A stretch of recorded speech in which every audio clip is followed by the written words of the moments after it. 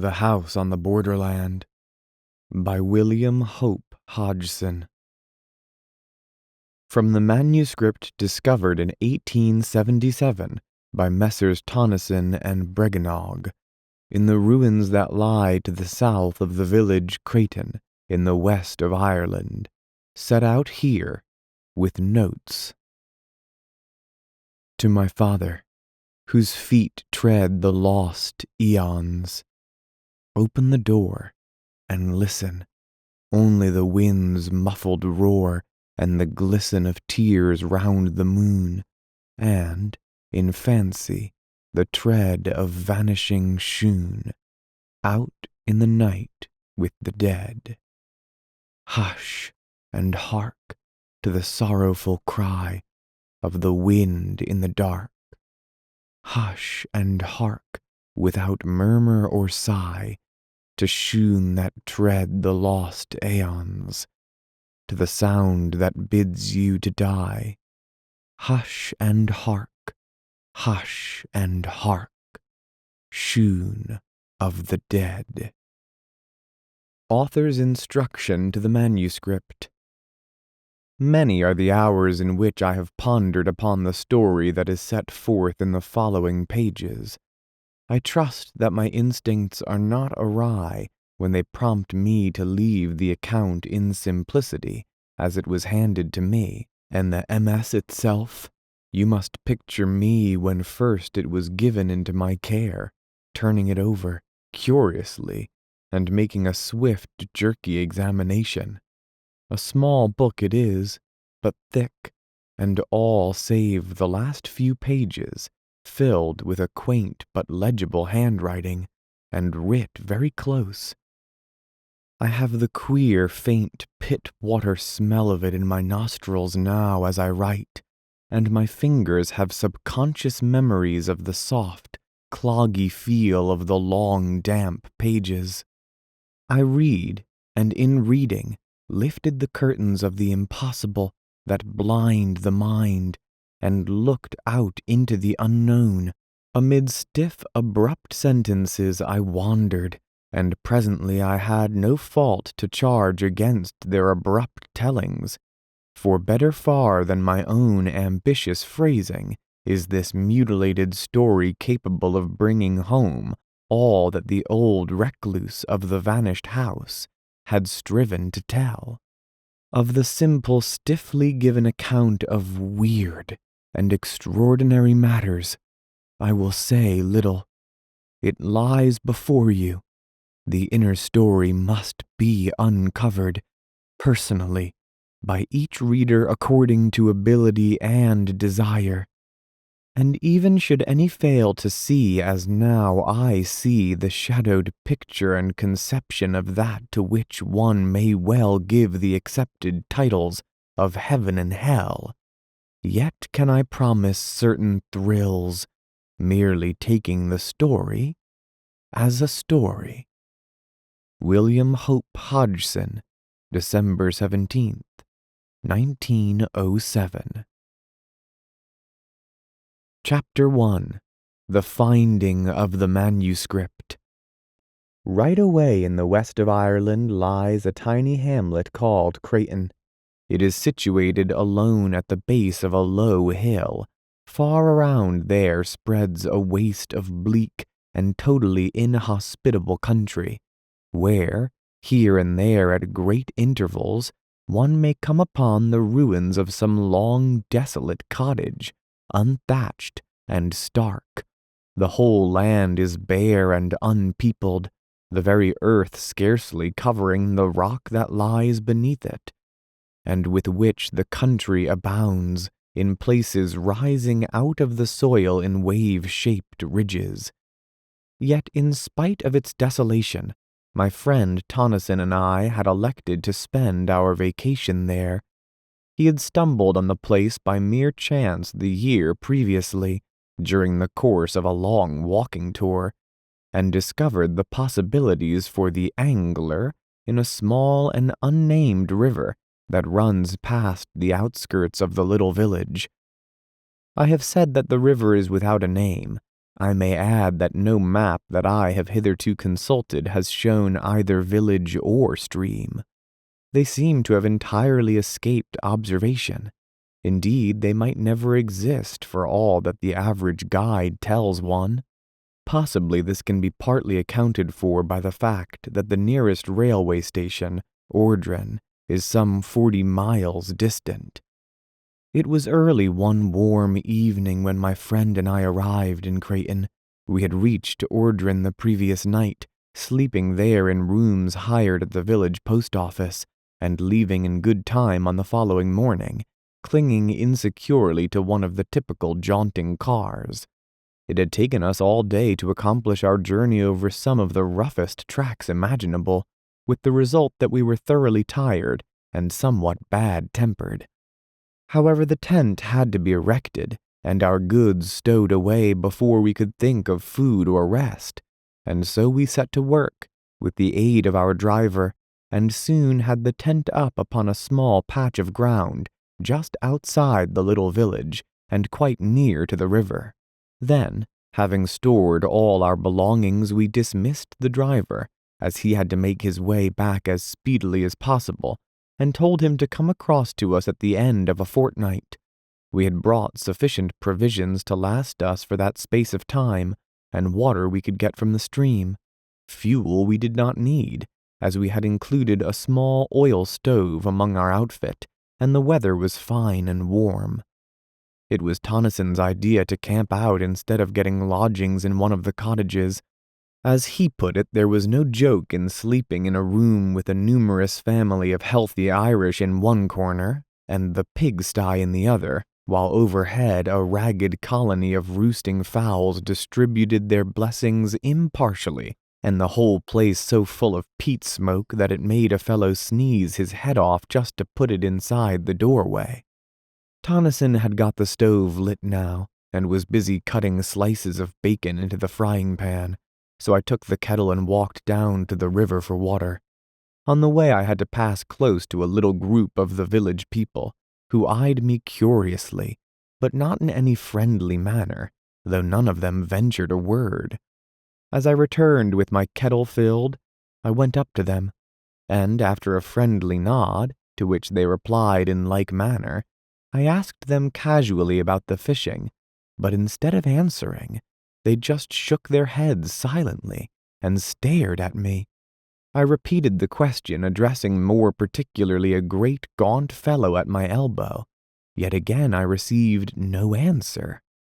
Then the man turned to a comrade and said something rapidly in a language that I did not understand, and at once the whole crowd of them fell to jabbering, in what, after a few moments, I guessed to be pure Irish. At the same time they cast many glances in my direction. For a minute perhaps they spoke among themselves thus. Then the man I had addressed faced round at me and said something.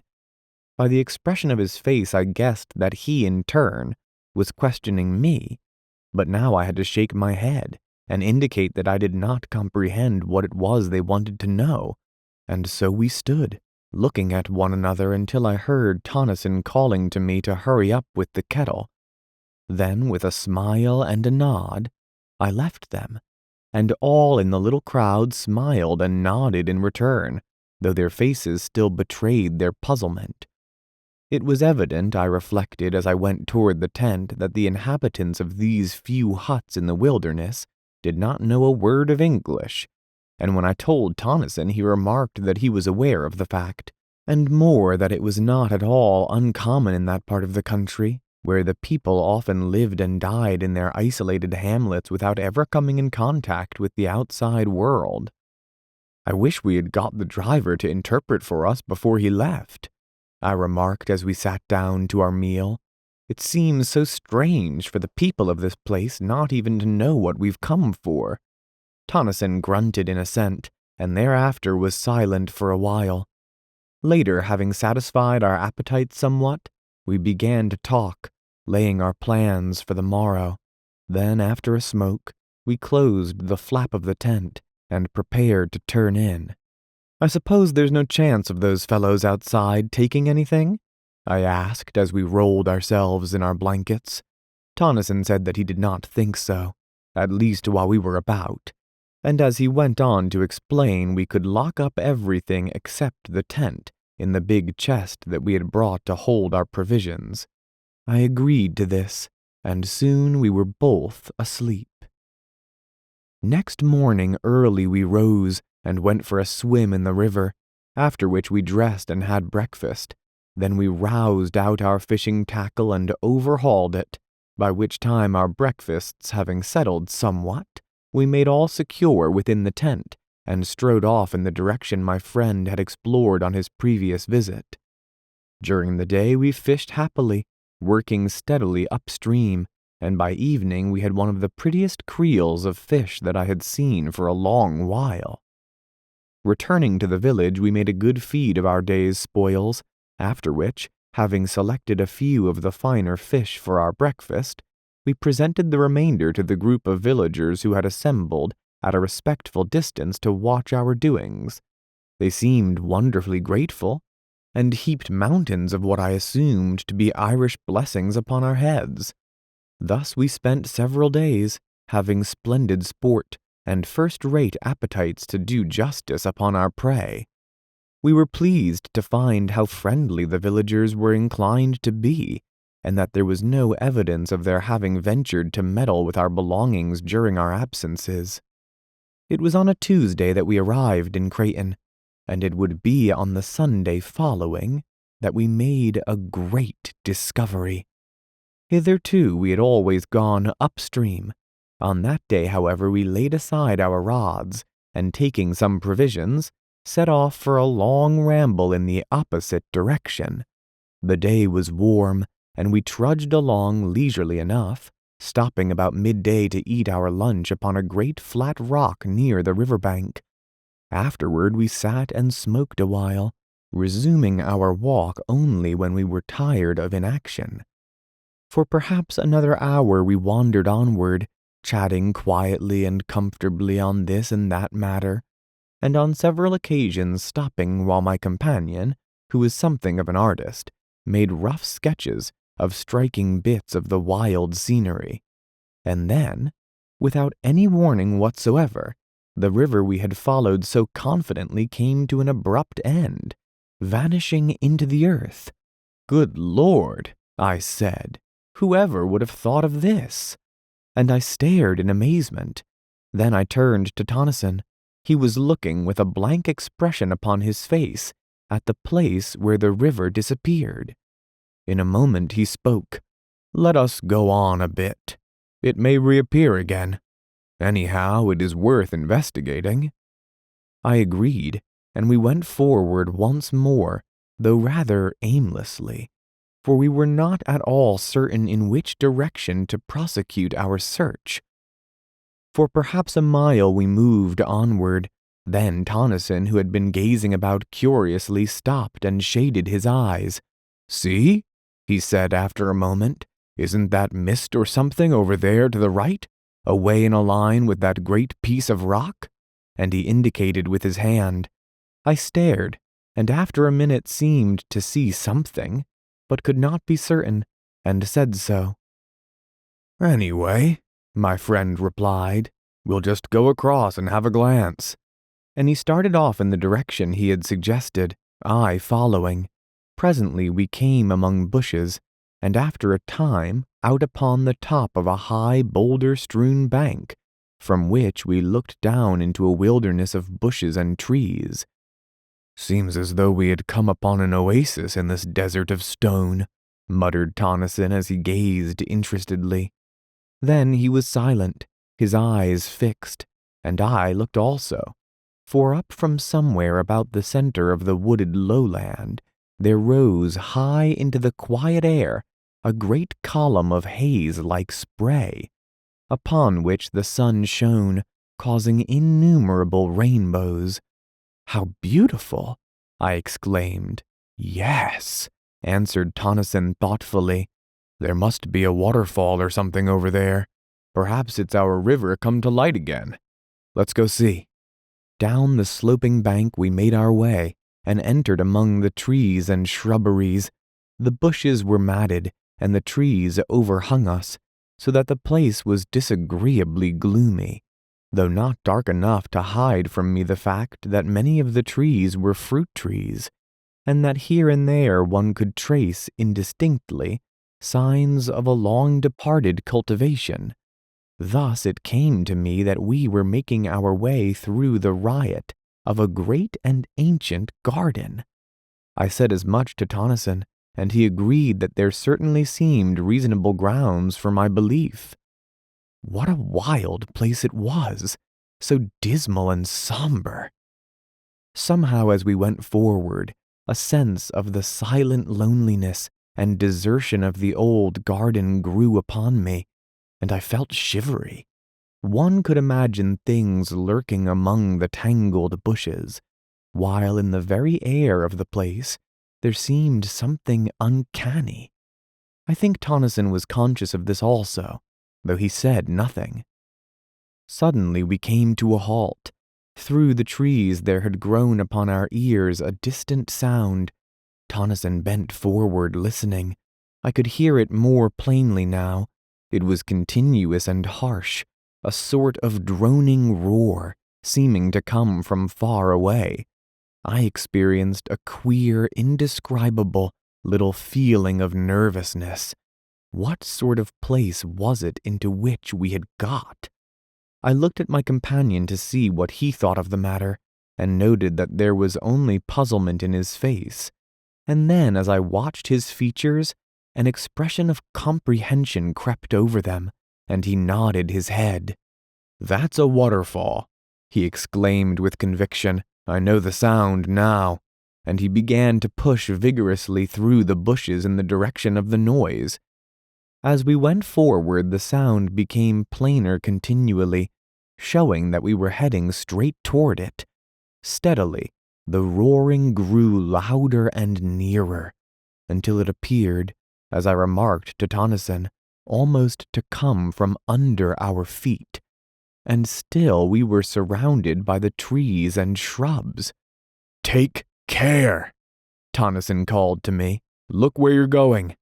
And then suddenly we came out from among the trees onto a great open space, where not 6 paces in front of us yawned the mouth of a tremendous chasm, from the depths of which the noise appeared to rise, along with the continuous mist-like spray that we had witnessed from the top of the distant bank.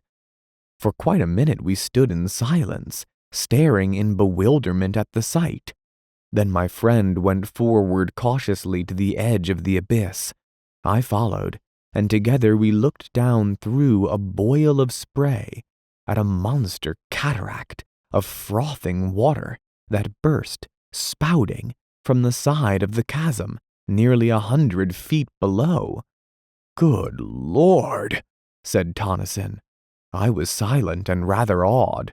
The sight was so unexpectedly grand and eerie, though this latter quality came more upon me later. Presently I looked up and across to the further side of the chasm. There I saw something towering up among the spray. It looked like a fragment of a great ruin, and I touched Tennyson on the shoulder. He glanced round with a start, and I pointed toward the thing. His gaze followed my finger, and his eyes lighted up with a sudden flash of excitement as the object came within his field of view. "Come along," he shouted above the uproar. "We'll have a look at it. There's something queer about this place. I feel it in my bones."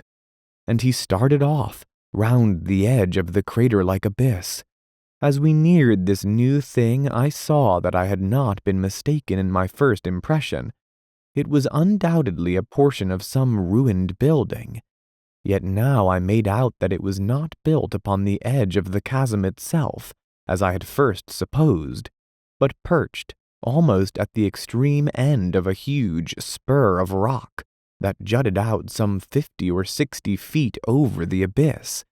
In fact, the jagged mass of ruin was literally suspended in mid-air.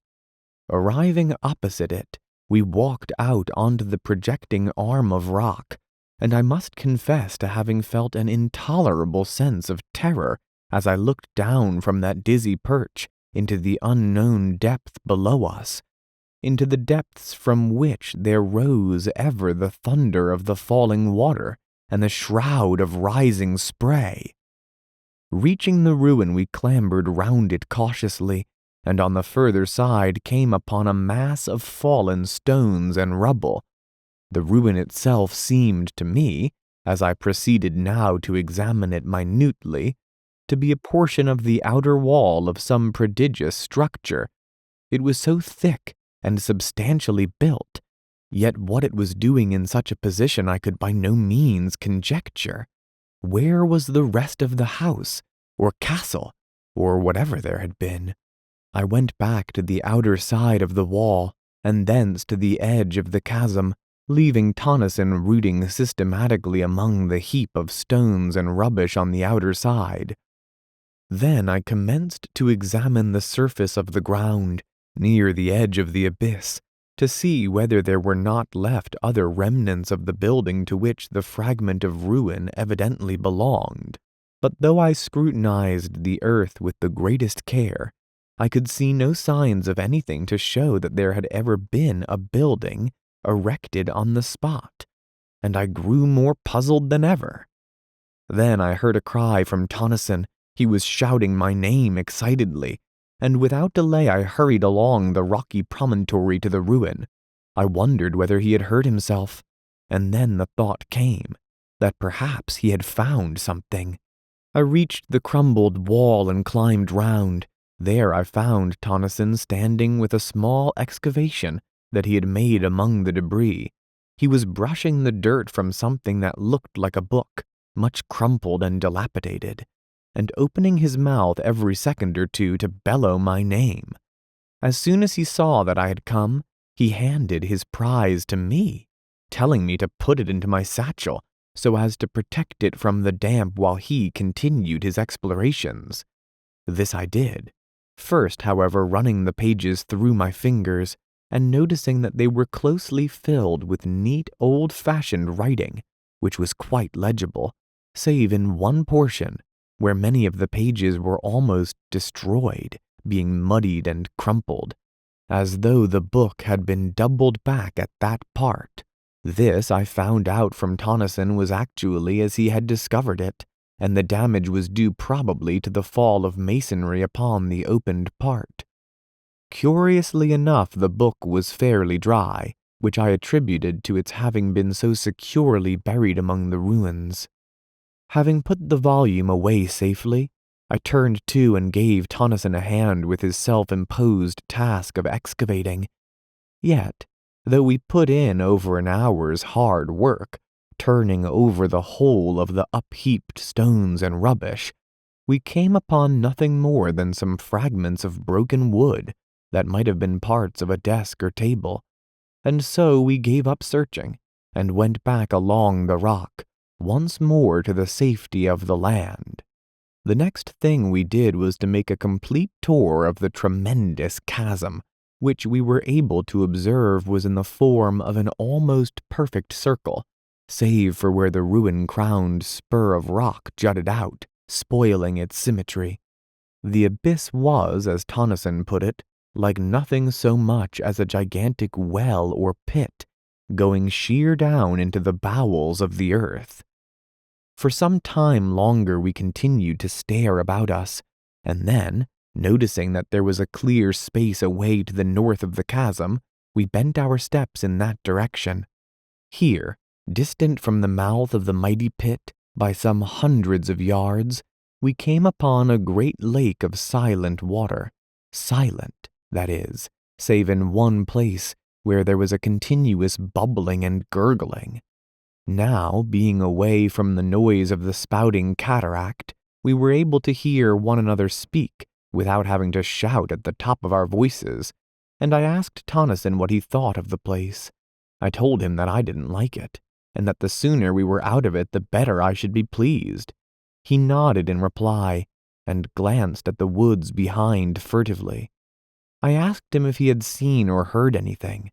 He made no answer, but stood silent, as though listening, and I kept quiet also. Suddenly he spoke. "Hark!" he said sharply. I looked at him, and then away among the trees and bushes, holding my breath involuntarily. A minute came and went in strained silence, yet I could hear nothing, and I turned to Tonneson to say as much, and then, even as I opened my lips to speak, there came a strange wailing noise out of the wood on our left. It appeared to float through the trees, and there was a rustle of stirring leaves, and then silence. All at once Tonneson spoke and put his hand on my shoulder. "Let us get out of here," he said, and began to move slowly toward where the surrounding trees and bushes seemed thinnest. As I followed him, it came to me suddenly that the sun was low, and that there was a raw sense of chilliness in the air. Tonneson said nothing further, but kept on steadily. We were among the trees now, and I glanced around, nervously, but saw nothing, save the quiet branches and trunks and the tangled bushes. Onward we went, and no sound broke the silence, except the occasional snapping of a twig under our feet as we moved forward. Yet in spite of the quietness, I had a horrible feeling that we were not alone, and I kept so close to Tonneson that twice I kicked his heels clumsily, though he said nothing. A minute, and then another, and we reached the confines of the wood, coming out at last upon the bare rockiness of the countryside. Only then was I able to shake off the haunting dread that had followed me along the trees. Once, as we moved away, there seemed to come again a distant sound of wailing, and I said to myself that it was the wind, yet the evening was breathless. Presently Tonneson began to talk. "Look you," he said without derision, "I would not spend the night in that place for all the wealth that the world holds. There is something unholy, diabolical about it. It came to me all in a moment just after you spoke. It seemed to me that the woods were full of vile things, you know." "Yes," I answered, and looked back toward the place, but it was hidden from us by a rise in the ground. "There's the book," I said, and I put my hand into the satchel. "You've got it safely?" he questioned with a sudden access of anxiety. "Yes," I replied. "Perhaps," he continued, "we shall learn something from it when we get back to the tent. We had better hurry too. We're a long way off still, and I don't fancy now being caught out here in the dark." It was 2 hours later when we reached the tent, and without delay we set to work to prepare a meal, for we had eaten nothing since our lunch at midday. Supper over, we cleared the things out of the way and lit our pipes. Then Tonneson asked me to get the manuscript out of my satchel. This I did, and then, as we could not both read from it at the same time, he suggested that I should read the thing out loud. "And mind," he cautioned, knowing my propensities, "don't go skipping half the book." Yet, had he but known what it contained, he would have realized how needless such advice was, for once at least. And there, seated in the opening of our little tent, I began the strange tale of the house on the Borderland, for such was the title of the manuscript. This is told in the following pages. Chapter 2. The Plain of Silence. I am an old man. I live here in this ancient house surrounded by huge, unkempt gardens. The peasantry who inhabit the wilderness beyond say that I am mad. That is because I will have nothing to do with them. I live here alone with my old sister, who is also my housekeeper. We keep no servants. I hate them. I have one friend, a dog, yes. I would sooner have old Pepper than the rest of creation together. He at least understands me, and has sense enough to leave me alone when I am in my dark moods. I have decided to start a kind of a diary. It may enable me to record some of the thoughts and feelings that I cannot express to anyone. But beyond this, I am anxious to make some record of the strange things that I have heard and seen during many years of loneliness in this weird old building. For a couple of centuries, this house has had a reputation, a bad one, and until I bought it, for more than 80 years, no one had lived here. Consequently, I got the old place at a ridiculously low figure. I am not superstitious, but I have ceased to deny that things happen in this old house, things that I cannot explain, and therefore I must needs ease my mind by writing down an account of them to the best of my ability, though should this my diary ever be read when I am gone, the readers will but shake their heads and be the more convinced that I was mad. This house, how ancient it is, though its age strikes one less, perhaps, than the quaintness of its structure, which is curious and fantastic to the last degree. Little curved towers and pinnacles, with outlines suggestive of leaping flames, predominate, while the body of the building is in the form of a circle. I have heard that there is an old story told amongst the country people to the effect that the devil built the place. However, that is as may be. True or not, I neither know nor care, save as it may have helped to cheapen it ere I came. I must have been here some 10 years before I saw sufficient to warrant any belief in the stories current in the neighborhood about this house. It is true that I had, on at least a dozen occasions, seen vaguely things that puzzled me, and perhaps had felt more than I had seen.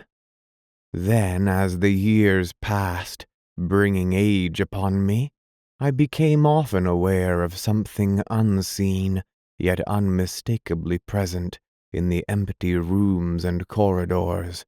Still, it was as I have said, many years before I saw any real manifestations of the so-called supernatural. It was not Halloween. If I were telling a story for amusement's sake, I should probably place it on that night of nights, but this is a true record of my own experiences, and I would not put pen to paper to amuse anyone. No, it was after midnight on the morning of the 21st day of January. I was sitting reading, as is often my custom, in my study, Pepper laying sleeping near my chair. Without warning, the flames of the 2 candles went low, and then shone with a ghastly green effulgence. I looked up quickly, and as I did so, I saw the lights sink into a dull ruddy tint, so that the room glowed with a strange, heavy crimson twilight that gave the shadows behind the chairs and tables a double depth of blackness, and wherever the light struck it was as though luminous blood had been splashed about the room. Down on the floor I heard a faint, frightened whimper, and something pressed itself in between my 2 feet. It was Pepper, cowering under my dressing-gown. Pepper, usually as brave as a lion. It was this movement of the dogs, I think, that gave me the first twinge of real fear. I had been considerably startled when the lights burnt first green and then red, but had been momentarily under the impression that the change was due to some influx of noxious gas in the room. Now, however, I saw that it was not so, for the candles burned with a steady flame and showed no signs of going out, as would have been the case had the change been due to fumes in the atmosphere. I did not move. I felt distinctly frightened, but could think of nothing better to do than wait. For perhaps a minute I kept my glance about the room nervously. Then I noticed that the lights had commenced to sink very slowly until presently they showed minute specks of red fire, like the gleamings of rubies in the darkness. Still I sat watching, while a sort of dreamy indifference seemed to steal over me, banishing altogether the fear that had begun to grip me. Away in the far end of the huge, old-fashioned room, I became conscious of a faint glow. Steadily it grew, filling the room with gleams of quivering green light. Then they sank quickly and changed, even as the candle flames had done, into a deep, somber crimson that strengthened and lit up the room with a flood of awful glory. The light came from the end wall and grew ever brighter until its intolerable glare caused my eyes acute pain, and involuntarily I closed them. It may have been a few seconds before I was able to open them. The first thing I noticed was that the light had decreased greatly, so that it no longer tried my eyes. Then, as it grew still duller, I was aware all at once that instead of looking at the redness, I was staring through it, and through the wall beyond. Gradually, as I became more accustomed to the idea, I realized that I was looking out onto a vast plain, lit with the same gloomy twilight that pervaded the room. The immensity of this plain scarcely can be conceived. In no part could I perceive its confines. It seemed to broaden and spread out, so that the eye failed to perceive any limitations. Slowly the details of the nearer proportions began to grow clear.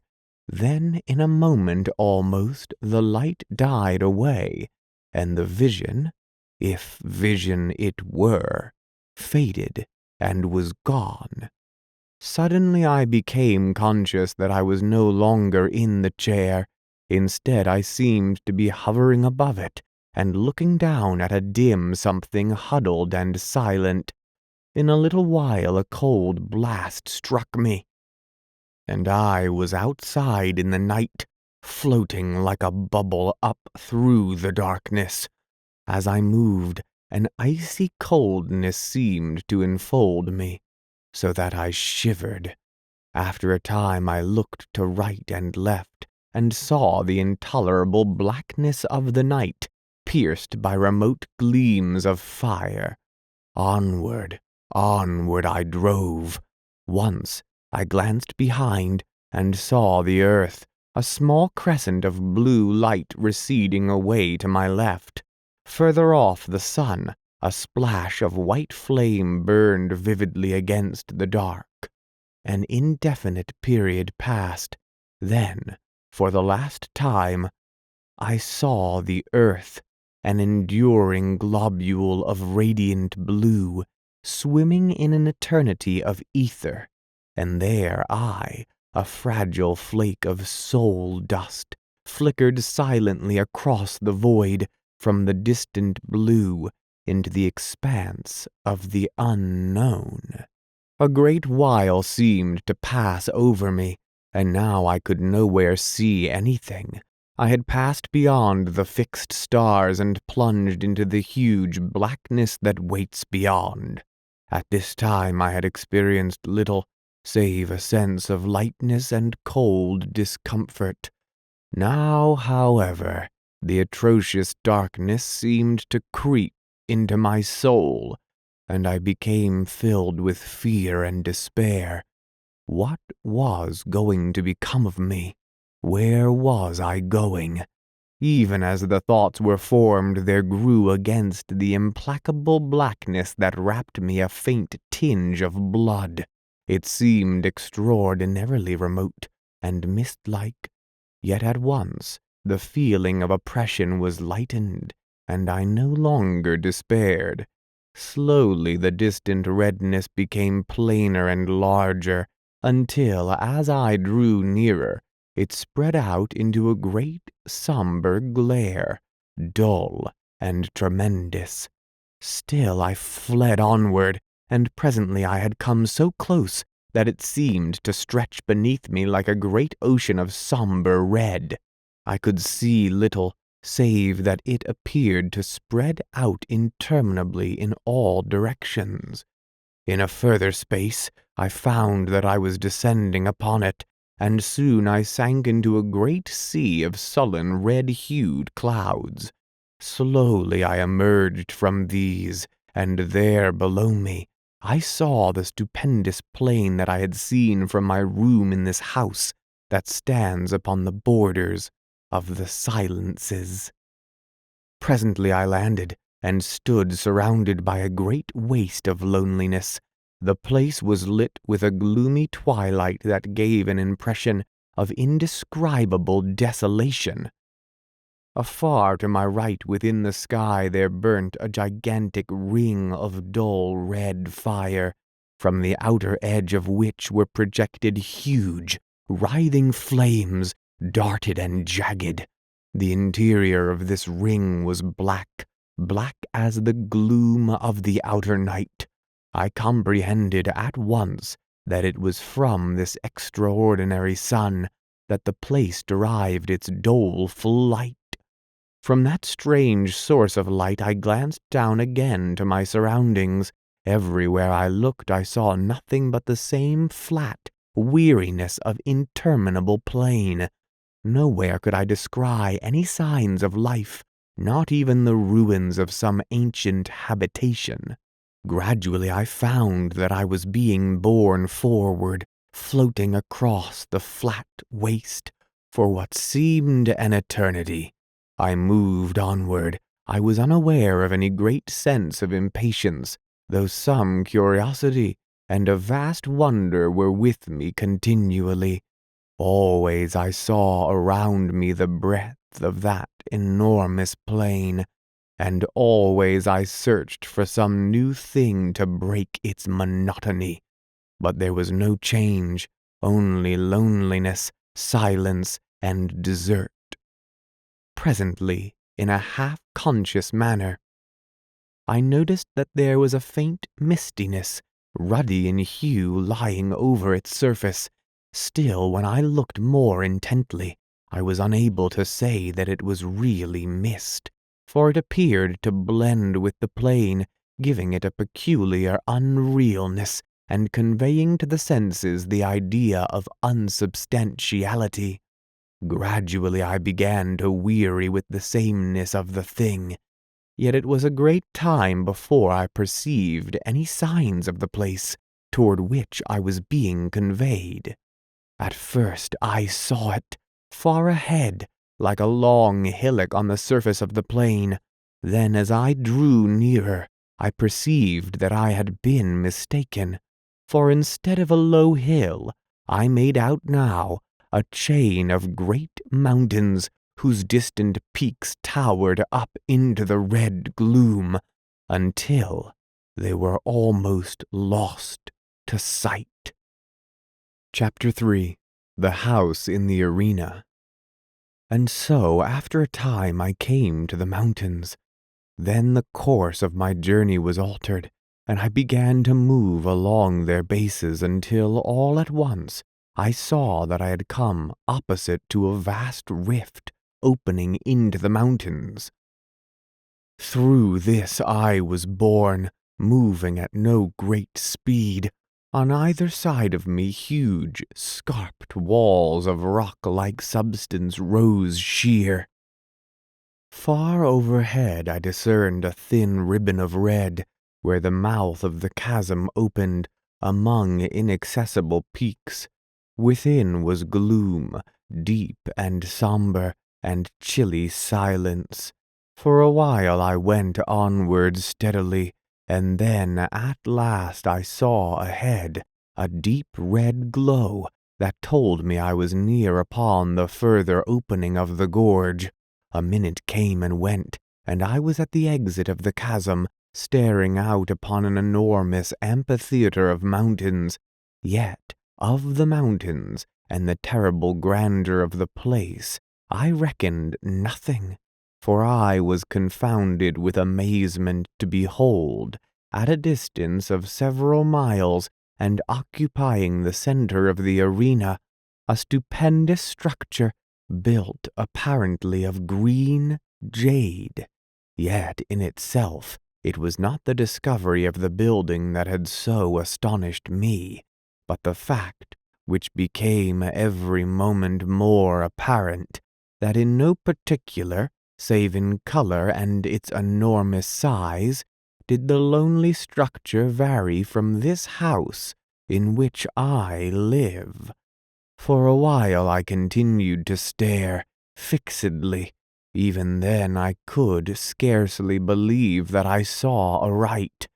In my mind a question formed, reiterating incessantly, "What does it mean? What does it mean?" And I was unable to make answer, even out of the depths of my imagination. I seemed capable only of wonder and fear. For a time longer I gazed, noting continually some fresh point of resemblance that attracted me. At last, wearied and sorely puzzled, I turned from it to view the rest of the strange place onto which I had intruded. Hitherto I had been so engrossed in my scrutiny of the house that I had given only a cursory glance round. Now, as I looked, I began to realize upon what sort of place I had come. The arena, for so I have termed it, appeared a perfect circle of about 10 to 12 miles in diameter, the house, as I have mentioned before, standing in the center. The surface of the place, like to that of the plain, had a peculiar misty appearance that was yet not mist. From a rapid survey my glance passed quickly upward along the slopes of the circling mountains. How silent they were! I think that this same abominable stillness was more trying to me than anything that I had so far seen or imagined. I was looking up now at the great crags, towering so loftily. Up there the impalpable redness gave a blurred appearance to everything. And then as I peered, curiously a new terror came to me, for away up among the dim peaks to my right I had descried a vast shape of blackness, giant-like. It grew upon my sight. It had an enormous equine head, with gigantic ears, and seemed to peer steadfastly down into the arena. There was that about the pose that gave me the impression of an eternal watchfulness, of having warded that dismal place through unknown eternities.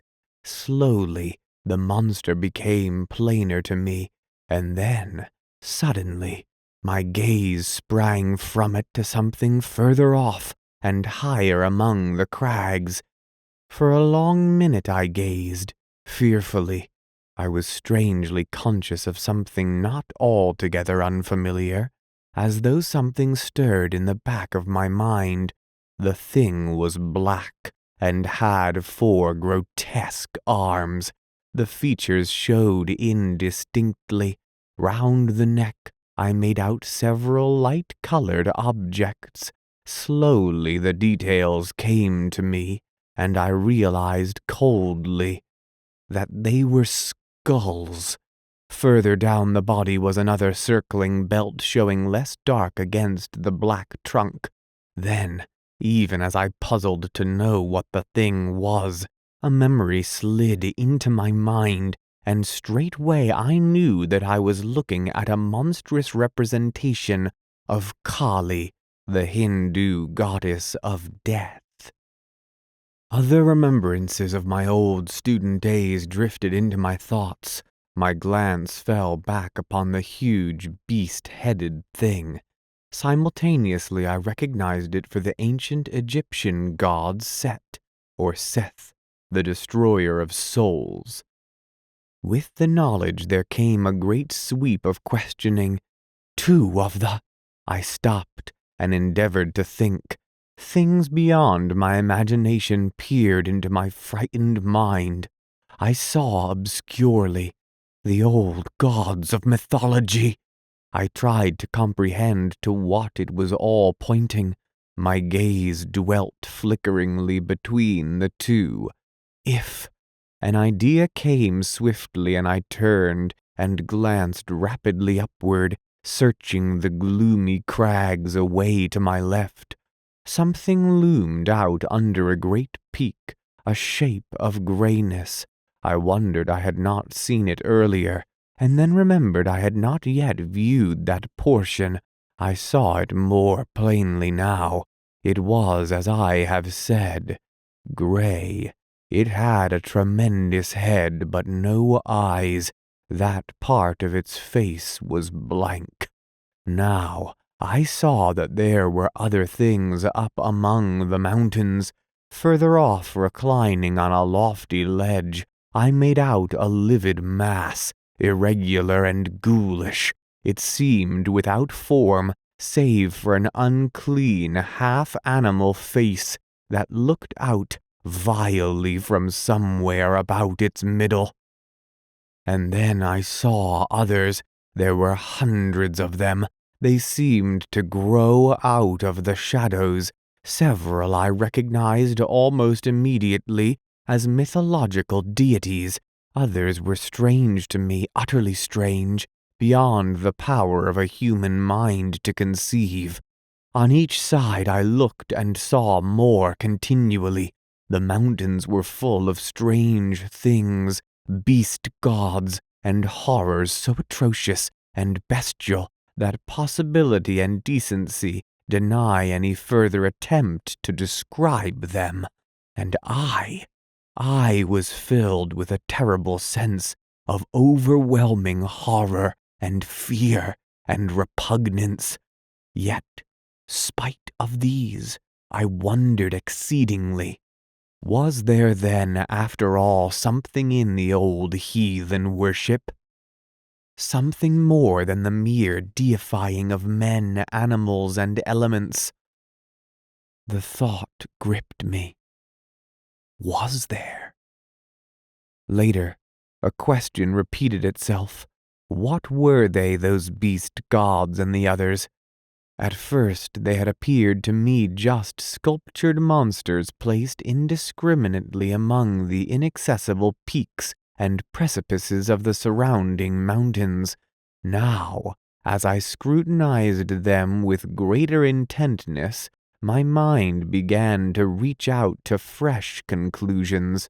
There was something about them, an indescribable sort of silent vitality that suggested, to my broadening consciousness, a state of life in death, a something that was by no means life as we understand it, but rather an inhuman form of existence that well might be likened to a deathless trance, a condition in which it was possible to imagine their continuing eternally.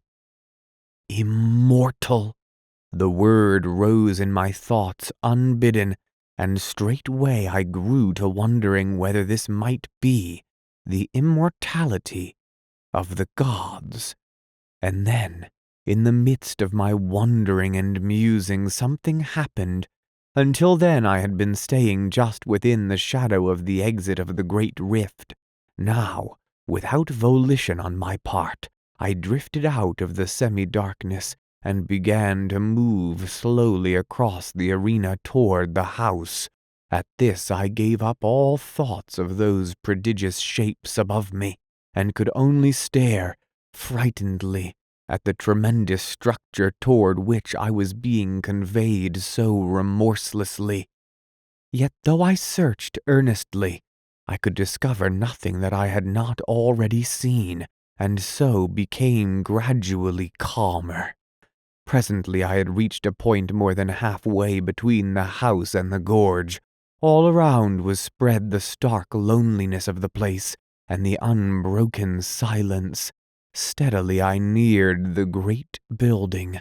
Then all at once something caught my vision, something that came round one of the huge buttresses of the house, and so into full view. It was a gigantic thing, and moved with a curious lope, going almost upright after the manner of a man. It was quite unclothed and had a remarkable luminous appearance, yet it was the face that attracted and frightened me the most. It was the face of a swine. Silently, intently, I watched this horrible creature and forgot my fear momentarily in my interest in its movements. It was making its way cumbrously round the building, stopping as it came to each window to peer in and shake at the bars, with which, as in this house, they were protected, and whenever it came to a door it would push at it, fingering the fastening stealthily. Evidently it was searching for an ingress into the house. I had come now to within less than a quarter of a mile of the great structure, and still I was compelled forward. Abruptly, the thing turned and gazed hideously in my direction. It opened its mouth, and for the first time the stillness of that abominable place was broken by a deep, booming note that sent an added thrill of apprehension through me. Then, immediately, I became aware that it was coming toward me, swiftly and silently. In an instant it had covered half the distance that lay between, and still I was borne helplessly to meet it. Only 100 yards, and the brutish ferocity of the giant face numbed me with a feeling of unmitigated horror. I could have screamed in the supremeness of my fear, and then, in the very moment of my extremity and despair, I became conscious that I was looking down upon the arena from a rapidly increasing height. I was rising. In an inconceivably short while, I had reached an altitude of many 100 feet. Beneath me, the spot that I had just left was occupied by the foul swine creature. It had gone down on all fours, and was snuffing and rooting like a veritable hog at the surface of the arena. A moment, and it rose to its feet, clutching upward, with an expression of desire upon its face such as I have never seen in this world. Continually I mounted higher. A few minutes it seemed, and I had risen above the great mountains, floating alone afar in the redness. At a tremendous distance below, the arena showed dimly, with the mighty house looking no larger than a tiny spot of green. The swine thing was no longer visible. Presently, I passed over the mountains, out above the huge breadth of the plain. Far away on its surface in the direction of the ring-shaped sun, there showed a confused blur. I looked toward it indifferently. It reminded me somewhat of the first glimpse I had caught of the mountain amphitheater. With a sense of weariness, I glanced upward at the immense ring of fire. What a strange thing it was! Then, as I stared out from the dark center, there spurted a sudden flare of extraordinary vivid fire. Compared with the size of the black center, it was as naught, yet in itself stupendous. With awakened interest I watched it carefully, noting its strange boiling and glowing. Then in a moment, the whole thing grew dim and unreal, and so passed out of sight. Much amused, I glanced down to the plane from which I was still rising. Thus I received a fresh surprise. The plane, everything had vanished, and only a sea of red mist was spread far below me. Gradually as I stared, this grew remote, and died away into a dim, far mystery of red against an unfathomable night. A while, and even this had gone, and I was wrapped in an impalpable, lightless gloom. Chapter 4. The Earth. Thus I was, and only the memory that I had lived through the dark once before served to sustain my thoughts. A great time passed, ages, and then a single star broke its way through the darkness. It was the first of one of the outlying clusters of this universe. Presently it was far behind, and all about me shone the splendor of the countless stars. Later, years it seemed, I saw the sun, a clot of flame. Around it I made out presently several remote specks of light, the planets of the solar system. And so I saw the earth again, blue and unbelievably minute. It grew larger and became defined. A long space of time came and went, and then at last I entered into the shadow of the world, plunging headlong into the dim and holy earth night. Overhead were the old constellations, and there was a crescent moon. Then, as I neared the earth's surface, a dimness swept over me, and I appeared to sink into a black mist. For a while I knew nothing. I was unconscious. Gradually I became aware of a faint, distant whining. It became plainer. A desperate feeling of agony possessed me. I struggled madly for breath and tried to shout. A moment, and I got my breath more easily. I was conscious that something was licking my hand. Something damp swept across my face. I heard a panting, and then again the whining. It seemed to come to my ears now with a sense of familiarity, and I opened my eyes. All was dark, but the feeling of oppression had left me. I was seated, and something was whining piteously and licking me. I felt strangely confused, and instinctively tried to ward off the thing that licked. My head was curiously vacant for the moment. I seemed incapable of action or thought. Then things came back to me, and I called, "Pepper," faintly. I was answered by a joyful bark and renewed and frantic caresses. In a little while I felt stronger, and put out my hand for the matches. I groped about for a few moments, blindly. Then my hands lit upon them, and I struck a light and looked confusedly around. All about me I saw the old familiar things, and there I sat, full of dazed wonders, until the flame of the match burnt my finger, and I dropped it, while a hasty expression of pain and anger escaped my lips, surprising me with the sound of my own voice. After a moment I struck another match, and stumbling across the room lit the candles. As I did so I observed that they had not burned away, but had been put out. As the flames shot up I turned and stared about the study, yet there was nothing unusual to see, and suddenly a gust of irritation took me. What had happened? I held my head with both hands and tried to remember. Ah, the great silent plain and the ring-shaped sun of red fire. Where were they? Where had I seen them? How long ago?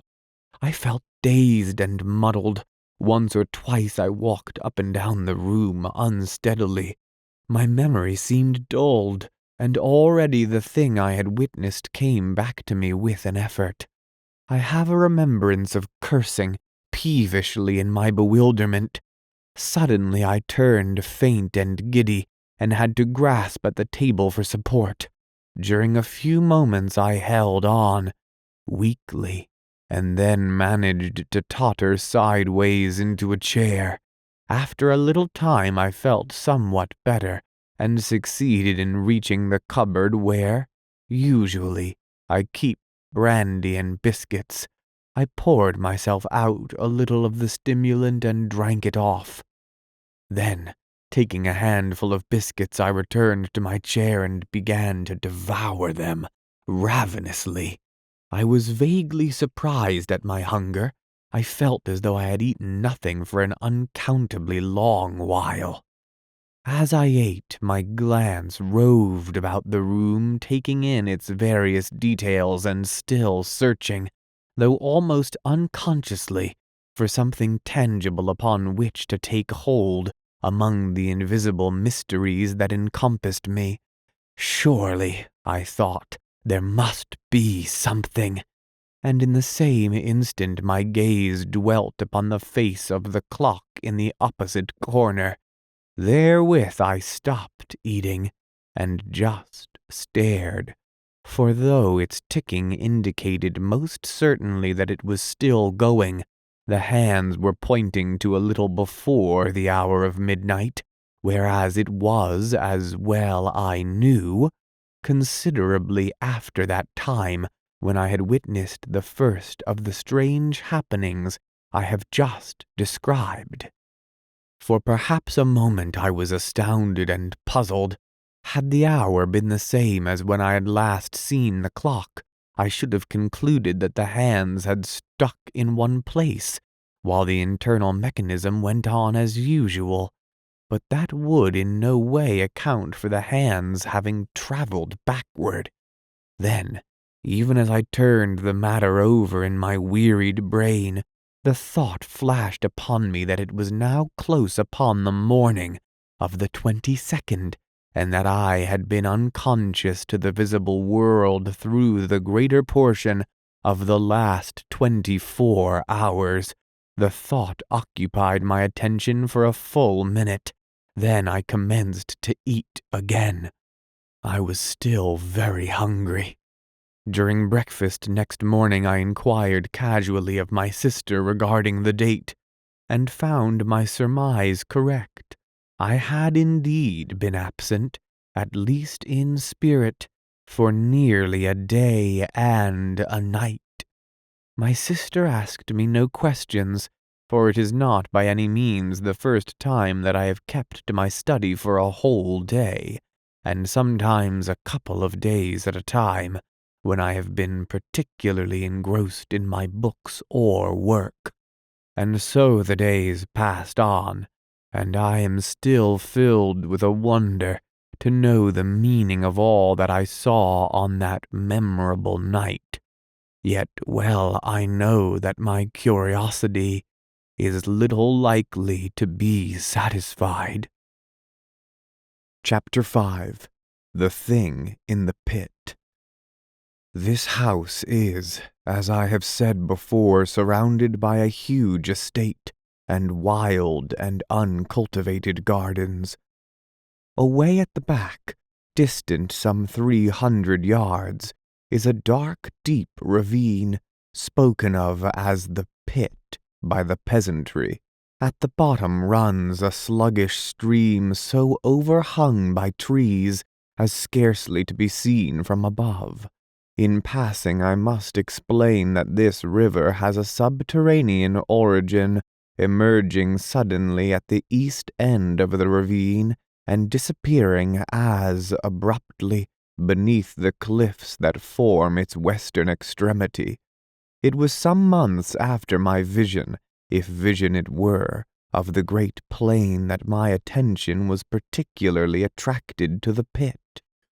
I happened one day to be walking along its southern edge, when suddenly several pieces of rock and shale were dislodged from the face of the cliff immediately beneath me, and fell with a sullen crash through the trees. I heard them splash in the river at the bottom, and then silence. I should not have given this incident more than a passing thought, had not Pepper at once begun to bark savagely, nor would he be silent when I bade him, which is most unusual behavior on his part. Feeling that there must be someone or something in the pit, I went back to the house quickly for a stick. When I returned, Pepper had ceased his barks, and was growling and smelling uneasily along the top. Whistling to him to follow me, I started to descend cautiously. The depth to the bottom of the pit must be about 150 feet, and some time as well as considerable care was expended before we reached the bottom in safety. Once down, Pepper and I started to explore along the banks of the river. It was very dark there due to the overhanging trees, and I moved warily, keeping my glance about me and my stick ready. Pepper was quiet now, and kept close to me all the time. Thus we searched right up one side of the river, without hearing or seeing anything. Then we crossed over by the simple method of jumping, and commenced to beat our way back through the underbrush. We had accomplished perhaps half the distance, when I heard again the sound of falling stones on the other side, the side from which we had just come. One large rock came thundering down through the treetops, struck the opposite bank, and bounded into the river, driving a great jet of water right over us. At this Pepper gave out a deep growl, then stopped and pricked up his ears. I listened also. A second later a loud, half-human, half-pig-like squeal sounded from among the trees, apparently about halfway up the south cliff. It was answered by a similar note from the bottom of the pit. At this, Pepper gave a short, sharp bark, and springing across the little river, disappeared into the bushes. Immediately afterward I heard his barks increase in depth and number, and in between there sounded a noise of confused jabbering. This ceased, and in the succeeding silence there rose a semi-human yell of agony. Almost immediately, Pepper gave a long-drawn howl of pain, and then the shrubs were violently agitated, and he came running out with his tail down, and glancing as he ran over his shoulder. As he reached me I saw that he was bleeding from what appeared to be a great claw wound in the side that had almost laid bare his ribs. Seeing Pepper thus mutilated, a furious feeling of anger seized me, and whirling my staff, I sprang across and into the bushes from which Pepper had emerged. As I forced my way through, I thought I heard a sound of breathing. Next instant, I had burst into a little clear space, just in time to see something, livid white in color, disappear among the bushes on the opposite side. With a shout I ran toward it, but though I struck and probed among the bushes with my stick, I neither saw nor heard anything further, and so returned to Pepper. There, after bathing his wound in the river, I bathed my wetted handkerchief round his body, having done which, we retreated up the ravine and into the daylight again. On reaching the house, my sister inquired what had happened to Pepper, and I told her he had been fighting with a wildcat, of which I had heard there were several about. I felt it would be better not to tell her how it had really happened, though to be sure I scarcely knew myself. But this I did know, that the thing I had seen run into the bushes was no wild cat, It was much too big, and had, so far as I had observed, a skin like a hog's, only of a dead, unhealthy white color, and then it had run upright, or nearly so, upon its hind feet, with a motion somewhat resembling that of a human being. This much I had noticed in my brief glimpse, and truth to tell, I felt a good deal of uneasiness, besides curiosity, as I turned the matter over in my mind. It was in the morning that the above incident had occurred. Then, it would be after dinner, as I sat reading, that happening to look up suddenly, I saw something peering in over the window ledge, the eyes and ears alone showing. "A pig! By Jove!" I said, and rose to my feet. Thus I saw the thing more completely, but it was no pig. God alone knows what it was. It reminded me vaguely of the hideous thing that had haunted the great arena. It had a grotesquely human mouth and jaw, but with no chin of which to speak. The nose was prolonged into a snout.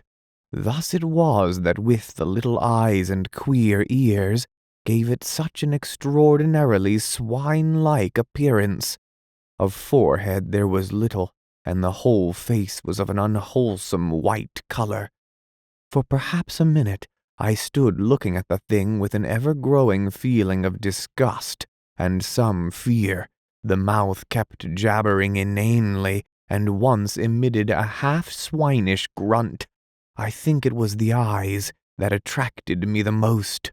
They seemed to glow at times with a horribly human intelligence, and kept flickering away from my face, over the details of the room, as though my stare disturbed it.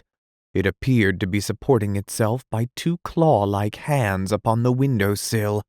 These claws, unlike the face, were of a clayey brown hue, and bore an indistinct resemblance to human hands, in that they had 4 fingers and a thumb, though these were webbed up to the first joint, much as are a duck's. Nails it had also, but so long and powerful that they were more like the talons of an eagle than aught else. As I have said before, I felt some fear, though almost of an impersonal kind. I may explain my feeling better by saying that it was more a sensation of abhorrence, such as one might expect to feel if brought in contact with something superhumanly foul, something unholy, belonging to some hitherto undreamt of state of existence. I cannot say that I grasped these various details of the brute at the time. I think they seemed to come back to me afterward, as though imprinted upon my brain. I imagined more than I saw as I looked at the thing, and the material details grew upon me later. For perhaps a minute I stared at the creature, then as my nerves steadied a little, I shook off the vague alarm that held me, and took a step toward the window. Even as I did so, the thing ducked and vanished. I rushed to the door and looked round hurriedly, but only the tangled bushes and shrubs met my gaze. I ran back into the house, and getting my gun sallied out to search through the gardens. As I went, I asked myself whether the thing I had just seen was likely to be the same of which I had caught a glimpse in the morning. I inclined to think it was. I would have taken Pepper with me, but judged it better to give his wound a chance to heal. Besides, if the creature I had just seen was, as I imagined, his antagonist of the morning, it was not likely that he would be of much use. I began my search systematically. I was determined, if it were possible, to find and put an end to that swine thing. This was at least a material horror. At first I searched, cautiously, with the thought of Pepper's wound in my mind, but as the hours passed, and not a sign of anything living showed in the great lonely gardens, I became less apprehensive. I felt almost as though I would welcome the sight of it. Anything seemed better than this silence, with the ever-present feeling that the creature might be lurking in every bush I passed. Later I grew careless of danger to the extent of plunging right through the bushes, probing with my gun barrel as I went.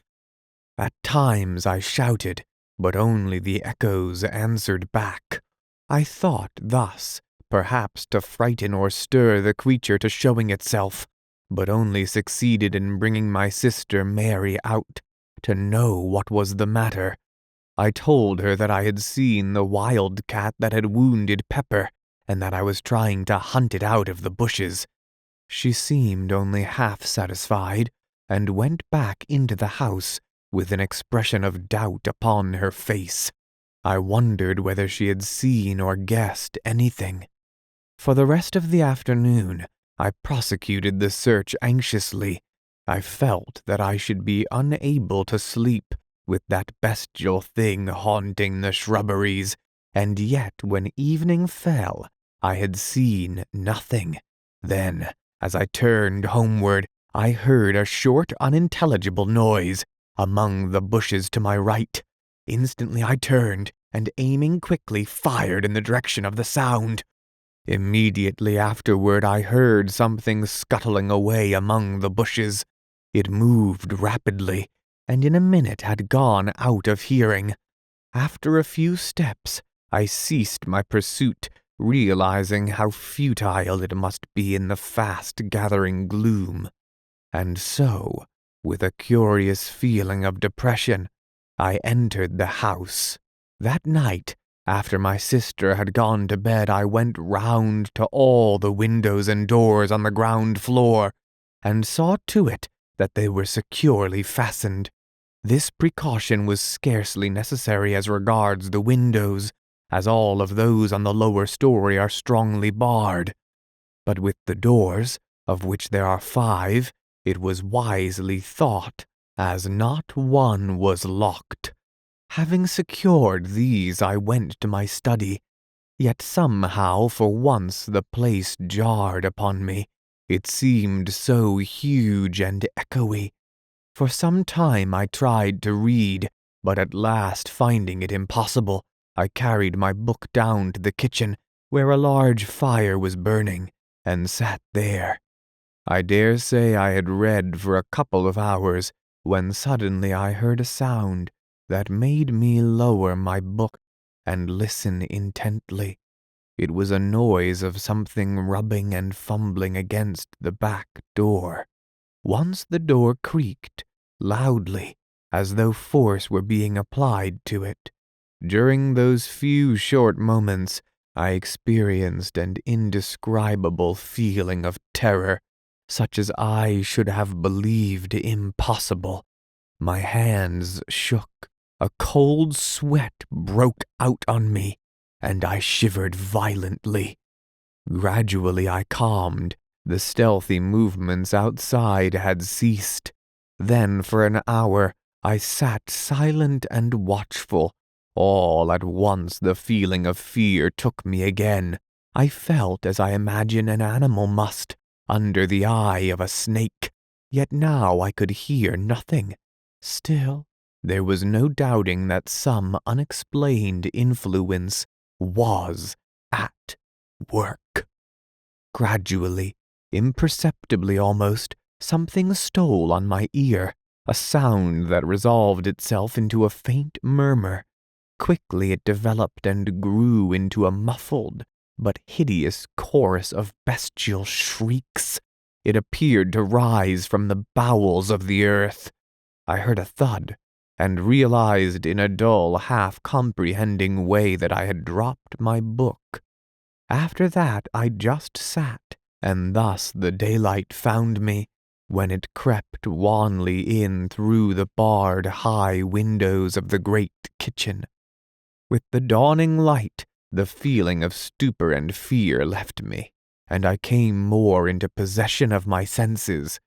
Thereupon I picked up my book, and crept to the door to listen. Not a sound broke the chilly silence. For some minutes I stood there. Then, very gradually and cautiously, I drew back the bolt and, opening the door, peeped out. My caution was unneeded. Nothing was to be seen save the gray vista of dreary, tangled bushes and trees extending to the distant plantation. With a shiver I closed the door and made my way, quietly, to bed. Chapter 6. The Swine Things. It was evening, a week later. My sister sat in the garden knitting. I was walking up and down reading, my gun leant up against the wall of the house. For, since the advent of that strange thing in the gardens, I had deemed it wise to take precautions. Yet through the whole week there had been nothing to alarm me either by sight or sound, so that I was able to look back calmly to the incident, though still with a sense of unmitigated wonder and curiosity. I was, as I have just said, walking up and down, and somewhat engrossed in my book. Suddenly I heard a crash away in the direction of the pit.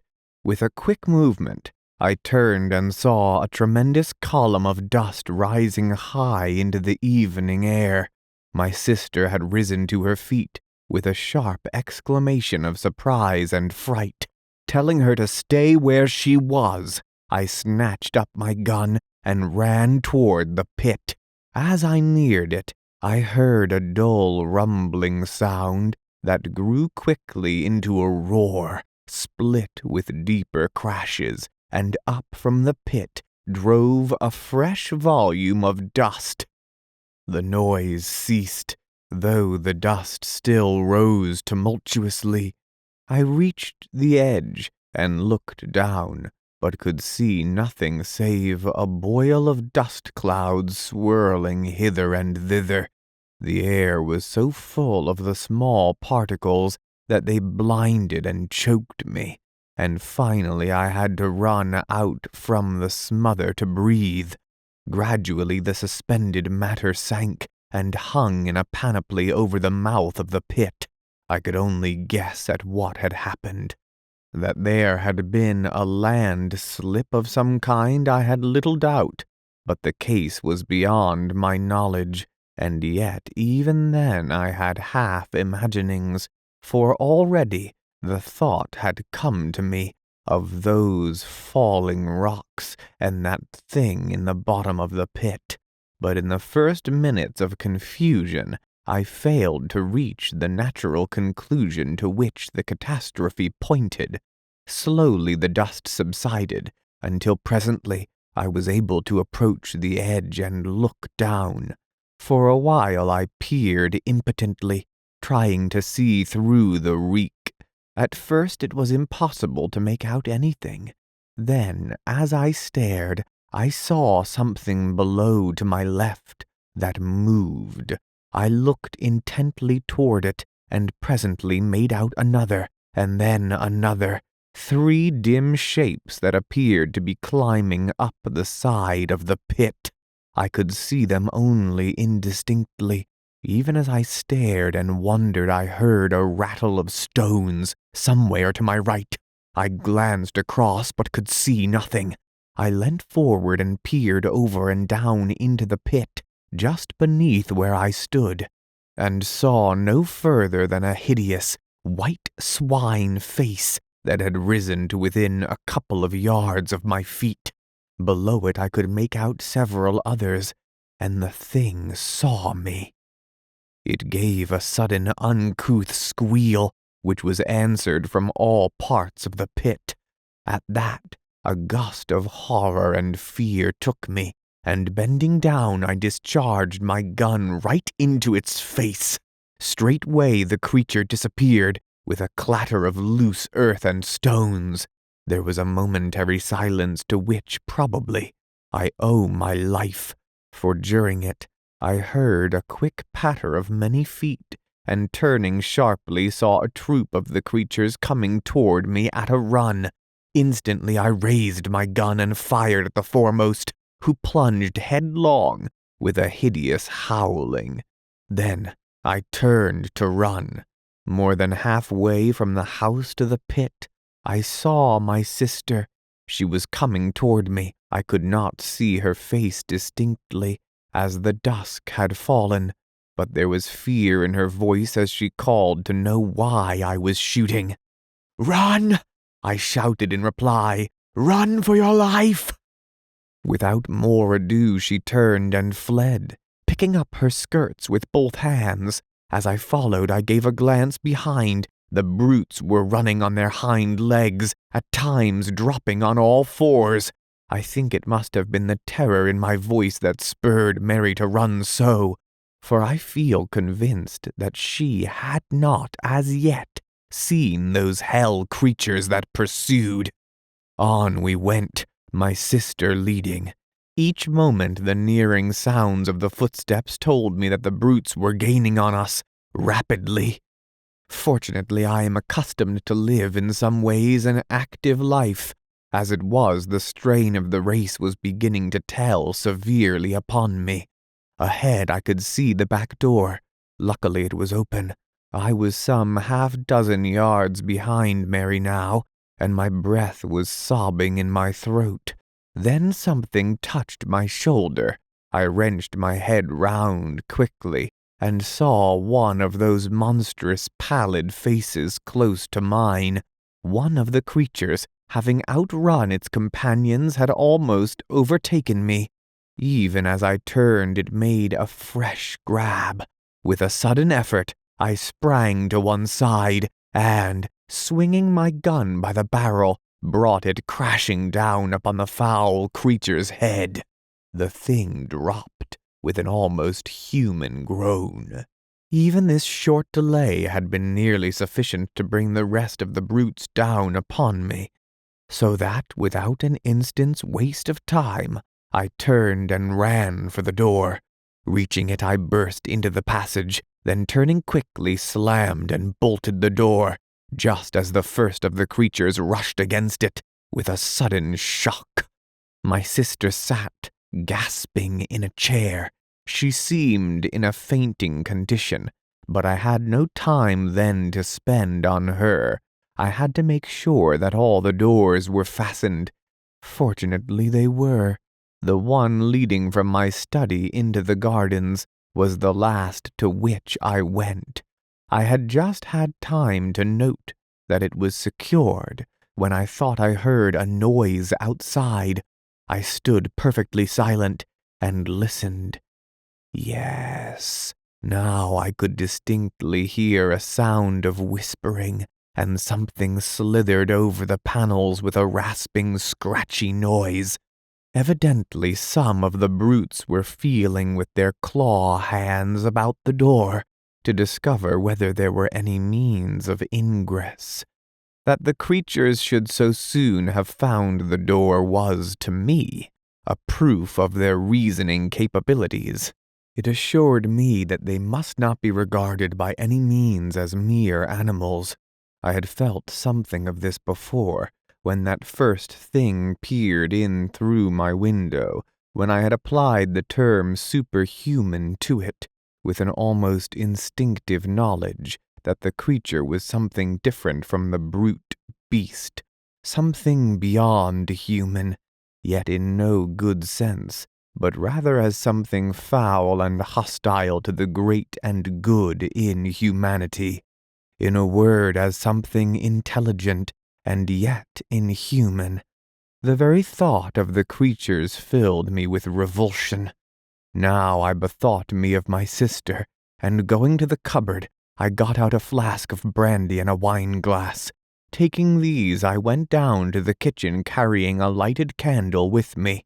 She was not sitting in the chair, but had fallen out, and was lying upon the floor face downward. Very gently I turned her over, and raised her head somewhat. Then I poured a little of the brandy between her lips. After a while she shivered slightly. A little later she gave several gasps and opened her eyes. In a dreamy, unrealizing way she looked at me. Then her eyes closed slowly, and I gave her a little more of the brandy. For perhaps a minute longer she lay silent, breathing quickly.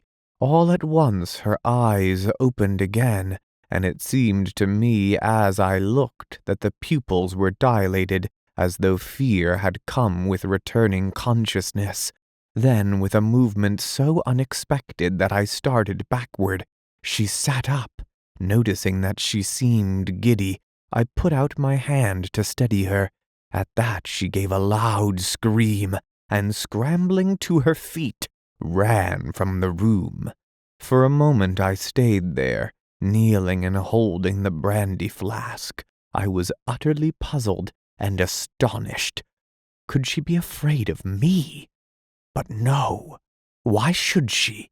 I could only conclude that her nerves were badly shaken, and that she was temporarily unhinged. Upstairs I heard a door bang loudly, and I knew that she had taken refuge in her room. I put the flask down on the table. My attention was distracted by a noise in the direction of the back door. I went toward it and listened. It appeared to be shaken, as though some of the creatures struggled with it silently, but it was far too strongly constructed and hung to be easily moved. Out in the gardens rose a continuous sound. It might have been mistaken by a casual listener for the grunting and squealing of a herd of pigs, but as I stood there it came to me that there was sense and meaning to all those swinish noises.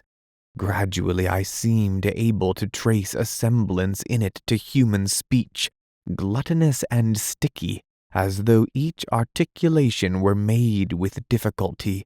Yet nevertheless, I was becoming convinced that it was no mere medley of sounds, but a rapid interchange of ideas. By this time it had grown quite dark in the passages, and from these came all the varied cries and groans of which an old house is so full after nightfall. It is no doubt because things are then quieter, and one has more leisure to hear. Also, there may be something in the theory that the sudden change of temperature at sundown affects the structure of the house somewhat, causing it to contract and settle, as it were, for the night. However, this is as may be, but on that night in particular I would gladly have been quit of so many eerie noises. It seemed to me that each crack and creak was the coming of one of those things along the dark corridors, though I knew in my heart that this could not be, for I had seen myself that all the doors were secure. Gradually, however, these sounds grew on my nerves to such an extent that were it only to punish my cowardice, I felt I must make the round of the basement again, and if anything were there, face it, and then I would go up to my study, for I knew sleep was out of the question, with the house surrounded by creatures, half beasts, half something else, and entirely unholy. Taking the kitchen lamp down from its hook, I made my way from cellar to cellar and room to room through pantry and coal hole, along passages, and into the 101 little blind alleys and hidden nooks that form the basement of the old house. Then, when I knew I had been in every corner and cranny large enough to conceal aught of any size, I made my way to the stairs. With my foot on the first step, I paused. It seemed to me I heard a movement, apparently from the buttery, which is to the left of the staircase. It had been one of the first places I searched, and yet I felt certain my ears had not deceived me. My nerves were strung now, and with hardly any hesitation, I stepped up to the door, holding the lamp above my head. In a glance I saw that the place was empty, save for the heavy stone slabs supported by brick pillars, and I was about to leave it, convinced that I had been mistaken, when, in turning, my light was flashed back from two bright spots outside the window and high up. For a few moments I stood there staring. Then they moved, revolving slowly and throwing out alternate scintillations of green and red. At least so it appeared to me. I knew then. They were eyes. Slowly I traced the shadowy outline of one of the things. It appeared to be holding on to the bars of the window, and its attitude suggested climbing. I went nearer to the window and held the light higher. There was no need to be afraid of the creature. The bars were strong, and there was little danger of it being able to move them. And then suddenly, in spite of the knowledge that the brute could not reach to harm me, I had a return of the horrible sensation of fear that had assailed me on that night a week previously. It was the same feeling of helplessness, shuddering fright. I realized dimly that the creature's eyes were looking into mine with a steady, compelling stare. I tried to turn away but could not. I seemed now to see the window through a mist. Then I thought other eyes came and peered, and yet others, until a whole galaxy of malignant staring orbs seemed to hold me in thrall. My head began to swim and throb violently. Then I was aware of a feeling of acute physical pain in my left hand. It grew more severe and forced, literally forced my attention. With a tremendous effort I glanced down, and with that, the spell that had held me was broken. I realized then that I had, in my agitation, unconsciously caught hold of the hot lamp glass and burnt my hand badly. I looked up to the window again. The misty appearance had gone, and now I saw that it was crowded with dozens of bestial faces. With a sudden access of rage, I raised the lamp and hurled it full at the window. It struck the glass, smashing a pane, and passed between two of the bars out into the garden, scattering burning oil as it went. I heard several loud cries of pain, and as my sight became accustomed to the dark, I discovered that the creatures had left the window. Pulling myself together, I groped for the door, and having found it, made my way upstairs, stumbling at each step. I felt dazed, as though I had received a blow on the head. At the same time, my hand smarted badly, and I was full of a nervous, dull rage against those things. Reaching my study, I lit the candles. As they burnt up, their rays were reflected from the rack of firearms on the side wall. At the sight, I remembered that I had there a power, which, as I had proved earlier, seemed as fatal to those monsters as to more ordinary animals, and I determined I would take the offensive. First of all, I bound up my hand, for the pain was fast becoming intolerable. After that it seemed easier, and I crossed the room to the rifle stand. There I selected a heavy rifle, an old and tried weapon, and having procured ammunition, I made my way up into one of the small towers with which the house is crowned. From there I found that I could see nothing. The gardens presented a dim blur of shadows, a little blacker perhaps where the trees stood. That was all, and I knew that it was useless to shoot down into all that darkness. The only thing to be done was to wait for the full moon to rise. Then I might be able to do a little execution. In the meantime, I sat still and kept my ears open. The gardens were comparatively quiet now, and only an occasional grunt or squeal came up to me. I did not like this silence. It made me wonder on what devilry the creatures were bent. Twice I left the tower and took a walk through the house, but everything was silent. Once I heard a noise from the direction of the pit, as though more earth had fallen. Following this, and lasting for some 15 minutes, there was a commotion among the denizens of the gardens. This died away, and after that, all was quiet again. About an hour later, the moon's light showed above the distant horizon. From where I sat, I could see it over the trees, but it was not until it rose clear of them that I could make out any of the details in the garden below.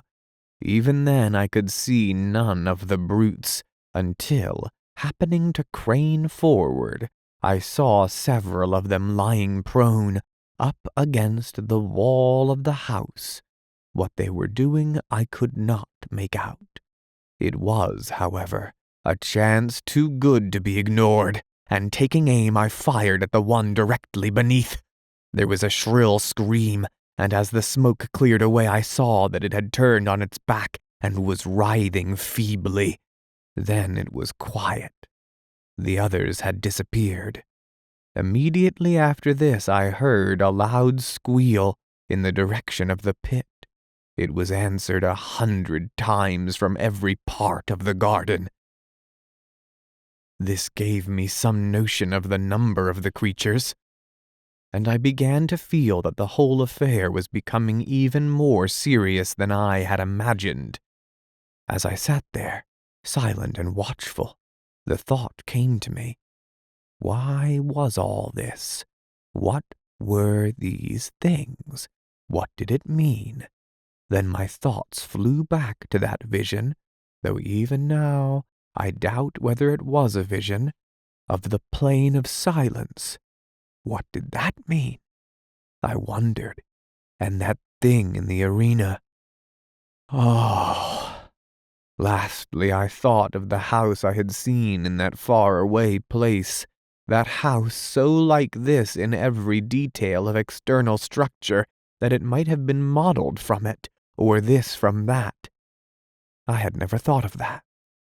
At this moment there came another long squeal from the pit, followed a second later by a couple of shorter ones. At once the garden was filled with answering cries. I stood up quickly and looked over the parapet. In the moonlight it seemed as though the shrubberies were alive. They tossed hither and thither as though shaken by a strong, irregular wind, while a continuous rustling and a noise of scampering feet rose up to me. Several times I saw the moonlight gleam on, running, white figures among the bushes, and twice I fired.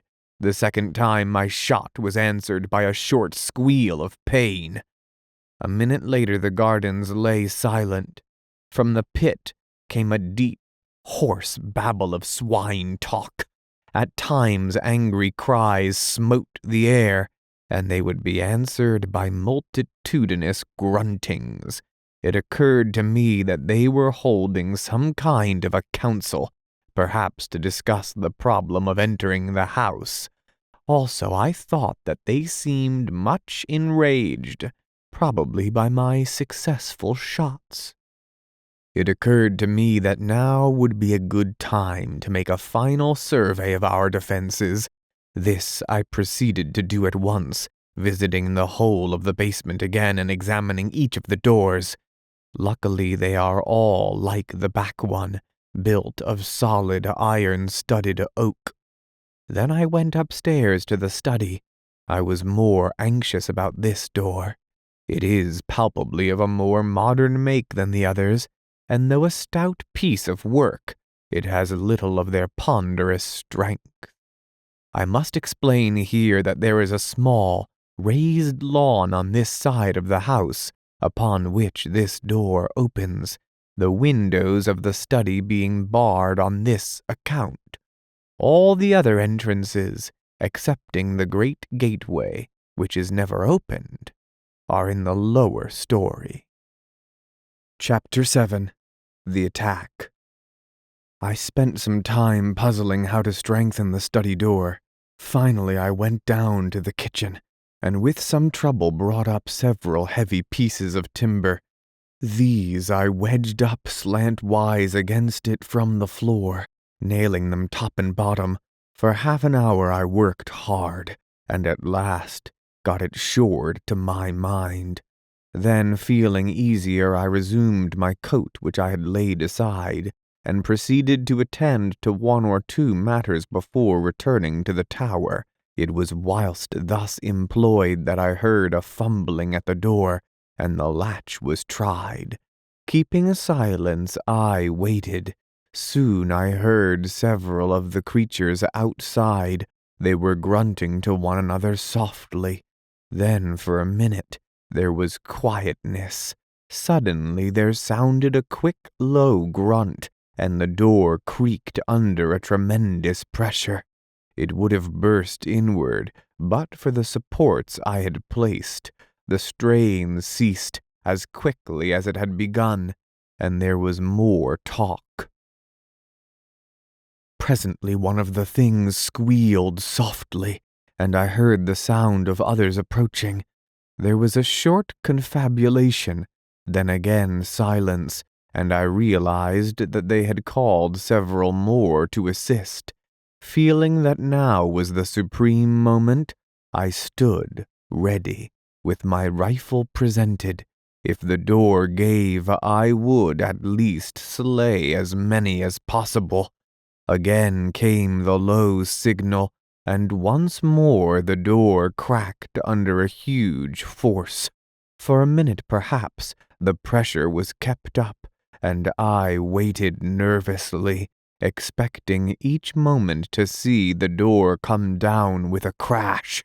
But no, the struts held, and the attempt proved abortive. Then followed more of their horrible grunting talk, and whilst it lasted I thought I distinguished the noise of fresh arrivals. After a long discussion during which the door was several times shaken, they became quiet once more, and I knew that they were going to make a third attempt to break it down. I was almost in despair.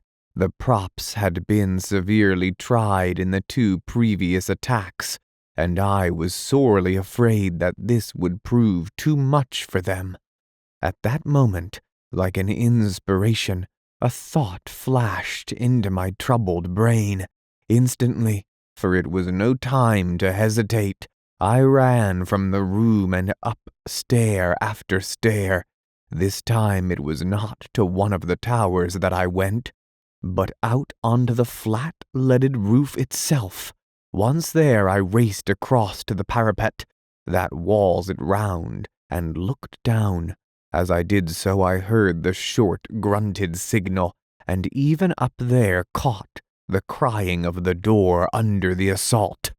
There was not a moment to lose, and leaning over, I aimed quickly and fired.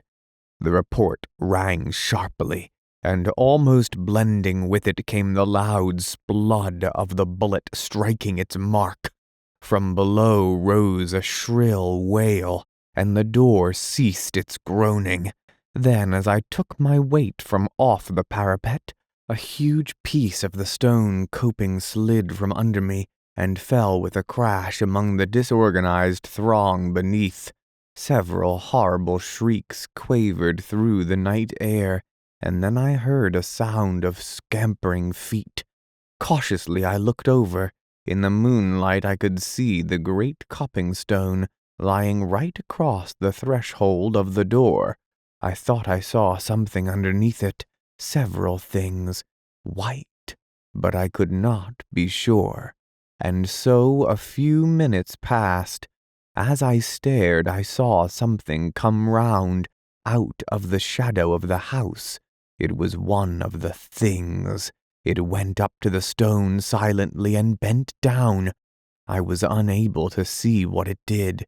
In a minute it stood up. It had something in its talons, which it put to its mouth and tore at. For the moment I did not realize, then slowly I comprehended. The thing was stooping again. It was horrible. I started to load my rifle. When I looked again, the monster was tugging at the stone, moving it to one side. I leant the rifle on the coping and pulled the trigger. The brute collapsed on its face and kicked slightly. Simultaneously, almost with the report, I heard another sound, that of breaking glass. Waiting only to recharge my weapon, I ran from the roof and down the first 2 flights of stairs. Here I paused to listen. As I did so, there came another tinkle of falling glass. It appeared to come from the floor below. Excitedly, I sprang down the steps and, guided by the rattle of the window sash, reached the door of one of the empty bedrooms at the back of the house. I thrust it open. The room was but dimly illuminated by the moonlight, most of the light being blotted out by moving figures at the window. Even as I stood, one crawled through into the room. Leveling my weapon, I fired point blank at it, filling the room with a deafening bang. When the smoke cleared, I saw that the room was empty and the window free. The room was much lighter. The night air blew in coldly through the shattered panes. Down below in the night, I could hear a soft moaning and a confused murmur of swine voices. Stepping to one side of the window, I reloaded and then stood there, waiting. Presently I heard a scuffling noise. From where I stood in the shadow, I could see without being seen. Nearer came the sounds, and then I saw something come above the sill and clutch at the broken window frame. It caught a piece of the woodwork, and now I could make out that it was a hand and arm. A moment later, the face of one of the swine creatures rose into view. Then, before I could use my rifle or do anything, there came a sharp crack, and the window frame gave way under the weight of the thing. Next instant, a squashing thud and a loud outcry told me that it had fallen to the ground. With a savage hope that it had been killed, I went to the window. The moon had gone behind a cloud, so that I could see nothing, though a steady hum of jabbering just beneath where I stood indicated that there were several more of the brutes close at hand. As I stood there looking down, I marveled how it had been possible for the creatures to climb so far, for the wall is comparatively smooth, while the distance to the ground must be at least 80 feet. All at once I bent, peering. I saw something indistinctly that cut the gray shadow of the house side with a black line. It passed the window to the left at a distance of about 2 feet. Then I remembered that it was a gutter pipe that had been put there some years ago to carry off the rainwater. I had forgotten about it. I could see now how the creatures had managed to reach the window. Even as the solution came to me, I heard a faint slithering, scratching noise, and knew that another of the brutes was coming. I waited some odd moments, then leant out of the window and felt the pipe. To my delight, I found that it was quite loose, and I managed, using the rifle barrel as a crowbar, to lever it out from the wall. I worked quickly. Then, taking hold with both hands, I wrenched the whole concern away and hurled it down, with the thing still clinging to it, into the garden. For a few minutes longer I waited there listening, but after the first general outcry I heard nothing. I knew now that there was no more reason for an attack from this quarter. I had removed the only means of reaching the window, and as none of the other windows had any adjacent water pipes to tempt the climbing powers of the monsters, I began to feel more confident of escaping their clutches. Leaving the room, I made my way down to the study. I was anxious to see how the door had withstood the test of that last assault. Entering, I lit 2 of the candles and then turned to the door. One of the large props had been displaced, and on that side the door had been forced inward some 6 inches. It was providential that I had managed to drive the brutes away just when I did. And that coping stone! I wondered vaguely how I had managed to dislodge it. I had not noticed it loose as I took my shot, and then as I stood up it had slipped away from beneath me. I felt that I owed the dismissal of the attacking force more to its timely fall than to my rifle. Then the thought came that I had better seize this chance to shore up the door again. It was evident that the creatures had not returned since the fall of the coping stone, but who was to say how long they would keep away? There and then I set to at repairing the door, working hard and anxiously.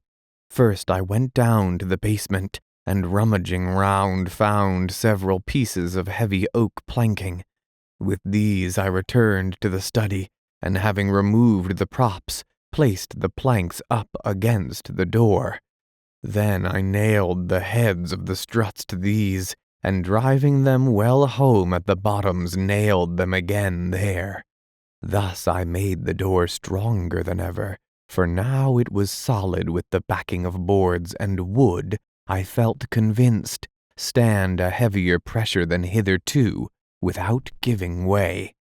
After that I lit the lamp which I had brought from the kitchen, and went down to have a look at the lower windows. Now that I had seen an instance of the strength the creatures possessed, I felt considerable anxiety about the windows on the ground floor, in spite of the fact that they were so strongly barred. I went first to the buttery, having a vivid remembrance of my late adventure there. The place was chilly, and the wind soughing in through the broken glass produced an eerie note. Apart from the general air of dismalness, the place was as I had left it the night before. Going up to the window, I examined the bars closely, noting as I did so their comfortable thickness. Still, as I looked more intently, it seemed to me that the middle bar was bent slightly from the straight, yet it was but trifling, and it might have been so for years. I had never before noticed them particularly. I put my hand through the broken window and shook the bar. It was as firm as a rock. Perhaps the creatures had tried to start it, and, finding it beyond their power, ceased from the effort. After that, I went round to each of the windows in turn, examining them with careful attention, but nowhere else could I trace anything to show that there had been any tampering. Having finished my survey, I went back to the study and poured myself out a little brandy. Then to the tower to watch. Chapter 8. After the Attack. It was now about 3 a.m., and presently the eastern sky began to pale with the coming of dawn. Gradually the day came, and by its light I scanned the gardens earnestly, but nowhere could I see any signs of the brutes. I leant over and glanced down to the foot of the wall to see whether the body of the thing I had shot the night before was still there. It was gone. I supposed that others of the monsters had removed it during the night. Then I went down onto the roof and crossed over to the gap from which the coping stone had fallen. Reaching it, I looked over. Yes, there was the stone, as I had seen it last, but there was no appearance of anything beneath it, nor could I see the creatures I had killed after its fall. Evidently, they also had been taken away. I turned and went down to my study. There I sat down wearily. I was thoroughly tired. It was quite light now, though the sun's rays were not, as yet perceptibly hot. A clock chimed the hour of 4. I awoke with a start and looked round hurriedly. The clock in the corner indicated that it was 3 o'clock. It was already afternoon. I must have slept for nearly 11 hours. With a jerky movement, I sat forward in the chair and listened. The house was perfectly silent. Slowly I stood up and yawned. I felt desperately tired, still, and sat down again, wondering what it was that had waked me. It must have been the clock striking, I concluded, presently, and was commencing to doze off, when a sudden noise brought me back once more to life. It was the sound of a step, as of a person moving cautiously down the corridor toward my study. In an instant, I was on my feet and grasping my rifle.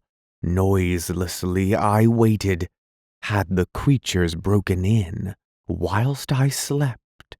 Even as I questioned, the steps reached my door, halted momentarily, and then continued down the passage. Silently, I tiptoed to the doorway and peeped out. Then I experienced such a feeling of relief as must a reprieved criminal. It was my sister. She was going toward the stairs. I stepped into the hall and was about to call to her when it occurred to me that it was quite queer she should have crept past my door in that stealthy manner. I was puzzled, and for one brief moment the thought occupied my mind that it was not she, but some fresh mystery of the house. Then, as I caught a glimpse of her old petticoat, the thought passed as quickly as it had come, and I half laughed. There could be no mistaking that ancient garment, yet I wondered what she was doing, and remembering her condition of mind on the previous day, I felt that it might be best to follow, quietly, taking care not to alarm her, and see what she was going to do.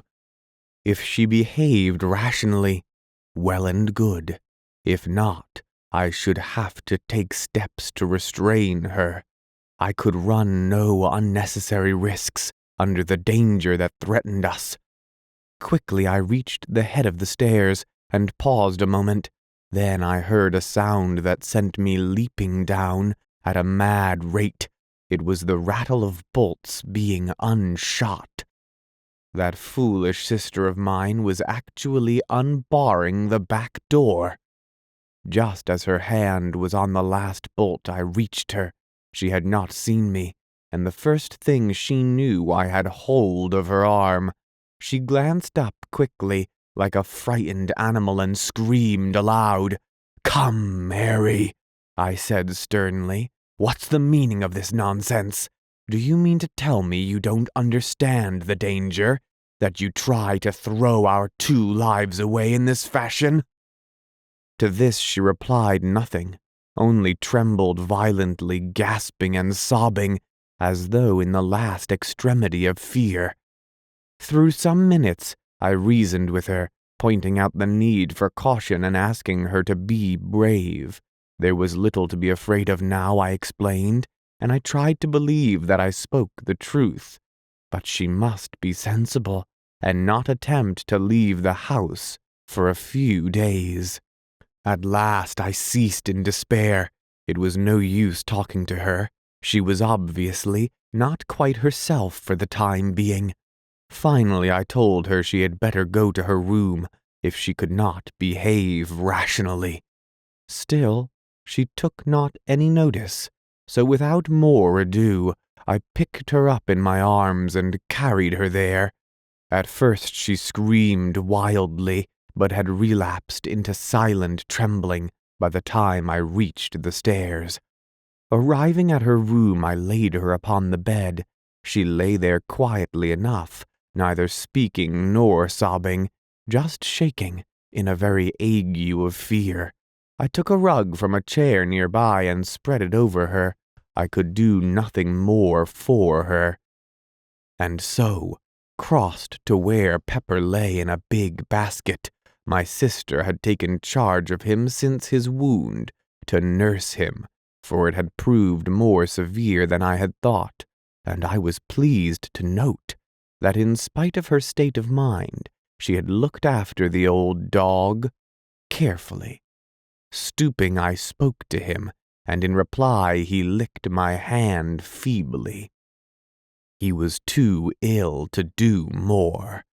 Then, going to the bed, I bent over my sister and asked her how she felt, but she only shook the more, and much as it pained me, I had to admit that my presence seemed to make her worse. And so I left her, locking the door and pocketing the key. It seemed to be the only course to take. The rest of the day I spent between the tower and my study. For food I brought up a loaf from the pantry, and on this and some claret I lived for that day. What a long, weary day it was! If only I could have gone out into the gardens, as is my wont, I should have been content enough, but to be cooped up in this silent house with no companion, save a mad woman and a sick dog, was enough to prey upon the nerves of the hardiest.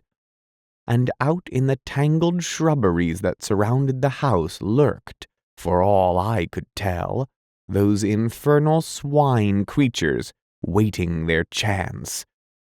Was ever a man in such straits? Once, in the afternoon, and again later, I went to visit my sister. The second time I found her tending Pepper, but at my approach she slid over unobtrusively to the far corner, with a gesture that saddened me beyond belief.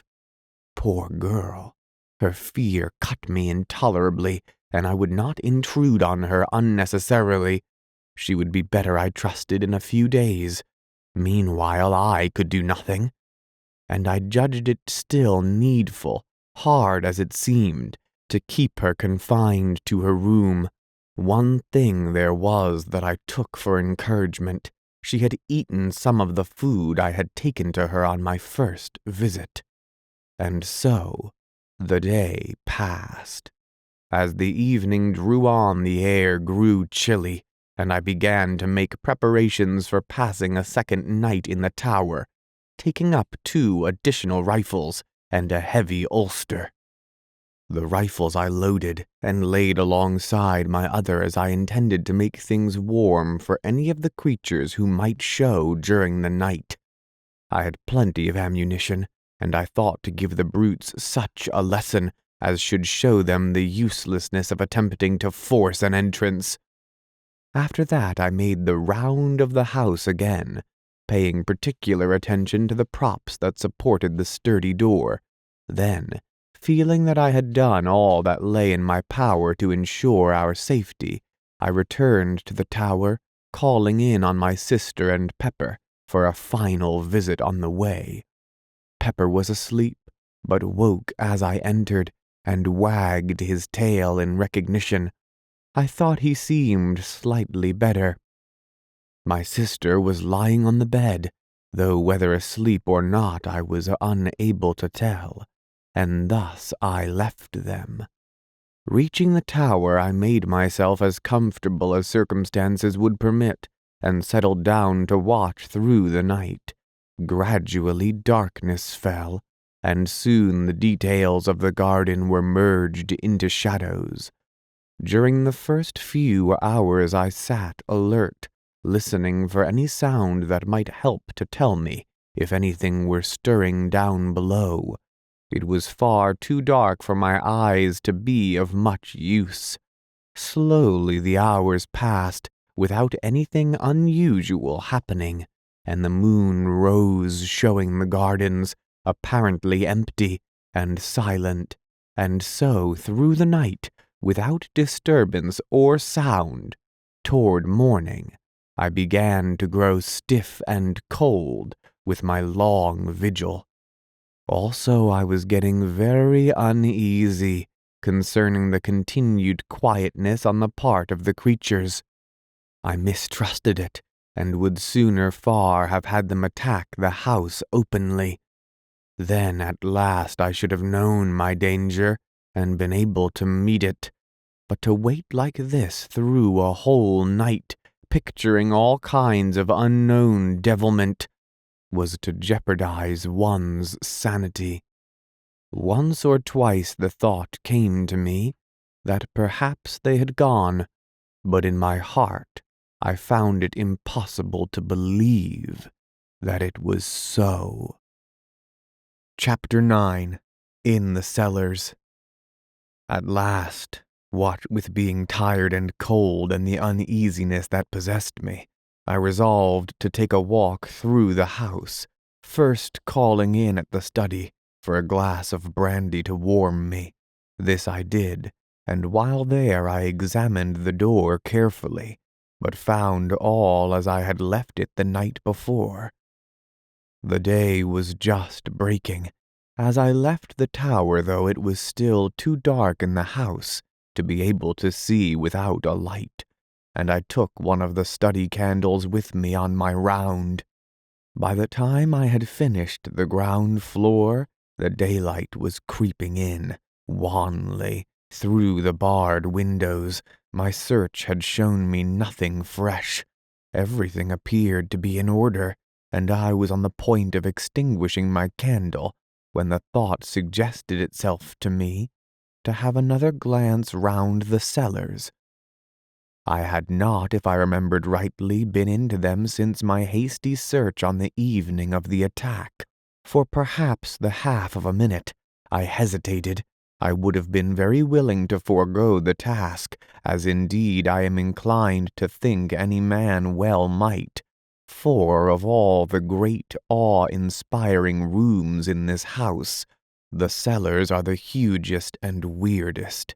Great gloomy caverns of places, unlit by any ray of daylight. Yet I would not shirk the work. I felt that to do so would smack of sheer cowardice.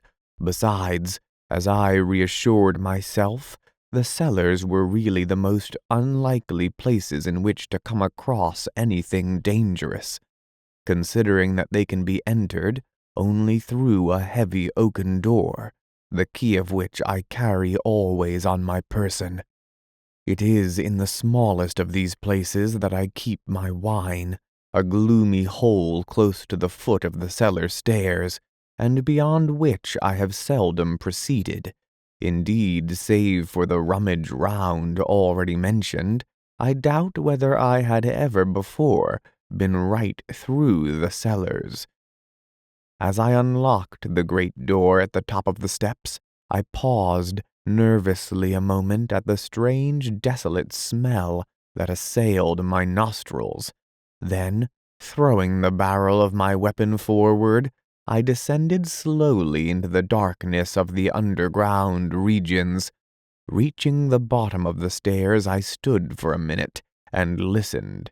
All was silent, save for a faint drip of water falling, drop by drop, somewhere to my left.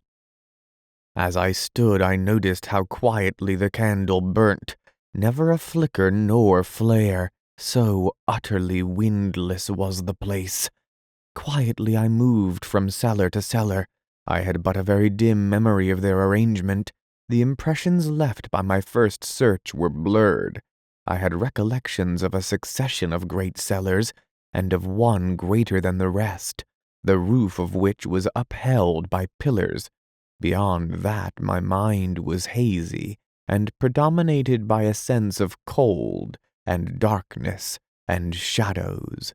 Now, however, it was very different, for although nervous, I was sufficiently collected to be able to look about me and note the structure and size of the different vaults I entered.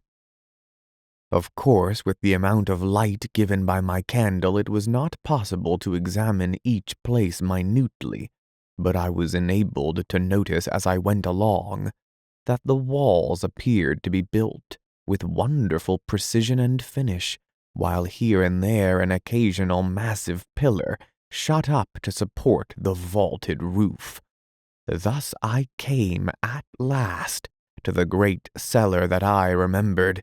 It is reached through a huge arched entrance on which I observed strange fantastic carvings which threw queer shadows under the light of my candle.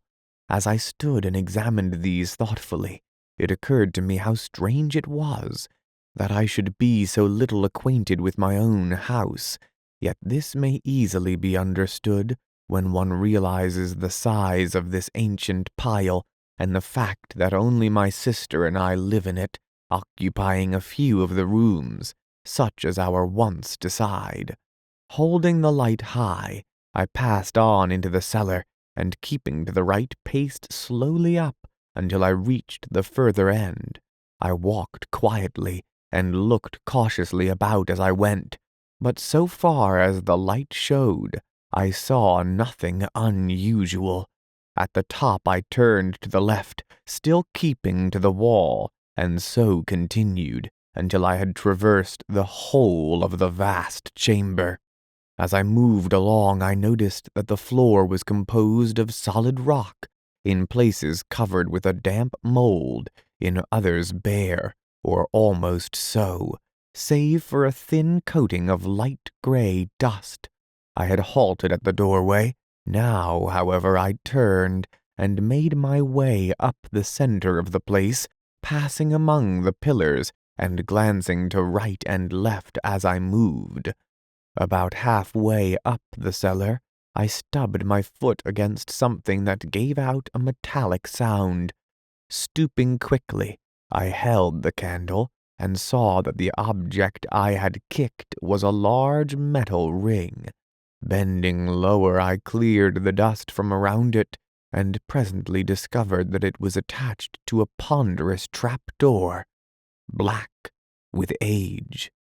Feeling excited and wondering to where it could lead, I laid my gun on the floor and, sticking the candle in the trigger guard, took the ring in both hands and pulled. The trap creaked loudly, the sound echoing vaguely through the huge place, and opened heavily.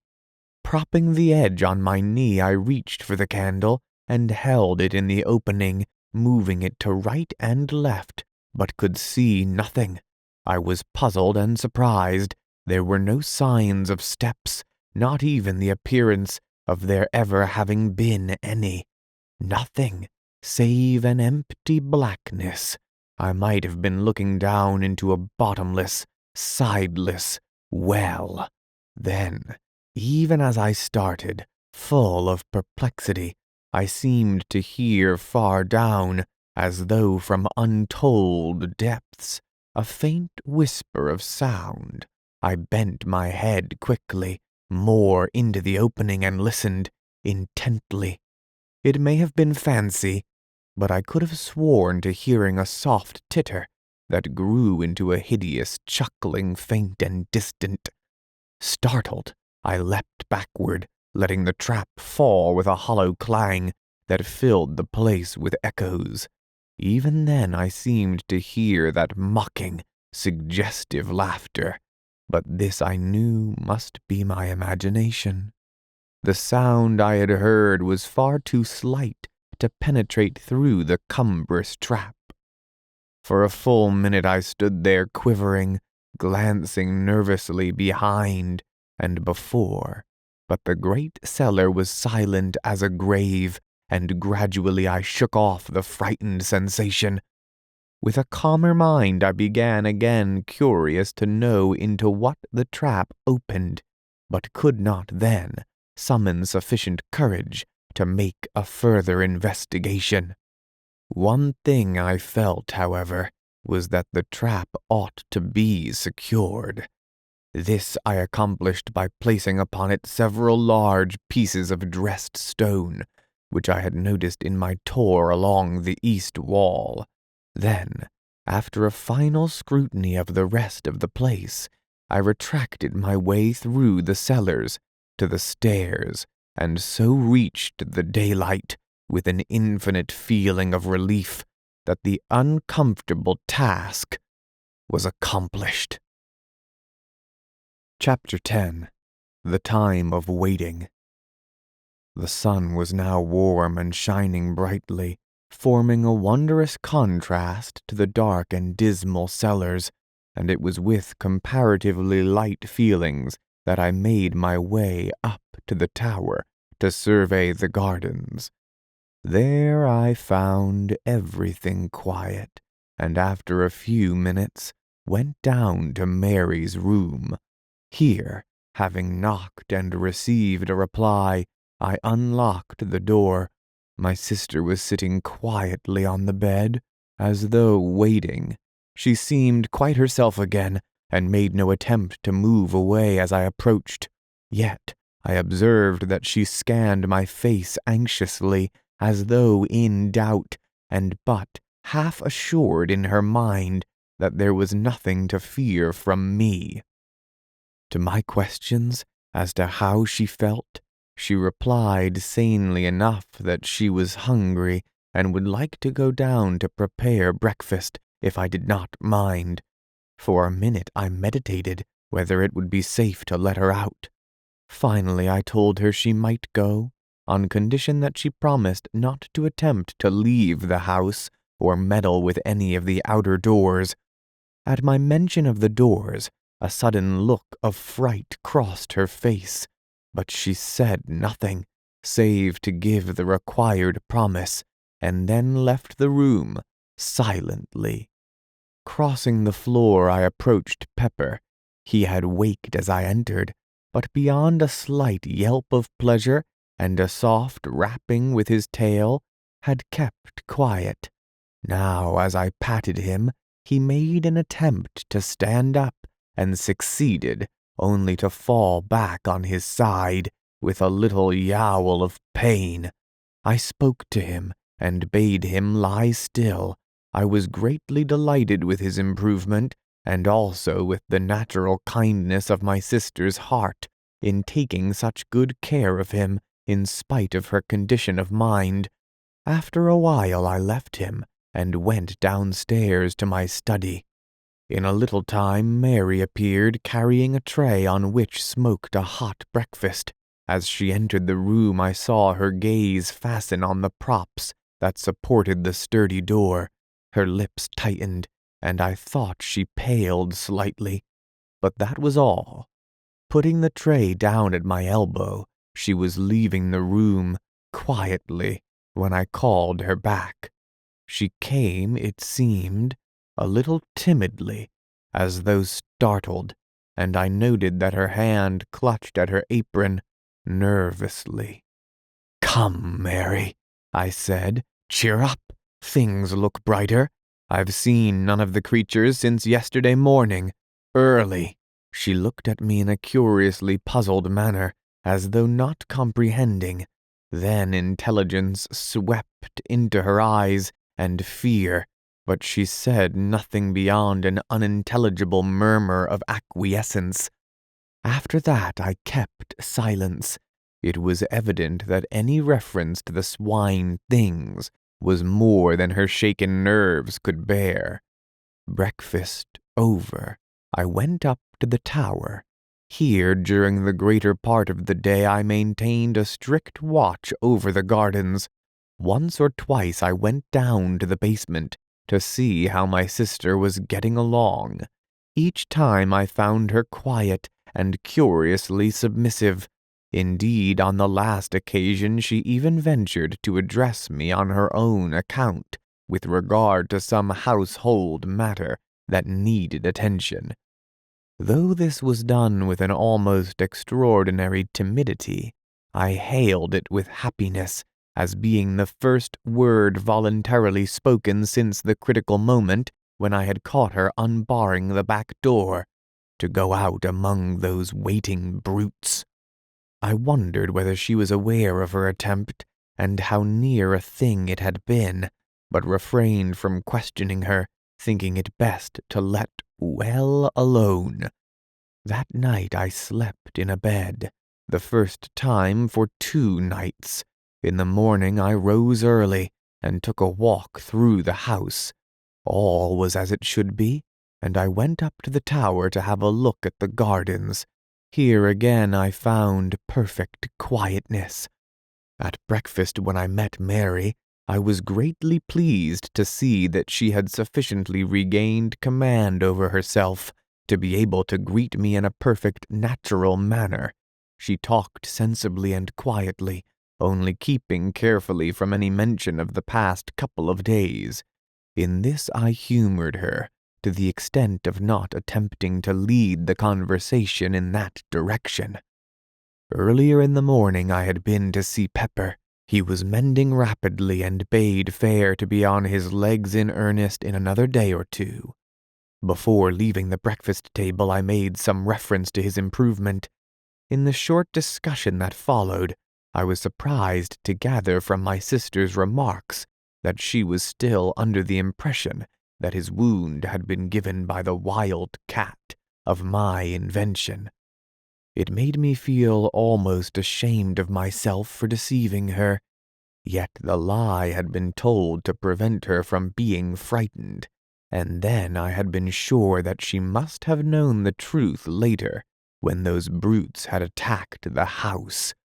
During the day I kept on the alert, spending much of my time as on the previous day in the tower, but not a sign could I see of the swine creatures, nor hear any sound. Several times the thought had come to me that the things had at last left us, but up to this time I had refused to entertain the idea seriously. Now, however, I began to feel that there was reason for hope.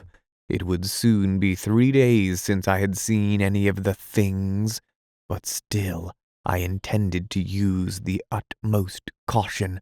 For all that I could tell, this protracted silence might be a ruse to tempt me from the house, perhaps right into their arms. The thought of such a contingency was alone sufficient to make me circumspect. So it was that the 4th, 5th, and 6th days went by quietly, without my making any attempt to leave the house. On the 6th day I had the pleasure of seeing Pepper once more upon his feet, and though still very weak, he managed to keep me company during the whole of that day. Chapter 11. The Searching of the Gardens. How slowly the time went, and never a thing to indicate that any of the brutes still infested the gardens. It was on the 9th day that finally I decided to run the risk, if any there were, and sally out. With this purpose in view I loaded one of the shotguns, carefully, choosing it as being more deadly than a rifle at close quarters, and then, after a final scrutiny of the grounds, from the tower, I called Pepper to follow me, and made my way down to the basement. At the door I must confess to hesitating a moment. The thought of what might be awaiting me among the dark shrubberies was by no means calculated to encourage my resolution. It was but a second, though, and then I had drawn the bolts and was standing on the path outside the door. Pepper followed, stopping at the doorstep to sniff suspiciously and carrying his nose up and down the jambs as though following a scent. Then suddenly he turned, sharply, and started to run here and there in semicircles and circles all around the door, finally returning to the threshold. Here he began again to nose about. Hitherto I had stood, watching the dog, yet all the time with half my gaze on the wild tangle of the gardens stretching round me. Now I went toward him and bending down examined the surface of the door where he was smelling. I found that the wood was covered with a network of scratches, crossing and recrossing one another in inextricable confusion. In addition to this, I noticed that the doorposts themselves were gnawed in places. Beyond these, I could find nothing, and so standing up, I began to make the tour of the house wall. Pepper, as soon as I walked away, left the door and ran ahead, still nosing and sniffing as he went along. At times he stopped to investigate. Here it would be a bullet hole in the pathway, or perhaps a powder-stained wad.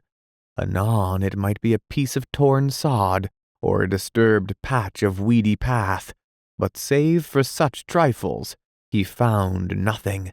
I observed him critically as he went along, and could discover nothing of uneasiness in his demeanor to indicate that he felt the nearness of any of the creatures. By this I was assured that the gardens were empty, at least for the present of those hateful things. Pepper could not be easily deceived, and it was a relief to feel that he would know and give me timely warning if there were any danger. Reaching the place where I had shot that first creature, I stopped and made a careful scrutiny, but could see nothing. From there I went on to where the great coping stone had fallen. It lay on its side, apparently just as it had been left when I shot the brute that was moving it. A couple of feet to the right of the nearer end was a great dent in the ground, showing where it had struck. The other end was still within the indentation, half in, half out. Going nearer, I looked at the stone more closely. What a huge piece of masonry it was, and that creature had moved it, single-handed, in its attempt to reach what lay below. I went round to the further end of the stone. Here I found that it was possible to see under it for a distance of nearly a couple of feet. Still I could see nothing of the stricken creatures, and I felt much surprised. I had, as I have before said, guessed that the remains had been removed, yet I could not conceive that it had been done so thoroughly as not to leave some certain sign beneath the stone, indicative of their fate. I had seen several of the brutes struck down beneath it with such force that they must have been literally driven into the earth, and now not a vestige of them was to be seen, not even a bloodstain. I felt more puzzled than ever as I turned the matter over in my mind, but could think of no plausible explanation, and so finally gave it up as one of the many things that were unexplainable. From there I transferred my attention to the study door.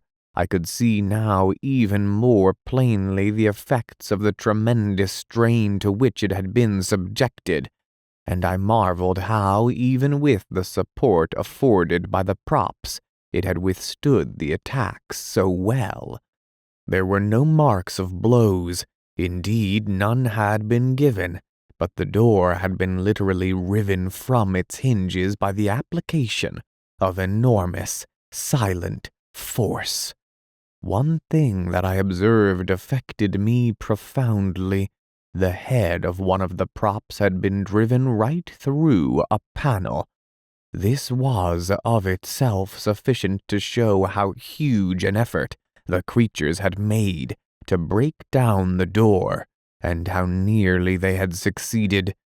Leaving, I continued my tour round the house, finding little else of interest save at the back, where I came across the piece of piping I had torn from the wall, lying among the long grass underneath the broken window. Then I returned to the house, and having rebolted the back door, went up to the tower. Here I spent the afternoon reading and occasionally glancing down into the gardens.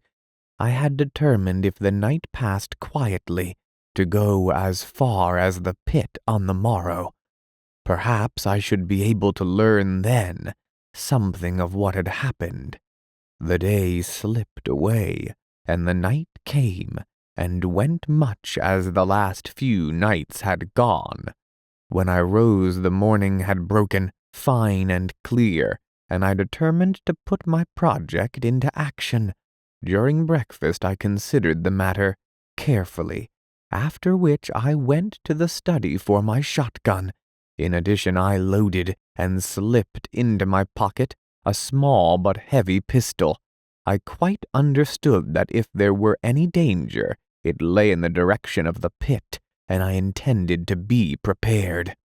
Leaving the study, I went down to the back door, followed by Pepper. Once outside, I took a quick survey of the surrounding gardens, and then set off toward the pit. On the way, I kept a sharp outlook, holding my gun handily. Pepper was running ahead, I noticed, without any apparent hesitation. From this I argued that there was no imminent danger to be apprehended, and I stepped out more quickly in his wake. He had reached the top of the pit now, and was nosing his way along the edge. A minute later I was beside him, looking down into the pit. For a moment I could scarcely believe that it was the same place, so greatly was it changed. The dark wooded ravine of a fortnight ago, with a foliage-hidden stream running sluggishly at the bottom, existed no longer. Instead, my eyes showed me a ragged chasm, partly filled with a gloomy lake of turbid water. All one side of the ravine was stripped of the underwood, showing the bare rock. A little to my left, the side of the pit appeared to have collapsed altogether, forming a deep V-shaped cleft in the face of the rocky cliff. This rift ran from the upper edge of the ravine nearly down to the water, and penetrated into the pit side to a distance of some 40 feet. Its opening was at least 6 yards across, and from this it seemed to taper into about 2. But what attracted my attention, more than even the stupendous split itself, was a great hole some distance down the cleft, and right in the angle of the V.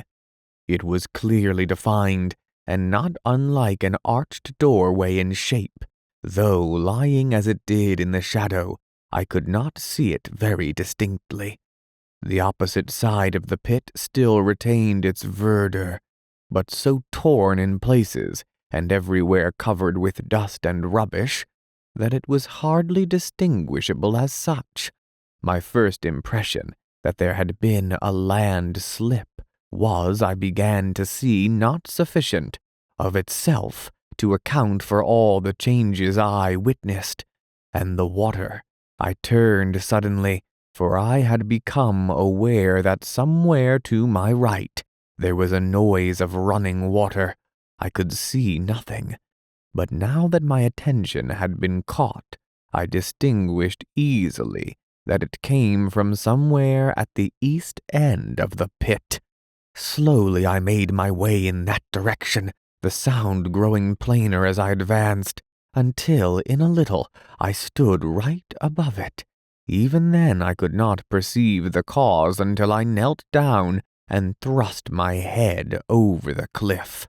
Here the noise came up to me plainly, and I saw below me a torrent of clear water issuing from a small fissure in the pit side and rushing down the rocks into the lake beneath. A little further along the cliff I saw another, and beyond that again 2 smaller ones.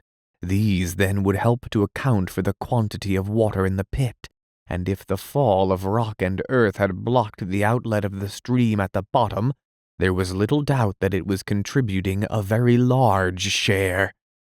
Yet I puzzled my head to account for the generally shaken appearance of the place, these streamlets, and that huge cleft further up the ravine. It seemed to me that more than the landslip was necessary to account for these. I could imagine an earthquake, or a great explosion, creating some condition of affairs as existed, but of these there had been neither. Then I stood up quickly, remembering that crash and the cloud of dust that had followed directly, rushing high into the air. But I shook my head unbelievingly. No, it must have been the noise of the falling rocks and earth. I had heard, of course, the dust would fly naturally. Still, in spite of my reasoning, I had an uneasy feeling that this theory did not satisfy my sense of the probable, and yet was any other that I could suggest likely to be half so plausible? Pepper had been sitting on the grass while I conducted my examination. Now, as I turned up the north side of the ravine, he rose and followed. Slowly, and keeping a careful watch in all directions, I made the circuit of the pit, but found little else that I had not already seen. From the west end I could see the 4 waterfalls uninterruptedly. They were some considerable distance up from the surface of the lake, about 50 feet, I calculated. For a little while longer I loitered about, keeping my eyes and ears open, but still without seeing or hearing anything suspicious. The whole place was wonderfully quiet, indeed, save for the continuous murmur of the water at the top end. No sound of any description broke the silence. All this while Pepper had shown no signs of uneasiness. This seemed to me to indicate that, for the time being at least, there was none of the swine creatures in the vicinity. So far as I could see, his attention appeared to have been taken chiefly with scratching and sniffing among the grass at the edge of the pit. At times he would leave the edge and run along toward the house, as though following invisible tracks, but in all cases returning after a few minutes. I had little doubt but that he was really tracing out the footsteps of the swine things, and the very fact that each one seemed to lead him back to the pit appeared to me a proof that the brutes had all returned whence they came. At noon I went home for dinner. During the afternoon I made a partial search of the gardens accompanied by Pepper, but without coming upon anything to indicate the presence of the creatures. Once, as we made our way through the shrubberies, Pepper rushed in among some bushes with a fiery yelp. At that I jumped back in sudden fright and threw my gun forward in readiness, only to laugh nervously as Pepper reappeared, chasing an unfortunate cat. Toward evening I gave up the search and returned to the house. All at once, as we were passing a great clump of bushes on our right, Pepper disappeared, and I could hear him sniffing and growling among them in a suspicious manner. With my gun barrel, I parted the evening shrubbery and looked inside. There was nothing to be seen, save that many of the branches were bent down and broken, as though some animal had made a lair there at no very previous date. It was probably, I thought, one of the places occupied by some of the swine creatures on the night of the attack. Next day, I resumed my search through the gardens, but without result. By evening, I had been right through them, and now I knew beyond the possibility of doubt that there were no longer any of the things concealed about the place. Indeed, I have often thought since that I was correct in my earlier surmise that they had left soon after the attack. Chapter 12. The Subterranean Pit. Another week came and went, during which I spent a great deal of my time about the pit mouth. I had come to the conclusion a few days earlier that the arched hole in the angle of the great rift was the place through which the swine things had made their exit, from some unholy place in the bowels of the world. How near the probable truth this went, I was to learn later. It may be easily understood that I was tremendously curious, though in a frightened way, to know to what infernal place that hole led, though so far the idea had not struck me, seriously, of making an investigation. I was far too much imbued with a sense of horror of the swine creatures to think of venturing, willingly, where there was any chance of coming into contact with them. Gradually, however, as time passed, this feeling grew insensibly less, so that when a few days later the thought occurred to me that it might be possible to clamber down and have a look into the hole, I was not so exceedingly averse to it as might have been imagined. Still, I do not think even then that I really intended to try any such foolhardy adventure. For all that I could tell, it might be certain death to enter that doleful-looking opening. And yet, such is the pertinency of human curiosity, that at last my chief desire was but to discover what lay beyond that gloomy entrance. Slowly as the days slid by, my fear of the swine things became an emotion of the past, more an unpleasant, incredible memory than aught else. Thus a day came, when throwing thoughts and fancies adrift, I procured a rope from the house, and having made it fast to a stout tree at the top of the rift, and some little distance back from the pit edge, let the other end down into the cleft, until it dangled right across the mouth of the dark hole. Then cautiously, and with many misgivings as to whether it was not a mad act that I was attempting, I climbed slowly down, using the rope as a support, until I reached the hole. Here, still holding on to the rope, I stood and peered in. All was perfectly dark, and not a sound came to me. Yet a moment later, it seemed that I could hear something.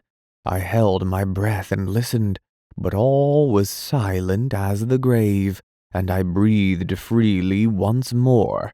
At the same instant, I heard the sound again. It was like a noise of labored breathing, deep and sharp-drawn. For a short second I stood petrified, not able to move, but now the sounds had ceased again, and I could hear nothing. As I stood there anxiously, my foot dislodged a pebble, which fell inward into the dark with a hollow chink. At once the noise was taken up, and repeated a score of times, each succeeding echo being fainter, and seeming to travel away from me, as though into remote distance. Then, as the silence fell again, I heard that stealthy breathing. For each respiration I made, I could hear an answering breath. The sounds appeared to be coming nearer, and then I heard several others but fainter and more distant. Why I did not grip the rope and spring up out of danger, I cannot say. It was as though I had been paralyzed. I broke out into a profuse sweat and tried to moisten my lips with my tongue. My throat had gone suddenly dry, and I coughed huskily. It came back to me in a dozen horrible throaty tones mockingly. I peered helplessly into the gloom, but still nothing showed. I had a strange, choky sensation, and again I coughed dryly. Again the echo took it up, rising and falling grotesquely, and dying slowly into a muffled silence. Then suddenly a thought came to me, and I held my breath. The other breathing stopped. I breathed again, and once more it recommenced. But now I no longer feared. I knew that the strange sounds were not made by any lurking swine creature, but were simply the echo of my own respirations. Yet I had received such a fright that I was glad to scramble up the rift and haul up the rope. I was far too shaken and nervous to think of entering that dark hole then, and so returned to the house. I felt more myself next morning, but even then I could not summon up sufficient courage to explore the place. All this time the water in the pit had been creeping slowly up, and now stood but a little below the opening. At the rate at which it was rising, it would be level with the floor in less than another week, and I realized that unless I carried out my investigations soon, I should probably never do so at all, as the water would rise and rise until the opening itself was submerged. It may have been that this thought stirred me to act, but whatever it was, a couple of days later saw me standing at the top of the cleft fully equipped for the task. This time I was resolved to conquer my shirking and go right through with the matter. With this intention I had brought, in addition to the rope, a bundle of candles, meaning to use them as a torch, also my double-barreled shotgun. In my belt I had a heavy horse pistol, loaded with buckshot. As before, I fastened the rope to the tree, then, having tied my gun across my shoulders with a piece of stout cord, I lowered myself over the edge of the pit. At this movement, Pepper, who had been eyeing my actions watchfully, rose to his feet and ran to me with a half-bark, half-wail, it seemed to me, of warning. But I was resolved on my enterprise and bade him lie down. I would much have liked to take him with me, but this was next to impossible in the existing circumstances. As my face dropped level with the pit edge, he licked me right across the mouth, and then, seizing my sleeve between his teeth, began to pull back strongly. It was very evident that he did not want me to go, yet having made up my mind, I had no intention of giving up the attempt, and with a sharp word to Pepper to release me, I continued my descent, leaving the poor old fellow at the top, barking and crying like a forsaken pup. Carefully I lowered myself from projection to projection. I knew that a slip might mean a wetting. Reaching the entrance, I let go the rope and untied the gun from my shoulders.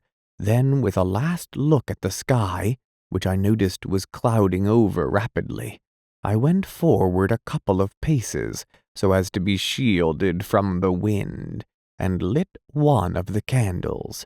Holding it above my head and grasping my gun firmly, I began to move on slowly, throwing my glances in all directions. For the first minute I could hear the melancholy sound of Pepper's howling coming down to me. Gradually, as I penetrated further into the darkness, it grew fainter, until, in a little while, I could hear nothing. The path tended downward somewhat, and to the left. Thence it kept on, still running to the left, until I found that it was leading me right in the direction of the house. Very cautiously I moved onward, stopping every few steps to listen. I had gone perhaps 100 yards, when suddenly it seemed to me that I caught a faint sound somewhere along the passage behind. With my heart thudding heavily, I listened.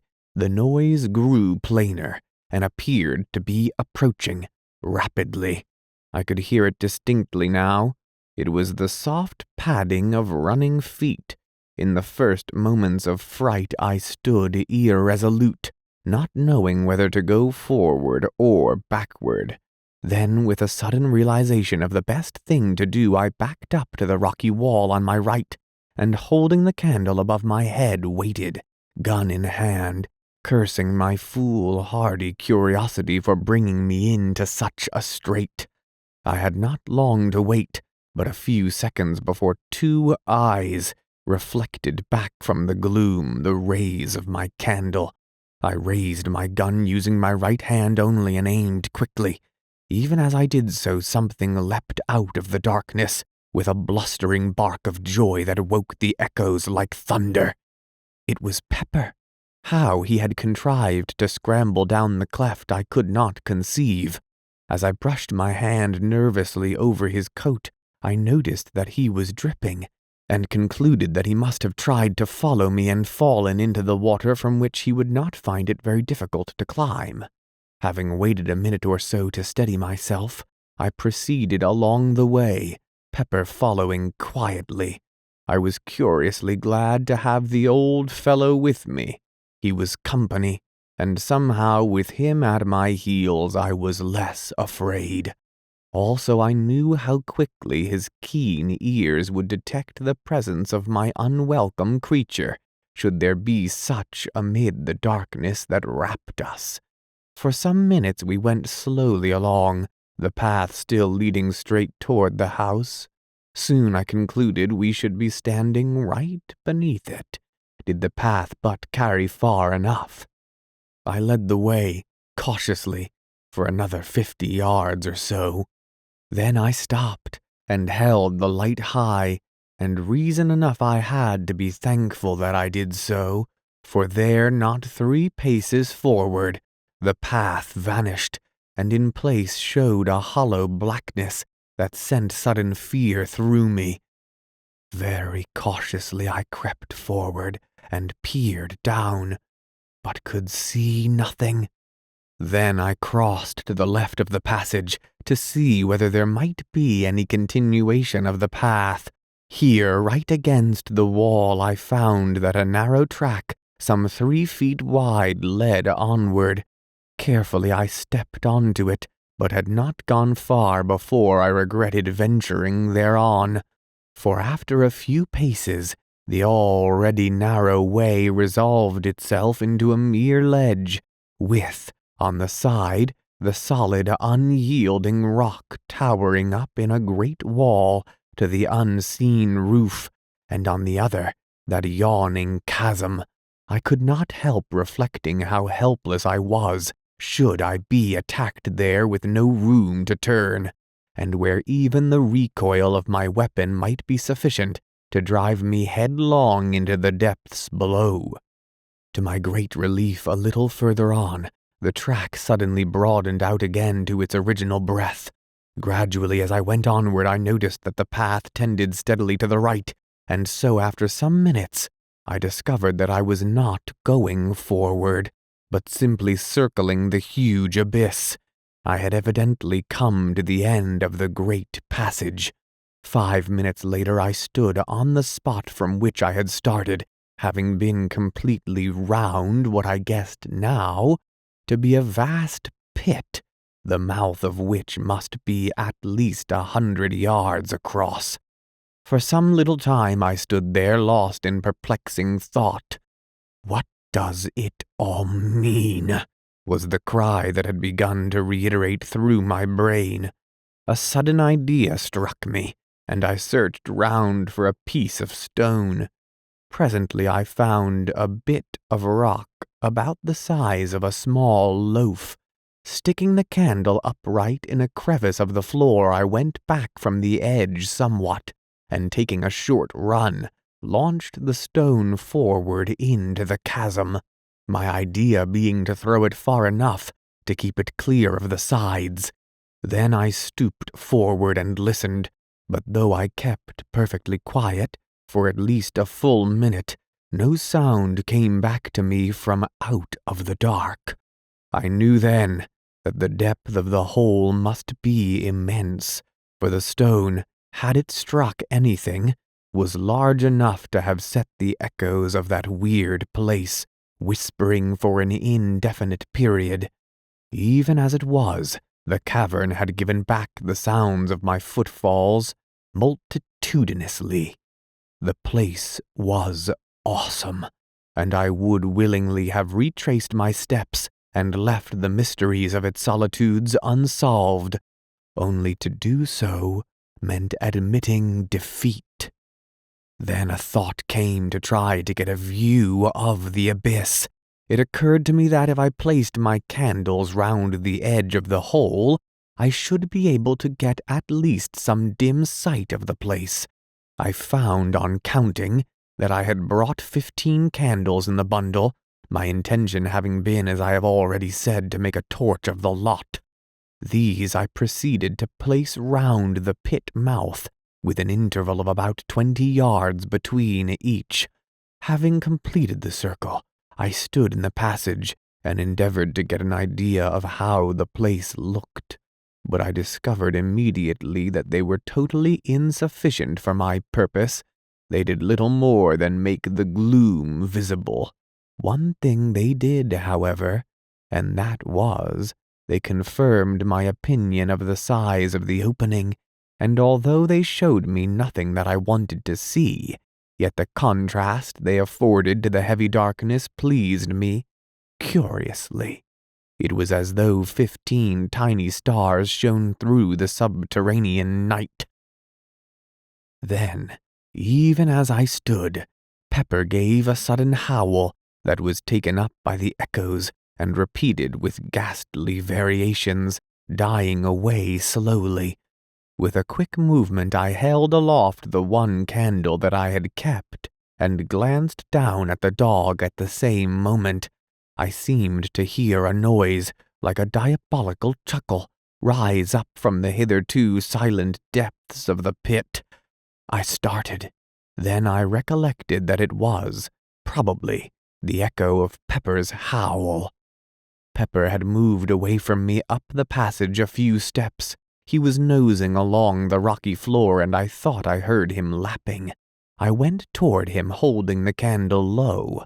As I moved, I heard my boot go sop, sop, and the light was reflected from something that glistened and crept past my feet, slowly toward the pit. I bent lower and looked, then gave vent to an expression of surprise. From somewhere higher up the path, a stream of water was running quickly in the direction of the great opening and growing in size every second. Again Pepper gave vent to that deep-drawn howl, and running at me seized my coat and attempted to drag me up the path toward the entrance.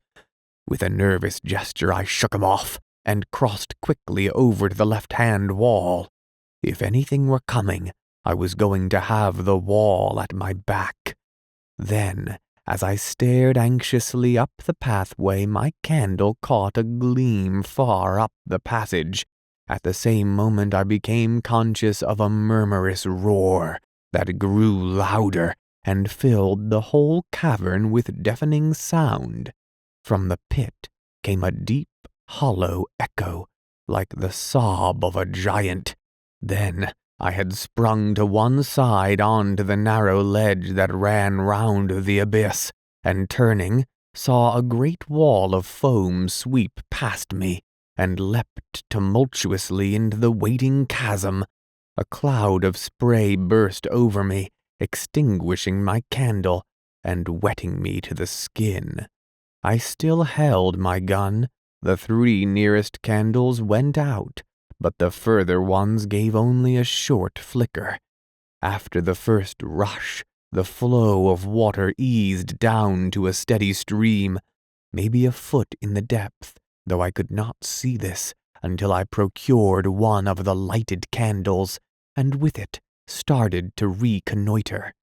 Pepper had fortunately followed me as I leapt for the ledge, and now, very much subdued, kept close behind. A short examination showed me that the water reached right across the passage and was running at a tremendous rate. Already, even as I stood there, it had deepened. I could make only a guess at what had happened. Evidently, the water in the ravine had broken into the passage by some means. If that were the case, it would go on increasing in volume until I should find it impossible to leave the place. The thought was frightening. It was evident that I must make my exit as hurriedly as possible. Taking my gun by the stock, I sounded the water. It was a little under knee-deep. The noise it made plunging down into the pit was deafening. Then, with a call to Pepper, I stepped out into the flood, using the gun as a staff. Instantly the water boiled up over my knees and nearly to the tops of my thighs with the speed at which it was racing. For one short moment I nearly lost my footing, but the thought of what lay behind stimulated me to a fierce endeavor, and step by step I made headway. Of Pepper I knew nothing at first. I had all I could do to keep on my legs, and was overjoyed when he appeared beside me. He was wading manfully along. He is a big dog, with longish thin legs, and I suppose the water had less grasp on them than upon mine. Anyway, he managed a great deal better than I did, going ahead of me like a guide, and wittingly, or otherwise, helping, somewhat, to break the force of the water. On we went, step by step, struggling and gasping, until somewhere about 100 yards had been safely traversed. Then, whether it was because I was taking less care, or that there was a slippery place on the rocky floor, I cannot say, but suddenly I slipped and fell upon my face. Instantly the water leapt over me in a cataract, hurling me down toward that bottomless hole at a frightful speed. Frantically I struggled, but it was impossible to get a footing. I was helpless, gasping, and drowning all at once. Something gripped my coat and brought me to a standstill. It was Pepper, missing me. He must have raced back through the dark turmoil to find me, and then caught and held me until I was able to get to my feet. I have a dim recollection of having seen momentarily the gleams of several lights, but of this I have never been quite sure. If my impressions are correct, I must have been washed down to the very brink of that awful chasm before Pepper managed to bring me to a standstill, and the lights, of course, could only have been the distant flames of the candles I had left burning. But as I have said, I am not by any means sure. My eyes were full of water and I had been badly shaken. And there was I, without my helpful gun, without light, and sadly confused, with the water deepening, depending solely upon my old friend Pepper to help me out of that hellish place. I was facing the torrent. Naturally, it was the only way in which I could have sustained my position a moment, for even old Pepper could not have held me long against that terrific strain without assistance, however blind, from me. Perhaps a minute passed, during which it was touch and go with me. Then gradually I recommenced my tortuous way up the passage, and so began the grimmest fight with death, from which ever I hope to emerge victorious. Slowly, furiously, almost hopelessly I strove, and that faithful Pepper led me, dragged me, upward and onward, until at last ahead I saw a gleam of blessed light. It was the entrance, only a few yards further, and I reached the opening, with the water surging and boiling hungrily around my loins. And now I understood the cause of the catastrophe. It was raining heavily, literally in torrents. The surface of the lake was level with the bottom of the opening. Nay, more than level. It was above it. Evidently the rain had swollen the lake and caused this premature rise, for at the rate the ravine had been filling, it would not have reached the entrance for a couple more days. Luckily the rope by which I had descended was streaming into the opening upon the inrushing waters. Seizing the end, I knotted it securely round Pepper's body. Then summoning up the last remnant of my strength, I commenced to swarm up the side of the cliff. I reached the pit edge in the last stage of exhaustion. Yet I had to make one more effort and haul Pepper into safety. Slowly and wearily, I hauled on the rope. Once or twice it seemed that I should have to give up, for Pepper is a weighty dog. And I was utterly done. Yet to let go would have meant certain death to the old fellow, and the thought spurred me to greater exertions. I have but a very hazy remembrance of the end. I recall pulling through moments that lagged strangely. I have also some recollection of seeing Pepper's muzzle appearing over the pit edge after what seemed an indefinite period of time. Then all grew suddenly dark. Chapter 13. The Trap in the Great Cellar. I suppose I must have swooned, for the next thing I remember, I opened my eyes and all was dusk. I was lying on my back with one leg doubled under the other, and Pepper was licking my ears. I felt horribly stiff, and my leg was numb from the knee downward. For a few minutes I lay thus, in a dazed condition. Then slowly I struggled to a sitting position and looked about me. It had stopped raining, but the trees still dripped dismally. From the pit came a continuous murmur of running water. I felt cold and shivery. My clothes were sodden, and I ached all over. Very slowly the life came back into my numbed leg, and, after a little, I essayed to stand up. This I managed at the second attempt, but I was very tottery and peculiarly weak. It seemed to me that I was going to be ill, and I made shift to stumble my way toward the house. My steps were erratic, and my head confused. At each step that I took, sharp pains shot through my limbs. I had gone perhaps some 30 paces when a cry from Pepper drew my attention, and I turned stiffly toward him. The old dog was trying to follow me, but could come no further owing to the rope with which I had hauled him up being still tied round his body, the other end not having been unfastened from the tree. For a moment I fumbled with the knots, weakly, but they were wet and hard, and I could do nothing. Then I remembered my knife, and in a minute the rope was cut.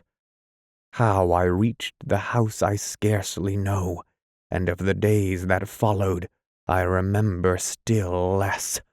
Of one thing I am certain, that had it not been for my sister's untiring love and nursing, I had not been writing at this moment. When I recovered my senses, it was to find that I had been in bed for nearly 2 weeks. Yet another week passed before I was strong enough to totter out into the gardens. Even then, I was not able to walk so far as the pit. I would have liked to ask my sister how high the water had risen, but felt it was wiser not to mention the subject to her. Indeed, since then I have made a rule never to speak to her about the strange things that happen in this great old house. It was not until a couple of days later that I managed to get across to the pit. There I found that in my few weeks' absence there had been wrought a wondrous change. Instead of the 3 parts filled ravine, I looked out upon a great lake whose placid surface reflected the light coldly. The water had risen to within 6 feet of the pit edge. Only in one part was the lake disturbed, and that was above the place where, far down under the silent waters, yawned the entrance to the vast underground pit. Here there was a continuous bubbling, and occasionally a curious sort of sobbing gurgle would find its way up from the depth. Beyond these, there was nothing to tell of the things that were hidden beneath. As I stood there, it came to me how wonderfully things had worked out. The entrance to the place whence the swine creatures had come was sealed up by a power that made me feel there was nothing more to fear from them. And yet, with the feeling, there was a sensation that now I should never learn anything further of the place from which those dreadful things had come. It was completely shut off and concealed from human curiosity forever. Strange, in the knowledge of that underground hell-hole, how apposite had been the naming of the pit. One wonders how it originated, and when. Naturally, one concludes that the shape and depth of the ravine would suggest the name pit. Yet, is it not possible that it has all along held a deeper significance, a hint, could one but have guessed, of the greater, more stupendous pit that lies far down in the earth beneath this old house? Under this house, Even now the idea is strange and terrible to me, for I have proved beyond doubt that the pit yawns right below the house, which is evidently supported somewhere above the center of it, upon a tremendous arched roof of solid rock. It happened in this wise, that having occasion to go down to the cellars, the thought occurred to me to pay a visit to the great vault where the trap is situated, and see whether everything was as I had left it. Reaching the place, I walked slowly up the center until I came to the trap. There it was, with the stones piled upon it, just as I had seen it last. I had a lantern with me, and the idea came to me that now would be a good time to investigate whatever lay under the great oak slab. Placing the lantern on the floor, I tumbled the stones off the trap, and grasping the ring, pulled the door open. As I did so, the cellar became filled with the sound of a murmurous thunder that rose from far below. At the same time, a damp wind blew up into my face, bringing with it a load of fine spray.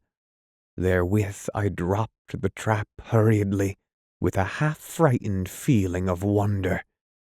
For a moment I stood puzzled. I was not particularly afraid.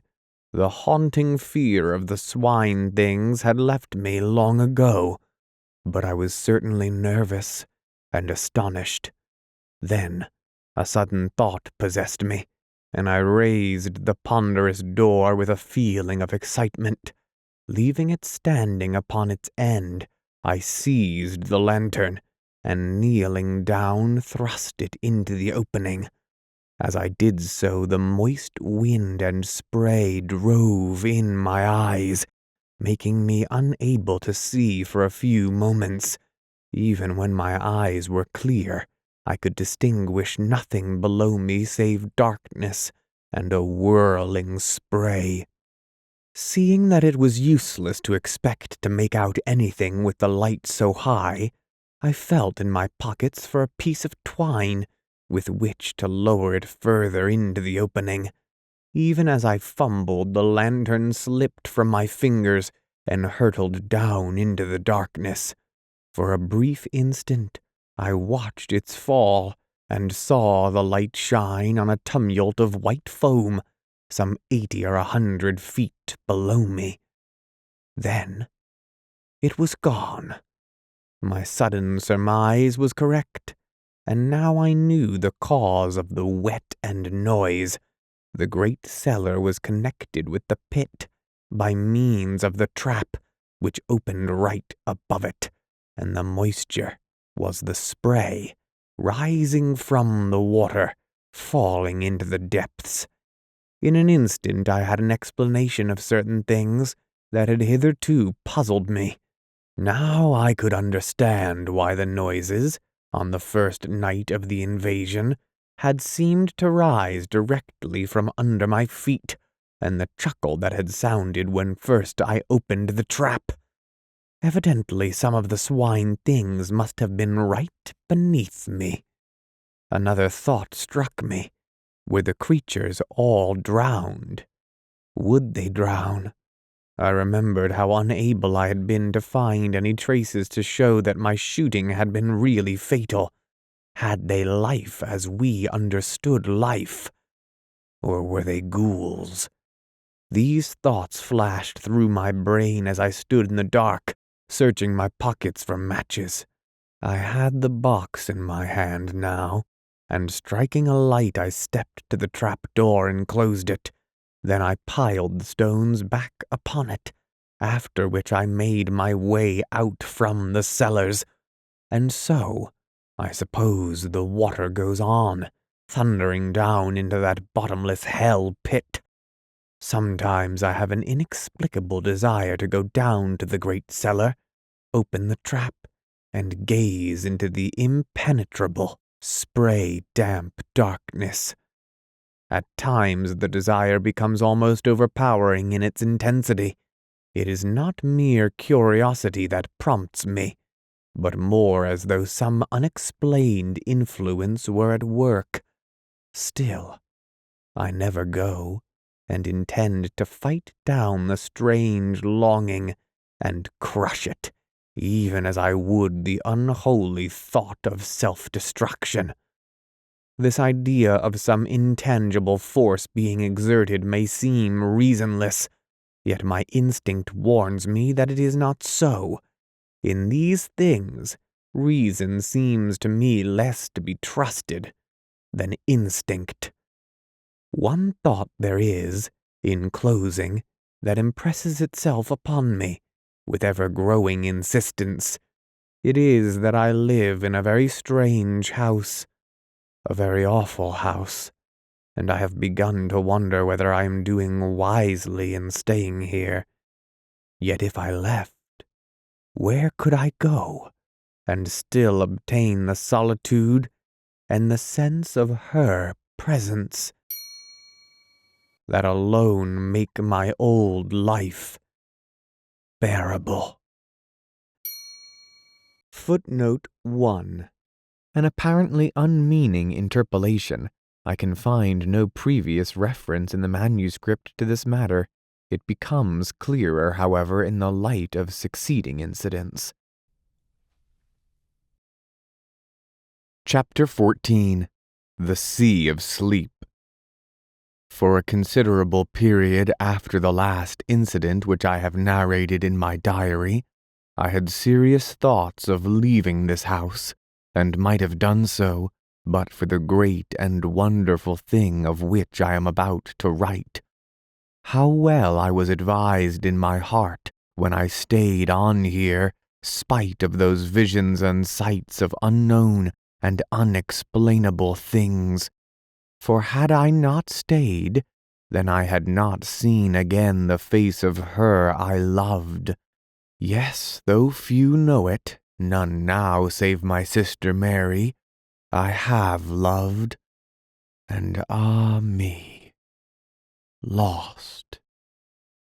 I would write down the story of those sweet old days, but it would be like the tearing of old wounds. Yet, after that which has happened, what need have I to care? For she has come to me out of the unknown. Strangely she warned me passionately against this house, begged me to leave it, but admitted when I questioned her that she could not have come to me had I been elsewhere. Yet in spite of this still she warned me earnestly, telling me that it was a place long ago given over to evil and under the power of grim laws of which none here have knowledge, and I just asked her again whether she would come to me elsewhere, and she could only stand silent. It was thus that I came to the place of the Sea of Sleep, so she termed it in her dear speech with me. I had stayed up in my study reading, and must have dozed over the book. Suddenly I awoke and sat upright with a start. For a moment I looked round with a puzzled sense of something unusual. There was a misty look about the room, giving a curious softness to each table and chair and furnishing. Gradually the mistiness increased, growing as it were out of nothing. Then slowly a soft white light began to glow in the room. The flames of the candles shone through it, palely. I looked from side to side, and found that I could still see each piece of furniture, but in a strangely unreal way, more as though the ghost of each table and chair had taken the place of the solid article.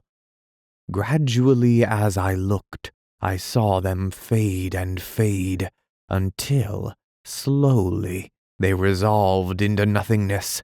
Now I looked again at the candles. They shone wanly, and even as I watched, grew more unreal. and so vanished. The room was filled now with a soft, yet luminous white twilight, like a gentle mist of light. Beyond this I could see nothing. Even the walls had vanished. Presently I became conscious that a faint, continuous sound pulsed through the silence that wrapped me. I listened intently. It grew more distinct, until it appeared to me that I harked to the breathings of some great sea.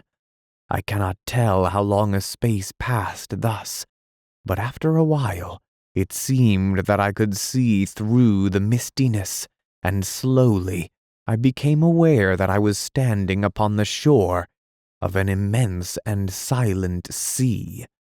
This shore was smooth and long, vanishing to right and left of me in extreme distances.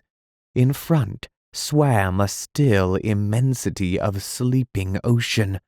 At times it seemed to me that I caught a faint glimmer of light under its surface, but of this I could not be sure.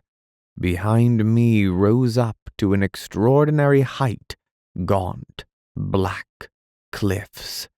Overhead the sky was of a uniform cold gray color, the whole place being lit by a stupendous globe of pale fire that swam a little above the far horizon and shed a foam-like light above the quiet waters. Beyond the gentle murmur of the sea, an intense stillness prevailed. For a long while I stayed there, looking out across its strangeness. Then as I stared, it seemed that a bubble of white foam floated up out of the depths, and then, even now I know not how it was, I was looking upon, nay, looking into the face of her.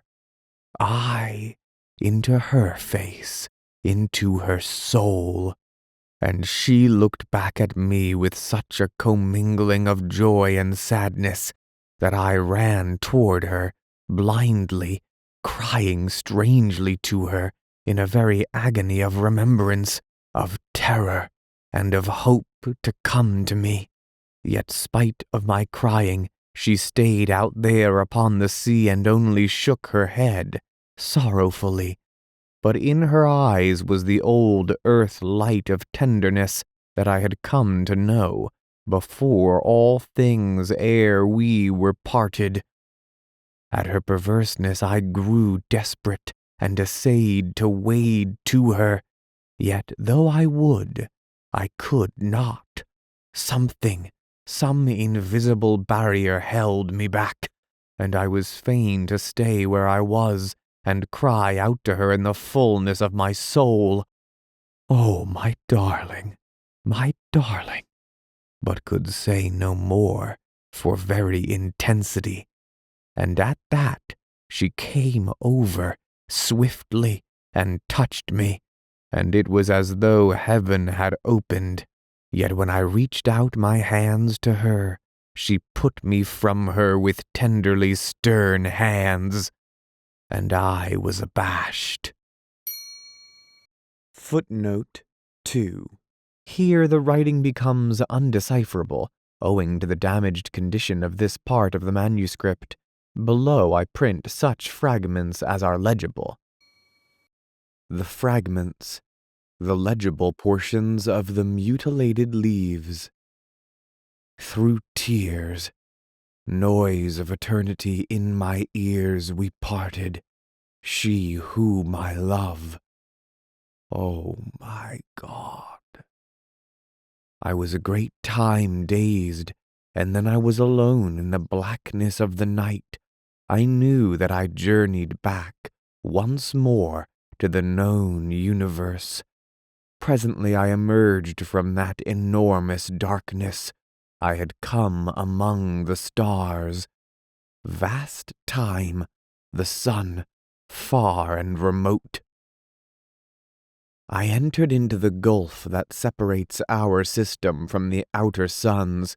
As I sped across the dividing dark, I watched steadily, the ever-growing brightness and size of our sun. Once I glanced back to the stars and saw them shift, as it were, in my wake, against the mighty background of night. So vast was the speed of my passing spirit. I drew nigher to our system, and now I could see the shine of Jupiter. Later I distinguished the cold blue gleam of the earth light. I had a moment of bewilderment. All about the sun there seemed to be bright objects moving in rapid orbits. Inward, nigh to the savage glory of the sun, there circled two darting points of light, and further off there flew a blue shining speck that I knew to be the earth. It circled the sun in a space that seemed to be no more than an earth minute. Nearer with great speed, I saw the radiances of Jupiter and Saturn spinning with incredible swiftness in huge orbits, and ever I drew more nigh and looked out upon this strange sight, the visible circling of the planets about the mother sun. It was as though time had been annihilated for me, so that a year was no more to my unfleshed spirit than is a moment to an earth-bound soul. The speed of the planets appeared to increase, and presently I was watching the sun, all ringed about with hair-like circles of different-colored fire, the paths of the planets hurtling at mighty speed about the central flame. The sun grew vast, as though it leapt to meet me, and now I was within the circling of the outer planets, and flitting swiftly toward the place where the earth, glimmering through the blue splendor of its orbit, as though a fiery mist, circled the sun at a monstrous speed. Footnote 3. Note: the severest scrutiny has not enabled me to decipher more of the damaged portion of the manuscript. It commences to be legible again with the chapter entitled "The Noise in the Night." Chapter 15. The Noise in the Night. And now I come to the strangest of all the strange happenings that have befallen me in this house of mysteries. It occurred quite lately, within the month, and I have little doubt but that what I saw was in reality the end of all things. However, to my story. I do not know how it is, but up to the present I have never been able to write these things down directly they happened. It is as though I have to wait a time, recovering my just balance and digesting, as it were, the things I have heard or seen. No doubt this is as it should be, for by waiting I see the incidents more truly and write of them in a calmer and more judicial frame of mind. This, by the way. It is now the end of November. My story relates to what happened in the first week of the month. It was night, about 11 o'clock. Pepper and I kept one another company in the study, that great old room of mine where I read and work. I was reading, curiously enough, the Bible. I have begun in these latter days to take a growing interest in that great and ancient book. Suddenly, a distinct tremor shook the house, and there came a faint and distant whirring buzz that grew rapidly into a far muffled screaming. It reminded me in a queer, gigantic way of the noise that a clock makes when the catch is released and it is allowed to run down. The sound appeared to come from some remote height, somewhere up in the night. There was no repetition of the shock. I looked across at Pepper. He was sleeping peacefully. Gradually the whirring noise decreased, and there came a long silence. All at once a glow lit up the end window, which protrudes far out from the side of the house, so that from it one may look both east and west. I felt puzzled, and after a moment's hesitation, walked across the room and pulled aside the blind. As I did so, I saw the sun rise from behind the horizon. It rose with a steady, perceptible movement. I could see it travel upward. In a minute, it seemed, it had reached the top of the trees, through which I had watched it.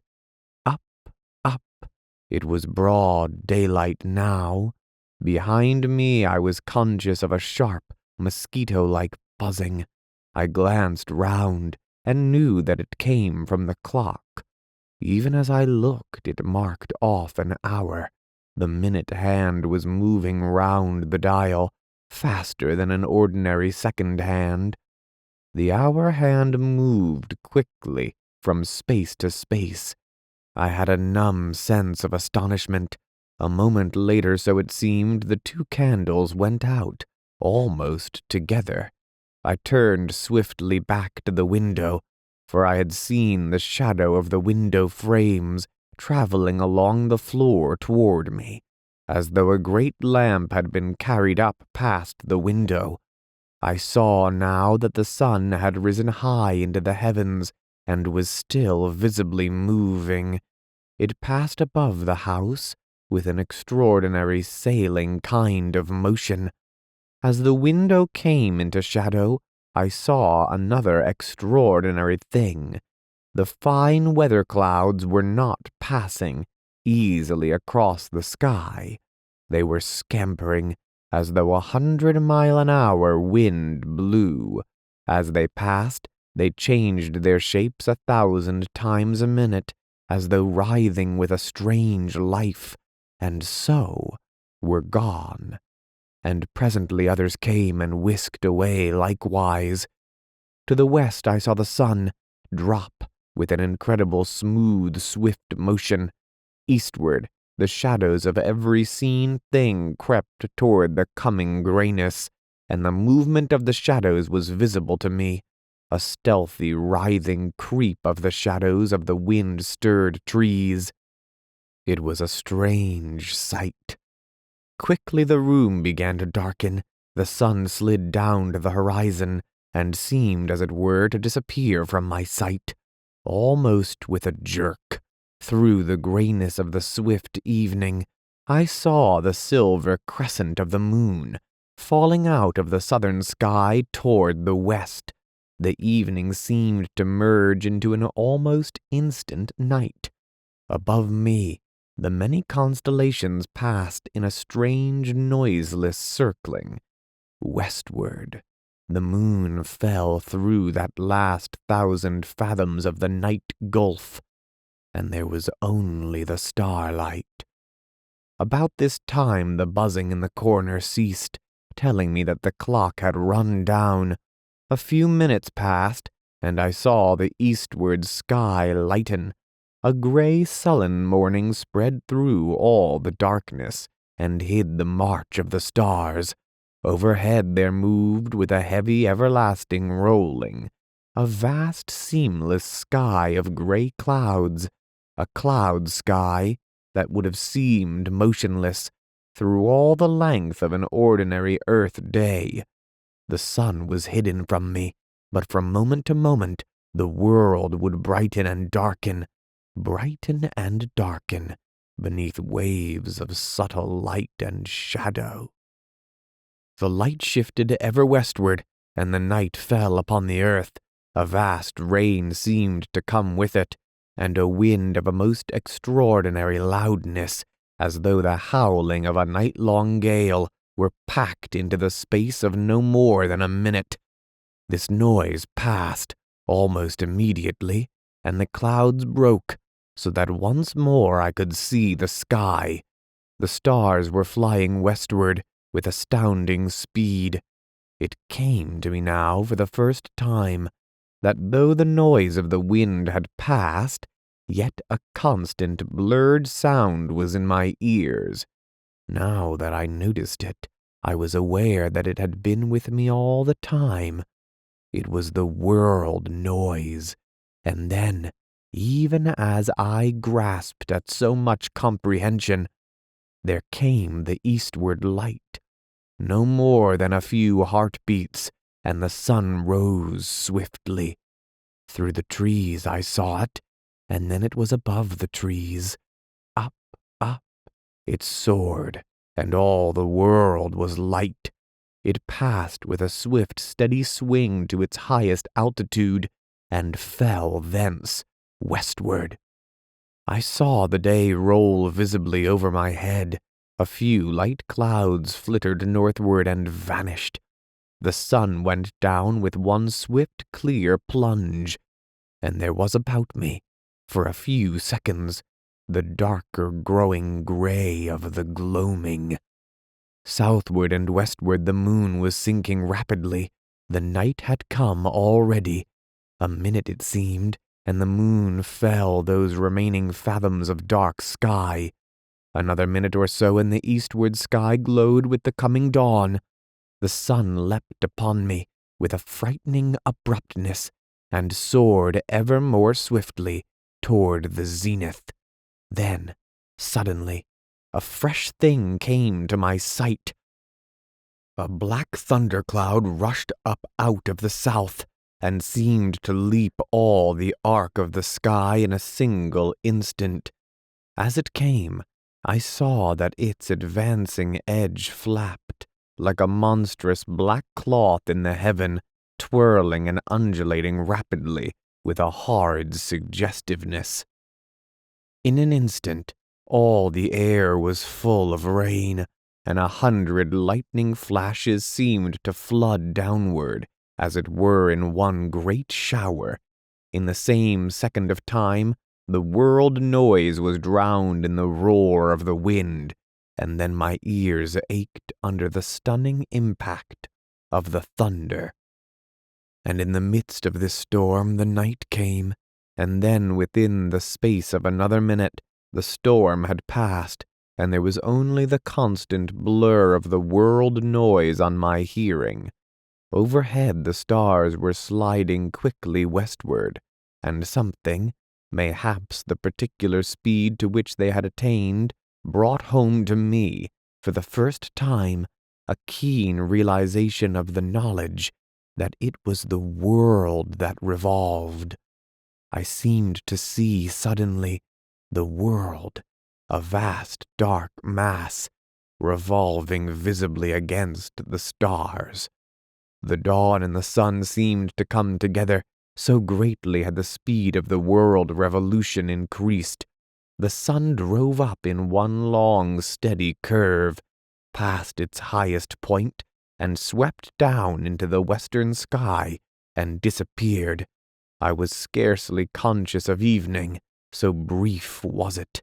Then I was watching the flying constellations, and the westward hastening moon.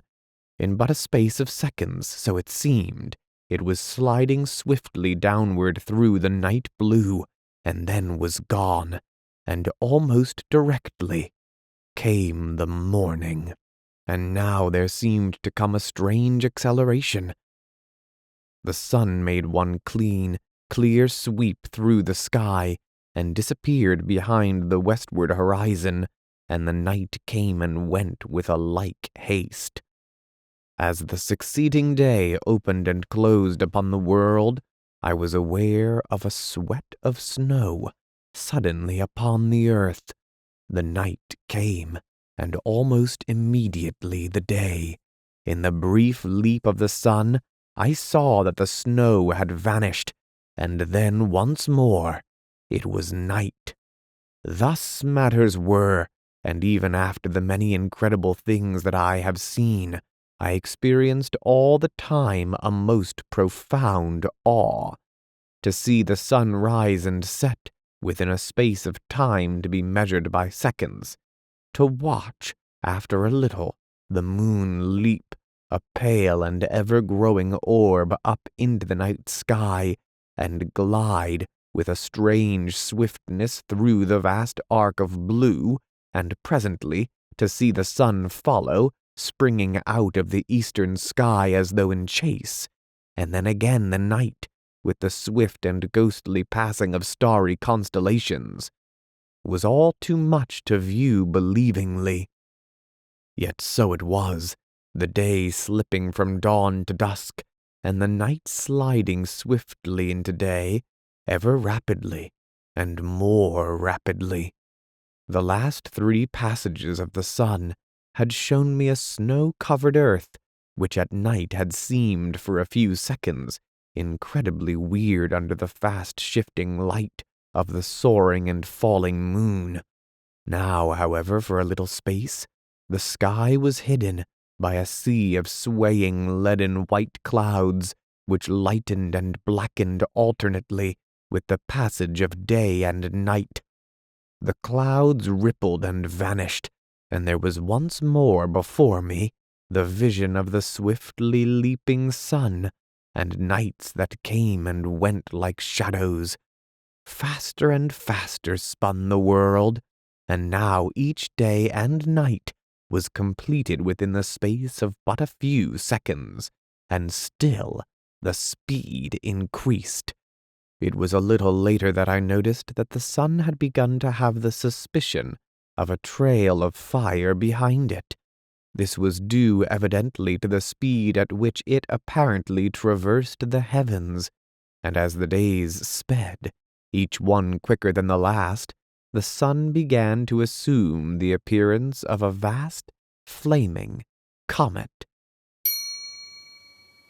Footnote 4. The recluse uses this as an illustration, evidently in the sense of the popular conception of a comet.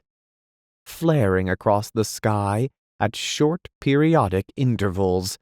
At night, the moon presented, with much greater truth, a comet-like aspect, a pale and singularly clear, fast-traveling shape of fire, trailing streaks of cold flame.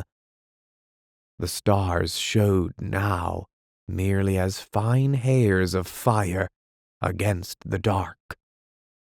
Once I turned from the window and glanced at Pepper. In the flash of a day I saw that he slept quietly, and I moved once more to my watching. The sun was now bursting up from the eastern horizon like a stupendous rocket, seeming to occupy no more than a second or 2 in hurling from east to west.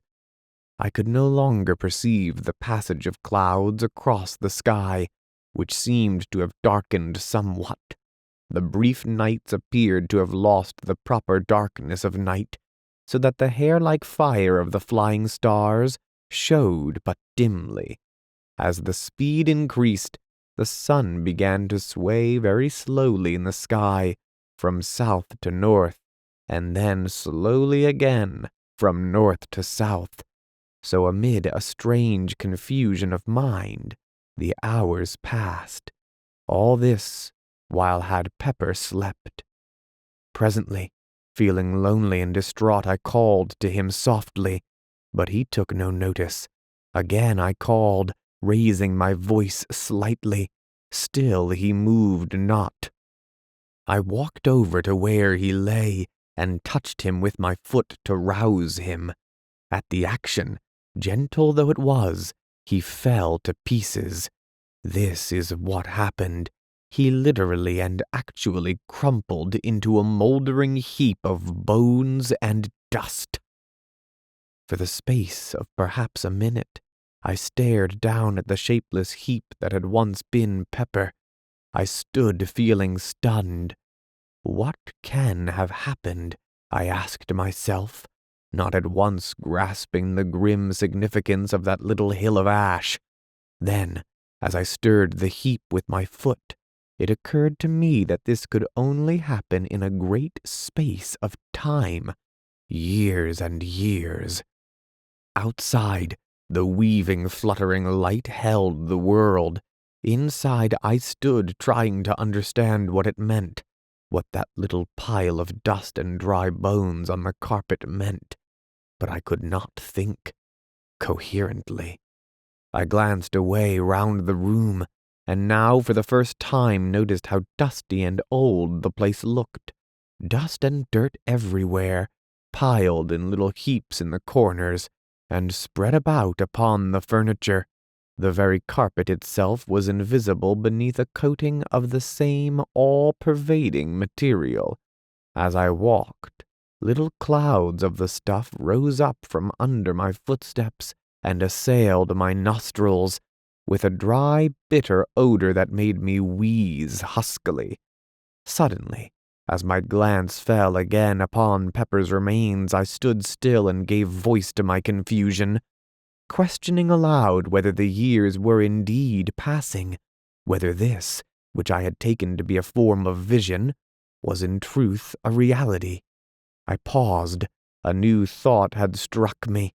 Quickly, but with steps which for the first time I noticed tottered, I went across the room to the great pier glass and looked in. It was too covered with grime to give back any reflection, and with trembling hands I began to rub off the dirt. Presently I could see myself. The thought that had come to me was confirmed. Instead of the great hale man who scarcely looked 50, I was looking at a bent, decrepit man, whose shoulders stooped and whose face was wrinkled with the years of a century. The hair, which a few short hours ago had been nearly coal-black, was now silvery white. Only the eyes were bright. Gradually I traced in that ancient man a faint resemblance to myself of other days. I turned away and tottered to the window. I knew now that I was old, and the knowledge seemed to confirm my trembling walk. For a little space I stared moodily out into the blurred vista of changeful landscape. Even in that short time a year passed, and with a petulant gesture I left the window.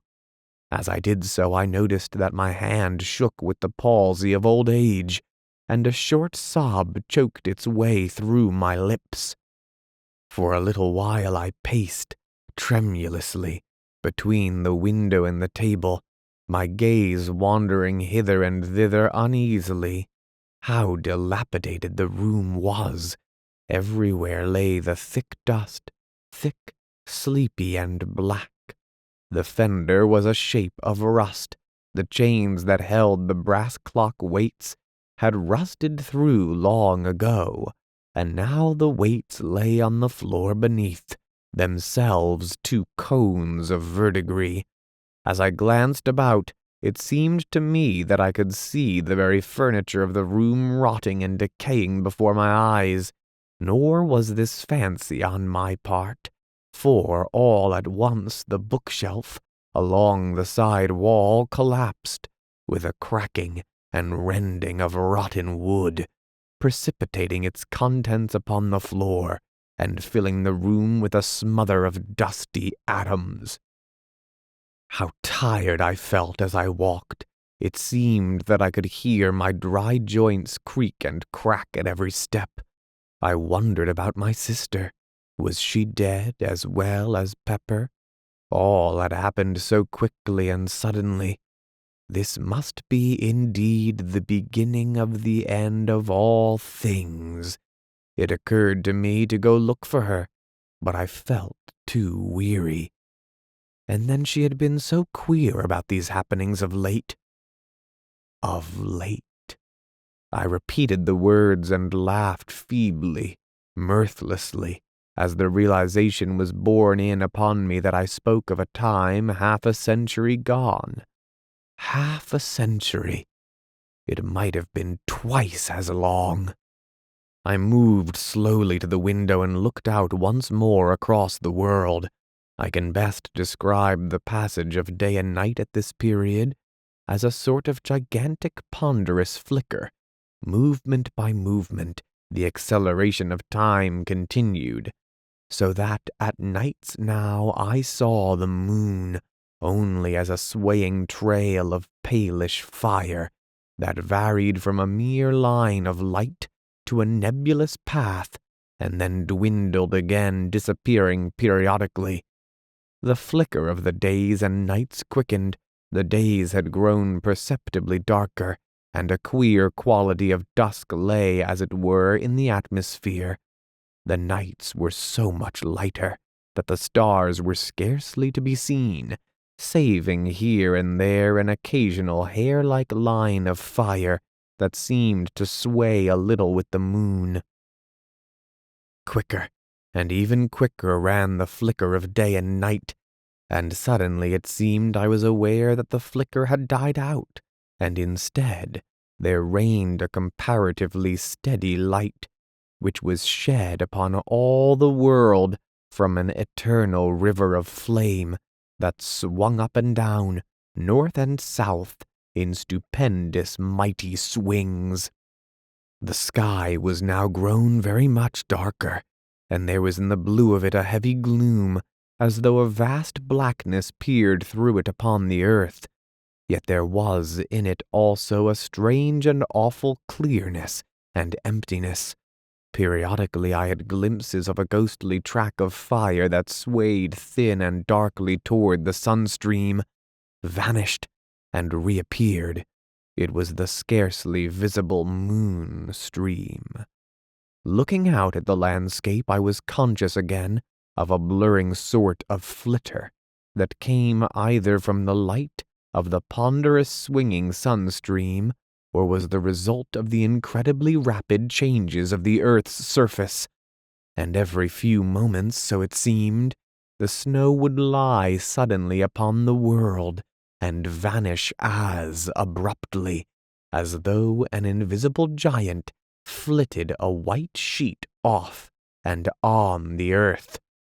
Time fled, and the weariness that was mine grew insupportable. I turned from the window and walked once across the room, the heavy dust deadening the sound of my footsteps. Each step that I took seemed a greater effort than the one before. An intolerable ache knew me in every joint and limb as I trod my way with a weary uncertainty. By the opposite wall I came to a weak pause, and wondered dimly what was my intent. I looked to my left and saw my old chair. The thought of sitting in it brought a faint sense of comfort to my bewildered wretchedness. Yet because I was so weary and old and tired, I would scarcely brace my mind to do anything but stand and wish myself past those few yards. I rocked as I stood. The floor even seemed a place for rest, but the dust lay so thick and sleepy and black. I turned with a great effort of will and made toward my chair. I reached it with a groan of thankfulness. I sat down. Everything about me appeared to be growing dim. It was all so strange and unthought of. Last night I was a comparatively strong though elderly man, and now only a few hours later.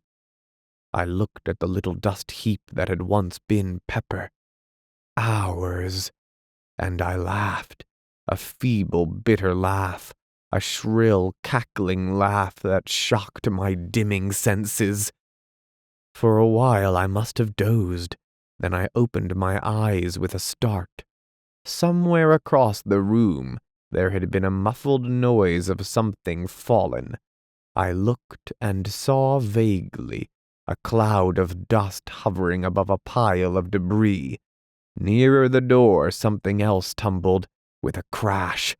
It was one of the cupboards, but I was tired and took little notice. I closed my eyes and sat there in a state of drowsy semi-unconsciousness.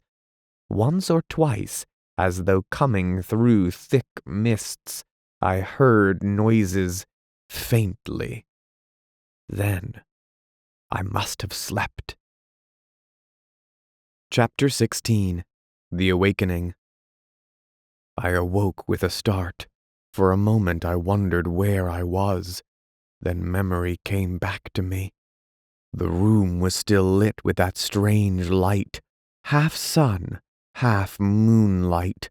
I felt refreshed, and the tired, weary ache had left me. I went slowly across to the window and looked out. Overhead, the river of flame drove up and down, north and south, in a dancing semicircle of fire. As a mighty sleigh in the loom of time, it seemed, in a sudden fancy of mine, to be beating home the picks of the years. For so vastly had the passage of time been accelerated that there was no longer any sense of the sun passing from east to west. The only apparent movement was the north and south beat of the sun stream that had become so swift now as to be better described as a quiver. As I peered out, there came to me a sudden, inconsequent memory of that last journey among the outer worlds. Footnote 5. Evidently referring to something set forth in the missing and mutilated pages. See Fragments, Chapter 14. I remembered the sudden vision that had come to me as I neared the solar system, of the fast whirling planets about the sun, and though the governing quality of time had been held in abeyance, and the machine of a universe allowed to run down an eternity in a few moments or hours, the memory passed, along with a, but partially comprehended, suggestion that I had been permitted a glimpse into further time-spaces. I stared out again, seemingly at the quake of the sun stream. The speed seemed to increase even as I looked. Several lifetimes came and went as I watched. Suddenly it struck me with a sort of grotesque seriousness that I was still alive. I thought of Pepper and wondered how it was that I had not followed his fate. He had reached the time of his dying, and had passed, probably through sheer length of years, and here was I alive, hundreds of thousands of centuries after my rightful period of years. For a time I mused absently. Yesterday? I stopped suddenly. Yesterday. There was no yesterday. The yesterday of which I spoke had been swallowed up in the abyss of years, ages gone. I grew dazed with much thinking. Presently I turned from the window and glanced round the room. It seemed different, strangely, utterly different. Then I knew what it was that made it appear so strange. It was bare. There was not a piece of furniture in the room, not even a solitary fitting of any sort. Gradually my amazement went, as I remembered that this was but the inevitable end of that process of decay which I had witnessed commencing before my sleep. Thousands of years, millions of years. Over the floor was spread a deep layer of dust that reached halfway up to the window seat. It had grown immeasurably whilst I slept, and represented the dust of untold ages. Undoubtedly, atoms of the old decayed furniture helped to swell its bulk, and somewhere among it all mouldered the long-ago dead Pepper. All at once it occurred to me that I had no recollection of wading knee-deep through all that dust after I woke. True, an incredible age of years had passed since I approached the window, but that was evidently as nothing compared with the countless spaces of time that I conceived had vanished whilst I was sleeping. I remembered now that I had fallen asleep, sitting in my old chair. Had it gone? I glanced toward where it had stood.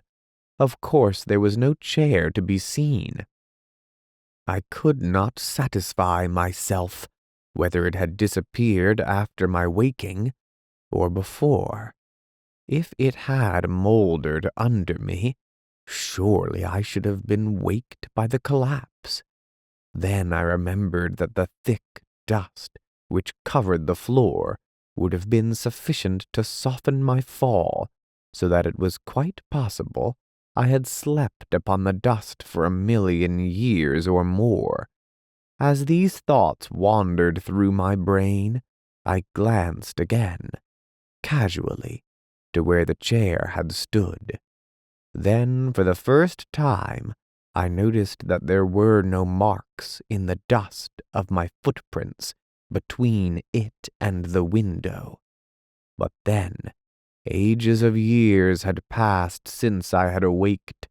Tens of thousands of years.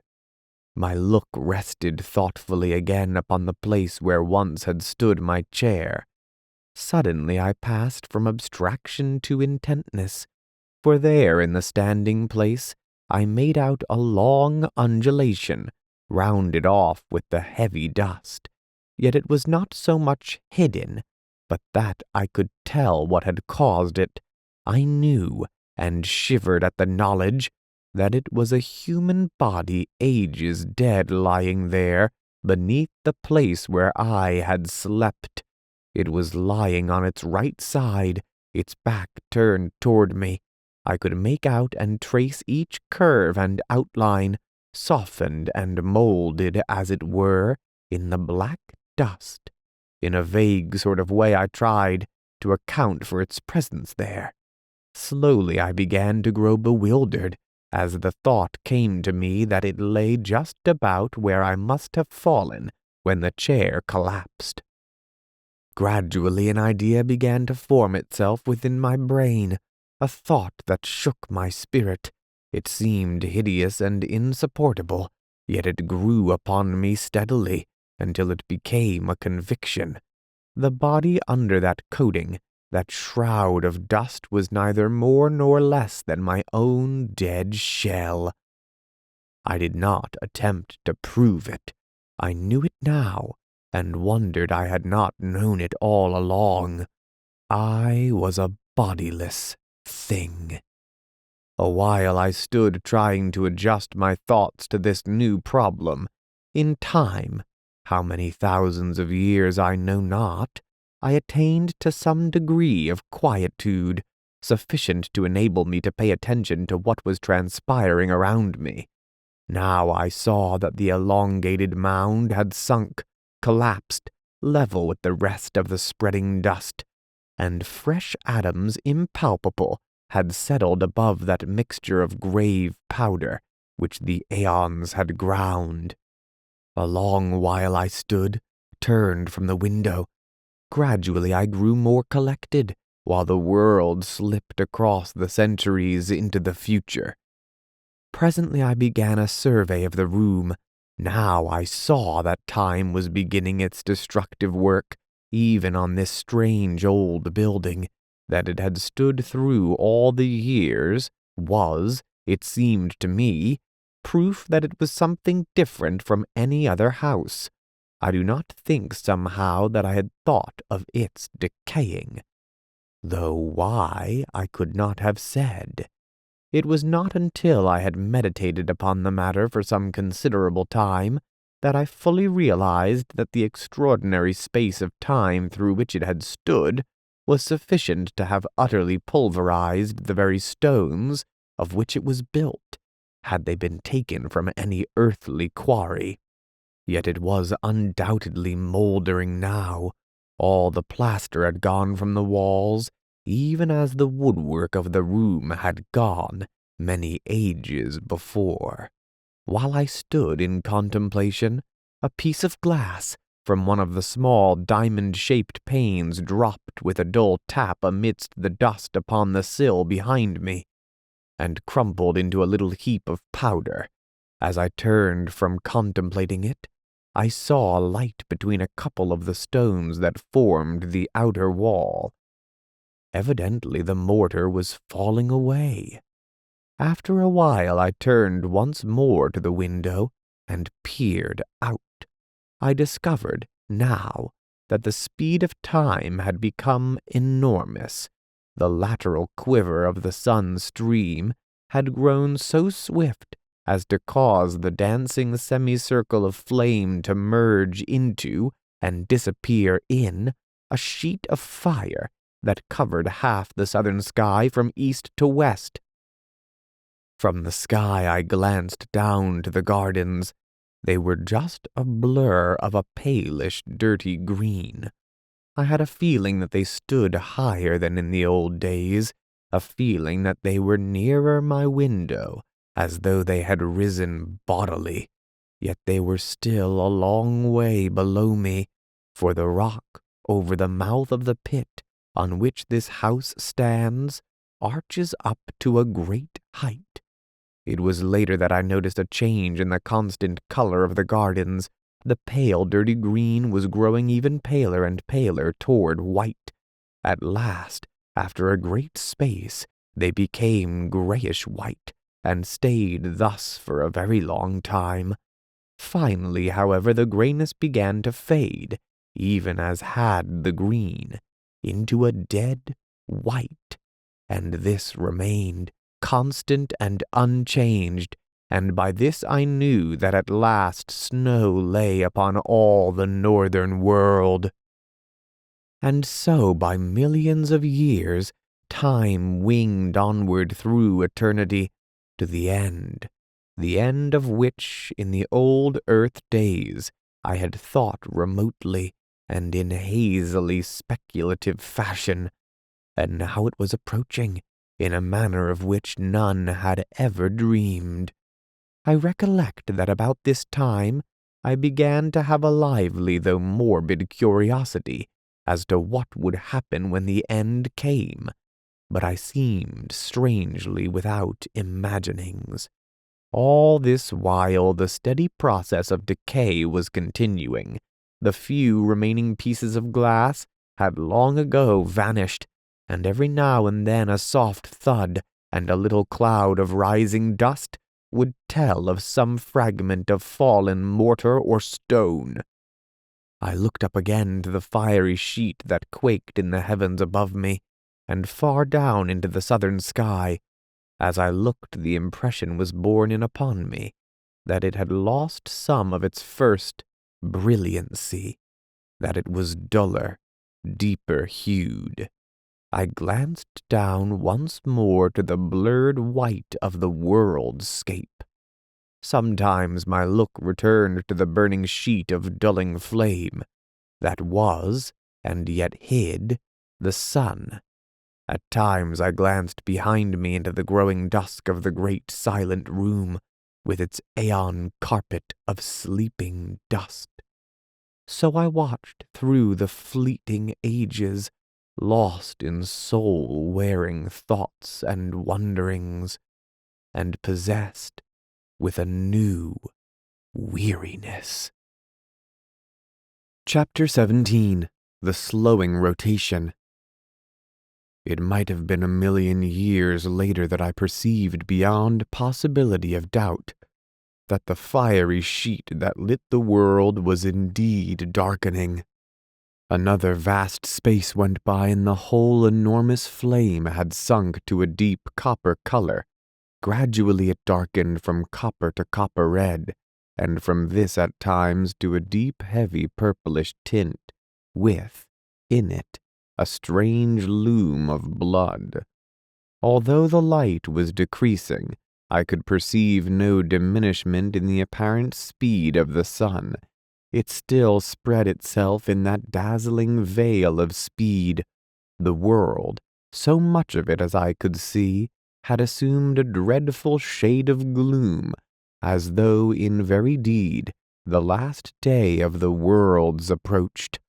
The sun was dying, of that there could be little doubt, and still the earth whirled onward, through space and all the eons. At this time, I remember, an extraordinary sense of bewilderment took me. I found myself later wandering mentally amid an odd chaos of fragmentary modern theories and the old biblical story of the world's ending. Then for the first time there flashed across me the memory that the sun with its system of planets was and had been traveling through space at an incredible speed. Abruptly the question rose, where? For a very great time I pondered this matter, but finally, with a certain sense of the futility of my puzzlings, I let my thoughts wander to other things. I grew to wondering how much longer the house would stand. Also, I queried to myself whether I should be doomed to stay bodiless upon the earth through the dark time that I knew was coming. From these thoughts I fell again to speculations upon the possible direction of the sun's journey through space, and so another great while passed. Gradually, as time fled, I began to feel the chill of a great winter. Then I remembered that, with the sun dying, the cold must be necessarily extraordinarily intense. Slowly, slowly, as the aeons slipped into eternity, the earth sank into a heavier and redder gloom. The dull flame in the firmament took on a deeper tint, very somber and turbid. Then at last it was borne upon me that there was a change. The fiery, gloomy curtain of flame that hung quaking overhead and down away into the southern sky began to thin and contract, and in it, as one sees the fast vibrations of a jarred harp string, I saw once more the sun stream quivering giddily north and south. Slowly the likeness to a sheet of fire disappeared, and I saw plainly the slowing beat of the sun stream. Yet even then, the speed of its swing was inconceivably swift, and all the time the brightness of the fiery arc grew even duller. Underneath the world loomed dimly an indistinct, ghostly region. Overhead the river of flame swayed slower and even slower, until at last it swung to the north and south in great ponderous beats that lasted through seconds. A long space went by, and now each sway of the great belt lasted nigh a minute, so that, after a great while, I ceased to distinguish it as a visible movement, and the streaming fire ran in a steady river of dull flame across the deadly-looking sky. An indefinite period passed, and it seemed that the arc of fire became less sharply defined. It appeared to me to grow more attenuated, and I thought blackish streaks showed, occasionally. Presently I watched. The smooth onward flow ceased, and I was able to perceive that there came a momentary but regular darkening of the world. This grew until once more night descended in short but periodic intervals upon the wearying earth. Longer and longer became the nights, and the days equaled them, so that at last the day and the night grew to the duration of seconds in length, and the sun showed once more like an almost invisible, coppery red-colored ball within the glowing mistiness of its flight. Corresponding to the dark lines showing at times in its trail, there were now distinctly to be seen on the half-visible sun itself great dark belts. Year after year flashed into the past, and the days and nights spread into minutes. The sun had ceased to have the appearance of a tail, and now rose and set, a tremendous globe of a glowing copper-bronze hue, in parts ringed with blood-red bands, in others with the dusky ones that I have already mentioned. These circles, both red and black, were of varying thicknesses. For a time I was at a loss to account for their presence. Then it occurred to me that it was scarcely likely that the sun would cool evenly all over, and that these markings were due probably to differences in temperature of the various areas, the red representing those parts where the heat was still fervent, and the black those portions which were already comparatively cool. It struck me as a peculiar thing that the sun should cool in evenly defined rings, until I remembered that, possibly, they were but isolated patches, to which the enormous rotary speed of the sun had imparted a belt-like appearance. The sun itself was very much greater than the sun I had known in the old world days, and from this I argued that it was considerably nearer. At nights the moon still showed. Footnote 6. No further mention is made of the moon. From what is said here, it is evident that our satellite had greatly increased its distance from the earth. Possibly at a later age it may even have broken loose from our attraction. I cannot but regret that no light is shed on this point. At nights the moon still showed, but small and remote, and the light she reflected was so dull and weak that she seemed little more than the small dim ghost of the olden moon that I had known.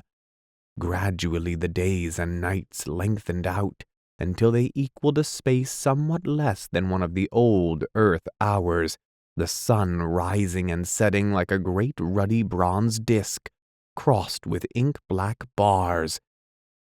About this time I found myself able once more to see the gardens with clearness, for the world had grown very still and changeless. Yet I am not correct in saying gardens, for there were no gardens, nothing that I knew or recognized. In place thereof I looked out upon a vast plain, stretching away into distance. A little to my left there was a low range of hills. Everywhere there was a uniform white covering of snow, in places rising into hummocks and ridges. It was only now that I recognized how really great had been the snowfall. In places it was vastly deep, as was witnessed by a great unleaping, wave-shaped hill, away to my right, though it is not impossible that this was due in part to some rise in the surface of the ground. Strangely enough, the range of low hills to my left, already mentioned, was not entirely covered with the universal snow. Instead, I could see their bare dark sides showing in several places. And everywhere and always there reigned an incredible death silence and desolation, the immutable awful quiet of a dying world. All this time the days and nights were lengthening perceptibly. Already each day occupied, maybe, some 2 hours from dawn to dusk. At night I had been surprised to find that there were very few stars overhead, and these small, though of an extraordinary brightness, which I attributed to the peculiar but clear blackness of the night time. Away to the north I could discern a nebulous sort of mistiness, not unlike in appearance a small portion of the Milky Way. It might have been an extremely remote star cluster, or, the thought came to me suddenly, perhaps it was the sidereal universe that I had known, and now left far behind forever, a small dimly glowing mist of stars far in the depths of space. Still the days and nights lengthened slowly. Each time the sun rose duller than it had set, and the dark belts increased in breadth. About this time there happened a fresh thing. The sun, earth, and sky were suddenly darkened, and apparently blotted out for a brief space. I had a sense, a certain awareness, I could learn little by sight, that the earth was enduring a very great fall of snow. Then, in an instant, the veil that had obscured everything vanished, and I looked out once more. A marvelous sight met my gaze. The hollow in which this house with its gardens stands was brimmed with snow. Footnote 7. Conceivably frozen air. It lipped over the sill of my window. Everywhere it lay, a great level stretch of white which caught and reflected gloomily the somber coppery glows of the dying sun. The world had become a shadowless plain, from horizon to horizon. I glanced up at the sun. It shone with an extraordinary dull clearness. I saw it now as one who until then had seen it only through a particularly obscuring medium.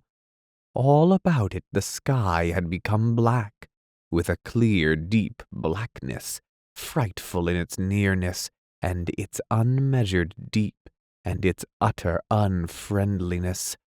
For a great time I looked into it, newly and shaken and fearful. It was so near. Had I been a child, I might have expressed some of my sensation and distress by saying that the sky had lost its roof. Later I turned and peered about me into the room. Everywhere it was covered with a thin shroud of the all-pervading white. I could see it but dimly, by reason of the somber light that now lit the world. It appeared to cling to the ruined walls, and the thick soft dust of the years that covered the floor knee-deep was nowhere visible. The snow must have blown in through the open framework of the windows, yet in no place had it drifted, but lay everywhere about the great old room, smooth and level. Moreover, there had been no wind these many thousand years, but there was the snow. Footnote 8. See previous footnote. This would explain the snow within the room, as I have told. And all the earth was silent, and there was a cold such as no living man can ever have known. The earth was now illuminated by day with a most doleful light, beyond my power to describe. It seemed as though I looked at the great plain through the medium of a bronze-tinted sea. It was evident that the earth's rotary movement was departing steadily. The end came all at once. The night had been the longest yet, and when the dying sun showed at last above the world's edge, I had grown so wearied of the dark that I greeted it as a friend. It rose steadily, about 20 degrees above the horizon.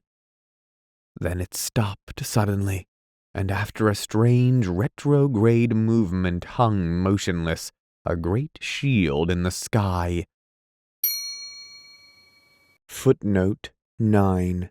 I am confounded that neither here nor later on does the recluse make any further mention of the continued north and south movement, apparent of course, of the sun from solstice to solstice.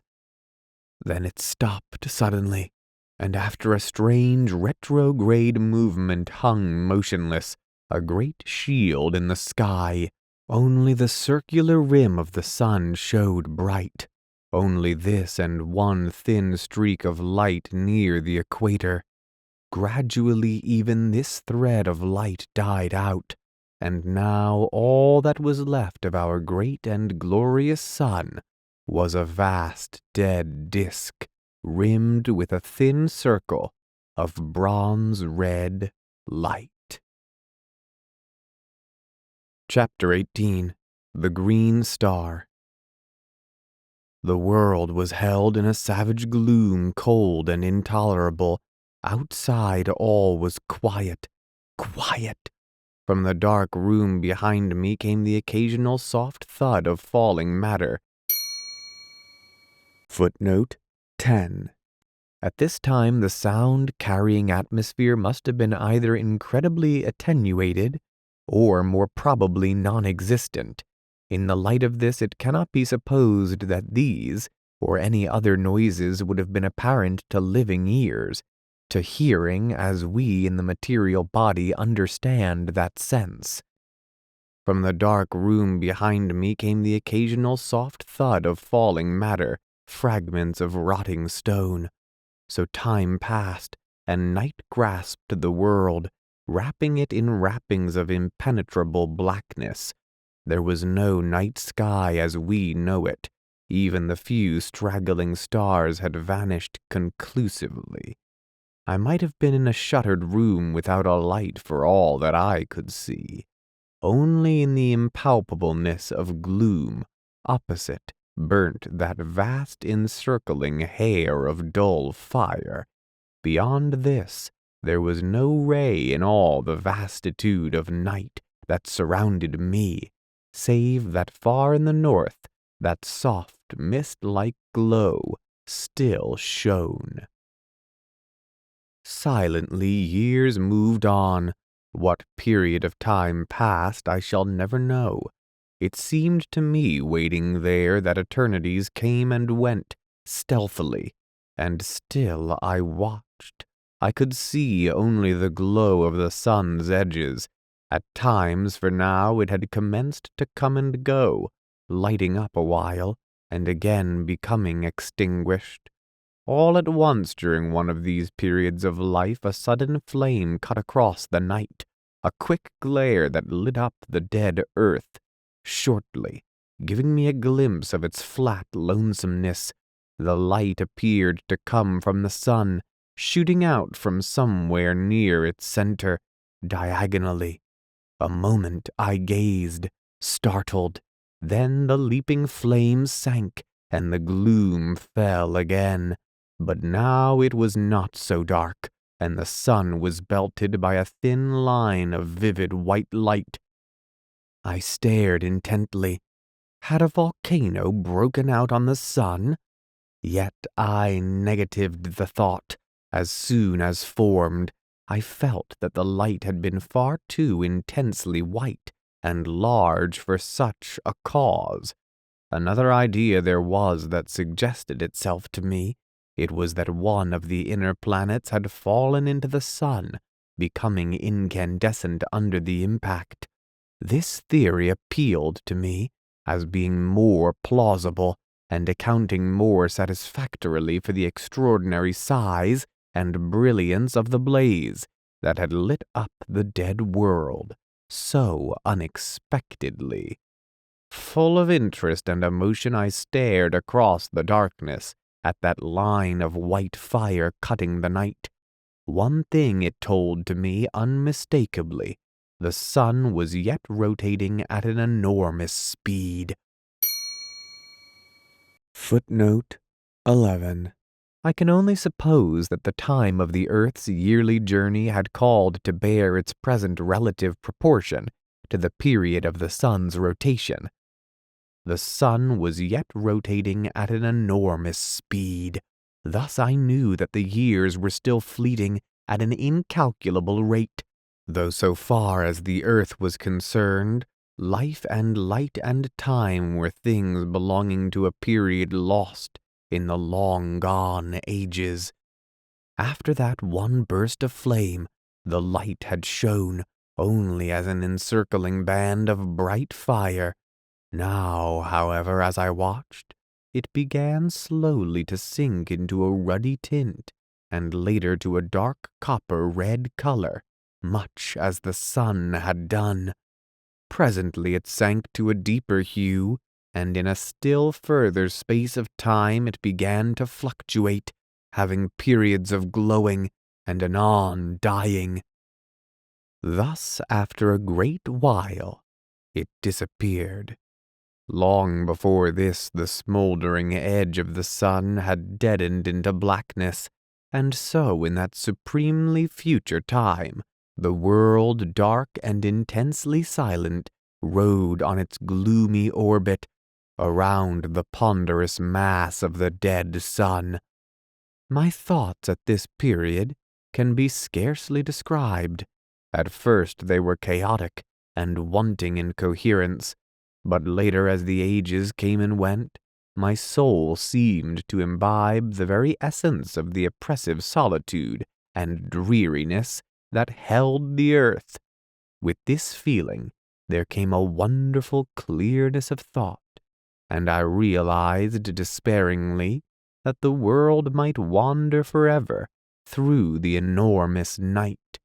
For a while, the unwholesome idea filled me with a sensation of overbearing desolation, so that I could have cried like a child.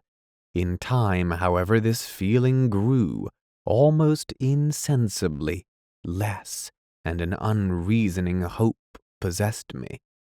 Patiently I waited. From time to time the noise of dropping particles behind in the room came dully to my ears. Once I heard a loud crash and turned instinctively to look, forgetting for the moment the impenetrable night in which every detail was submerged. In a while my gaze sought the heavens, turning unconsciously toward the north. Yes, the nebulous glow still showed. Indeed, I could have almost imagined that it looked somewhat plainer. For a long time I kept my gaze fixed upon it, feeling in my lonely soul that its soft haze was, in some way, a tie with the past.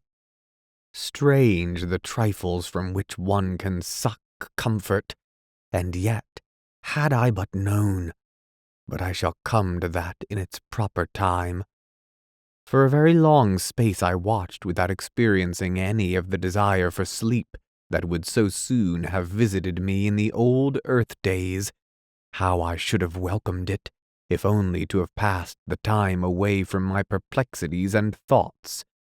Several times the comfortless sound of some great piece of masonry falling disturbed my meditations, and at once it seemed I could hear whispering in the room behind me.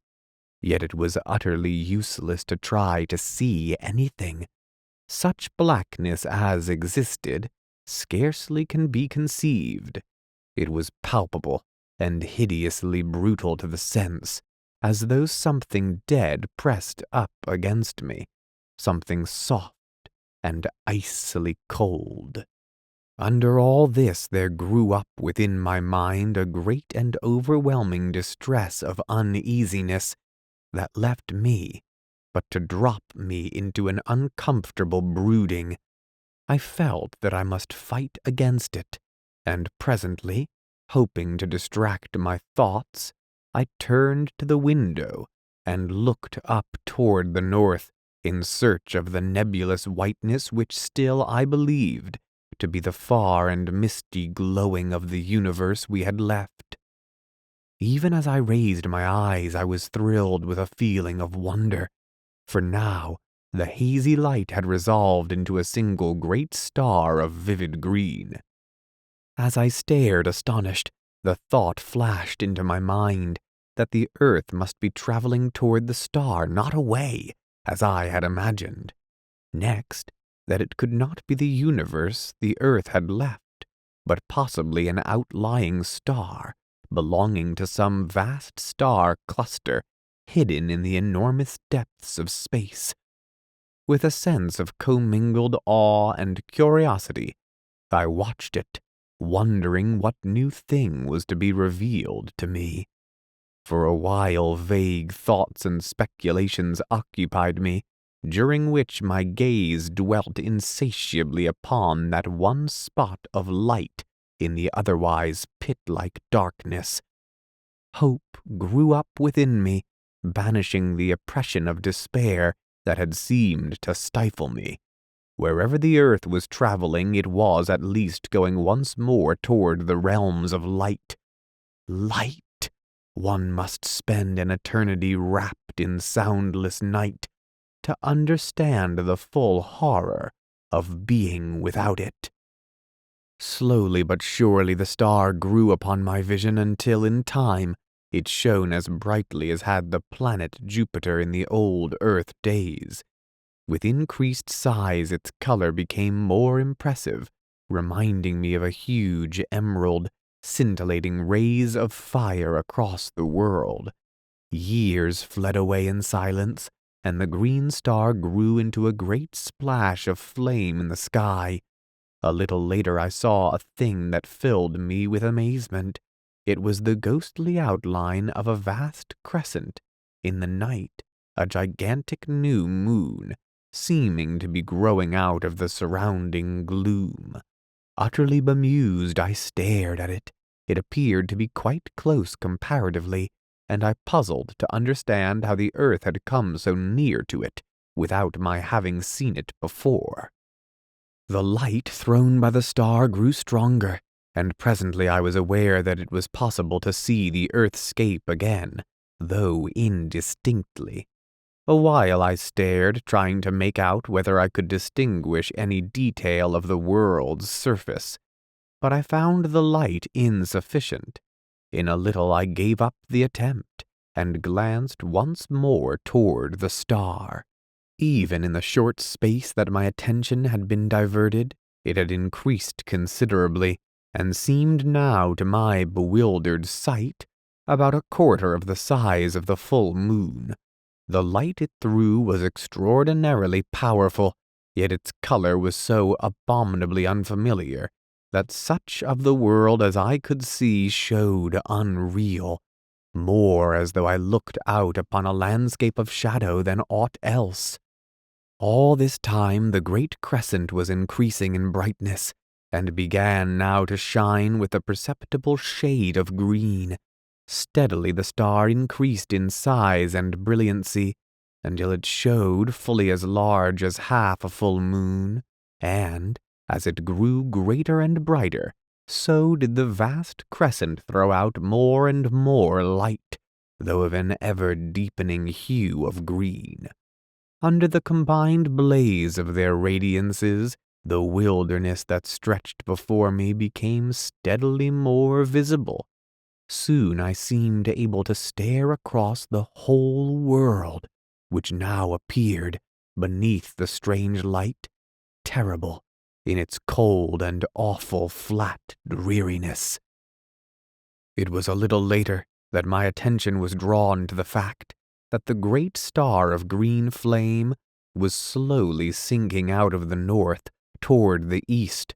At first I could scarcely believe that I saw aright, but soon there could be no doubt that it was so. Gradually it sank, and as it fell the vast crescent of glowing green began to dwindle and dwindle until it became a mere arc of light against the livid colored sky. Later it vanished, disappearing in the self-same spot from which I had seen it slowly emerge. By this time the star had come to within some 30 degrees of the hidden horizon. In size it could have rivaled the moon at its full, though even yet I could not distinguish its disk. This fact led me to conceive that it was still an extraordinary distance away, and this being so, I knew that its size must be huge, beyond the conception of man to understand or imagine. Suddenly, as I watched, the lower edge of the star vanished, cut by a straight dark line. A minute or a century passed, and it dipped lower until the half of it had disappeared from sight. Far away out on the great plain I saw a monstrous shadow blotting it out and advancing swiftly. Only a third of the star was visible now. Then, like a flash, the solution of this extraordinary phenomenon revealed itself to me. The star was sinking behind the enormous mass of the dead sun, or rather, the sun, obedient to its attraction, was rising toward it. Footnote 12.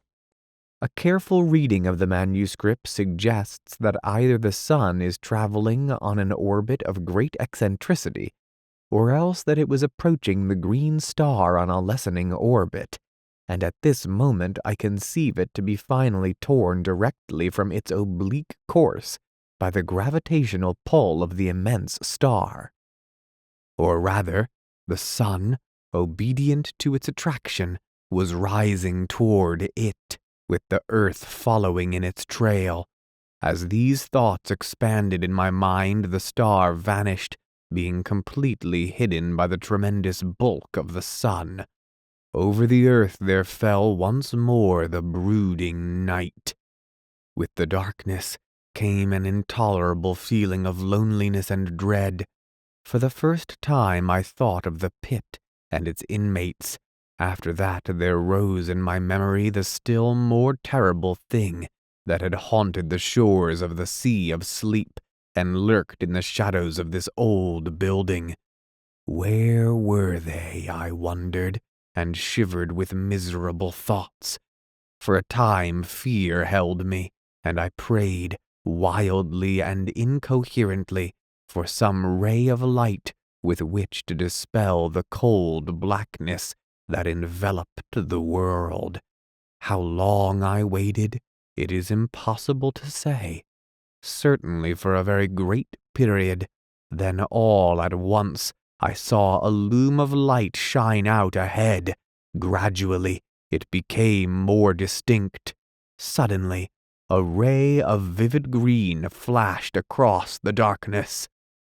At the same moment I saw a thin line of livid flame far in the night.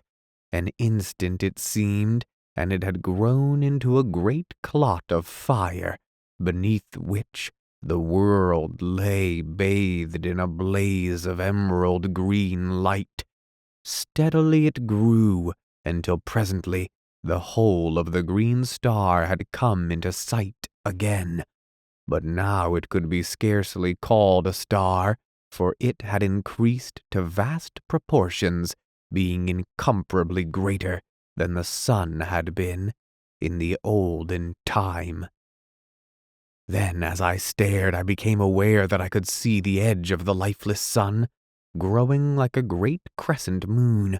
Slowly its lighted surface broadened out to me, until half of its diameter was visible, and the star began to drop away on my right.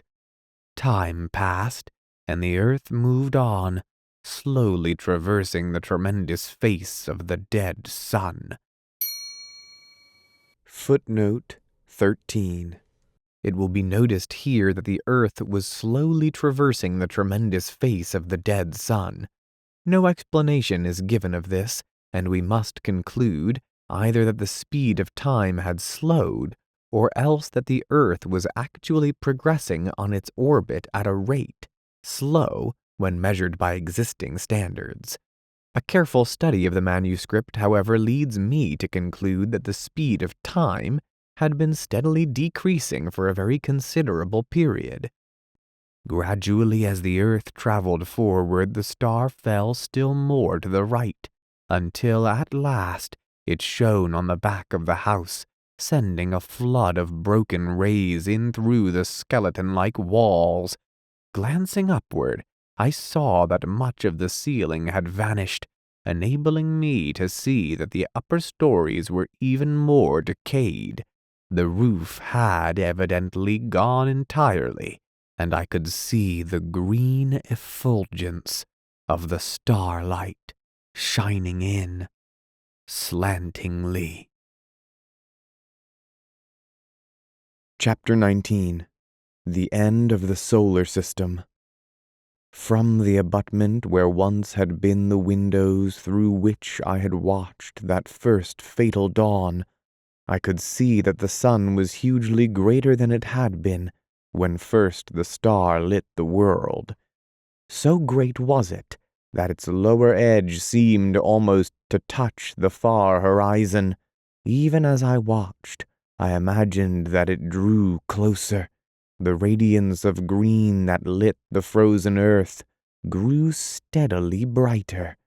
Thus for a long space things were. Then, on a sudden, I saw that the sun was changing shape and growing smaller, just as the moon would have done in past time.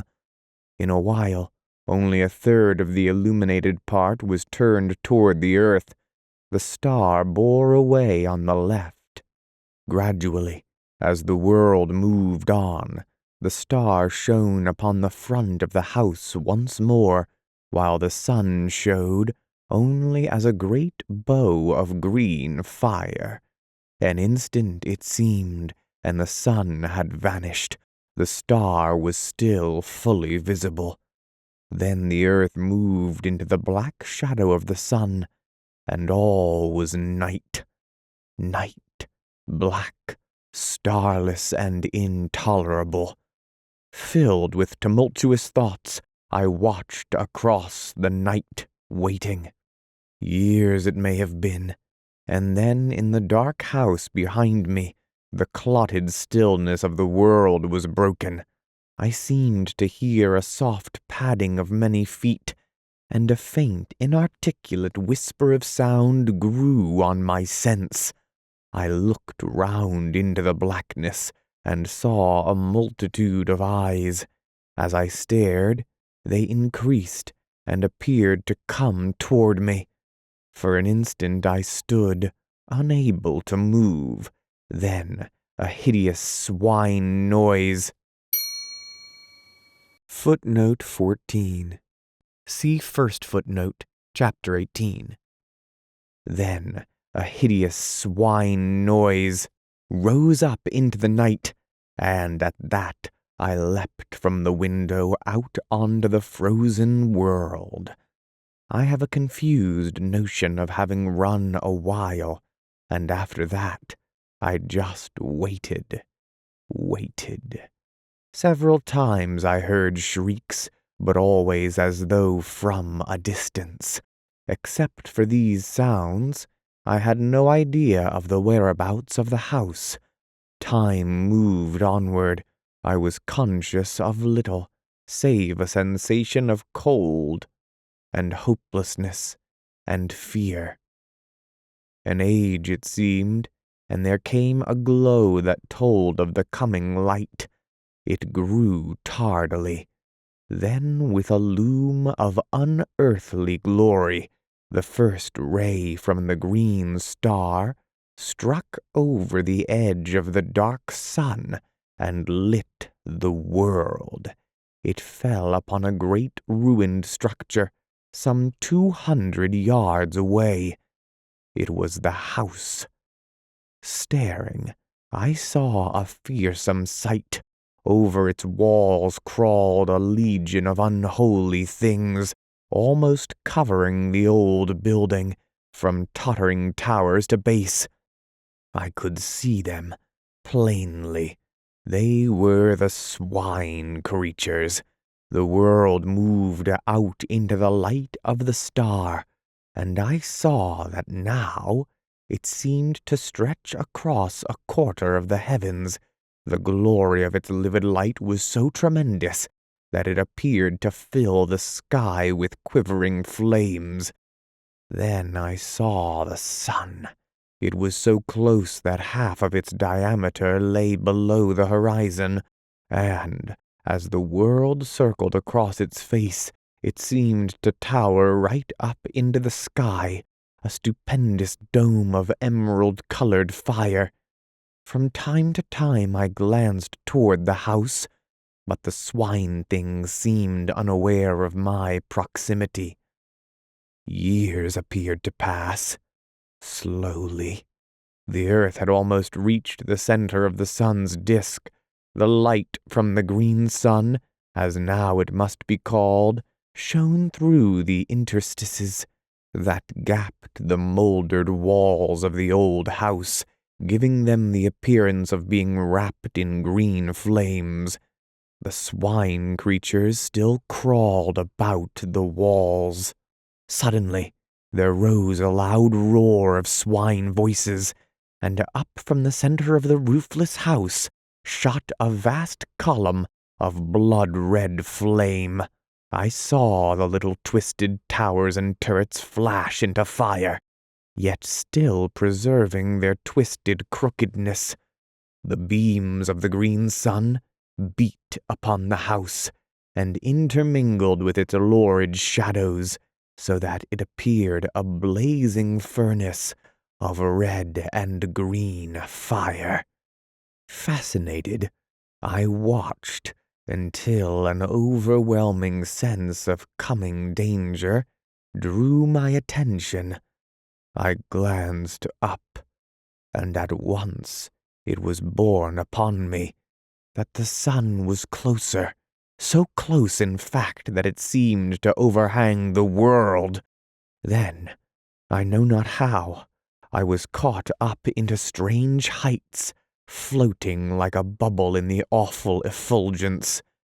Far below me I saw the earth, with the burning house leaping into an ever-growing mountain of flame.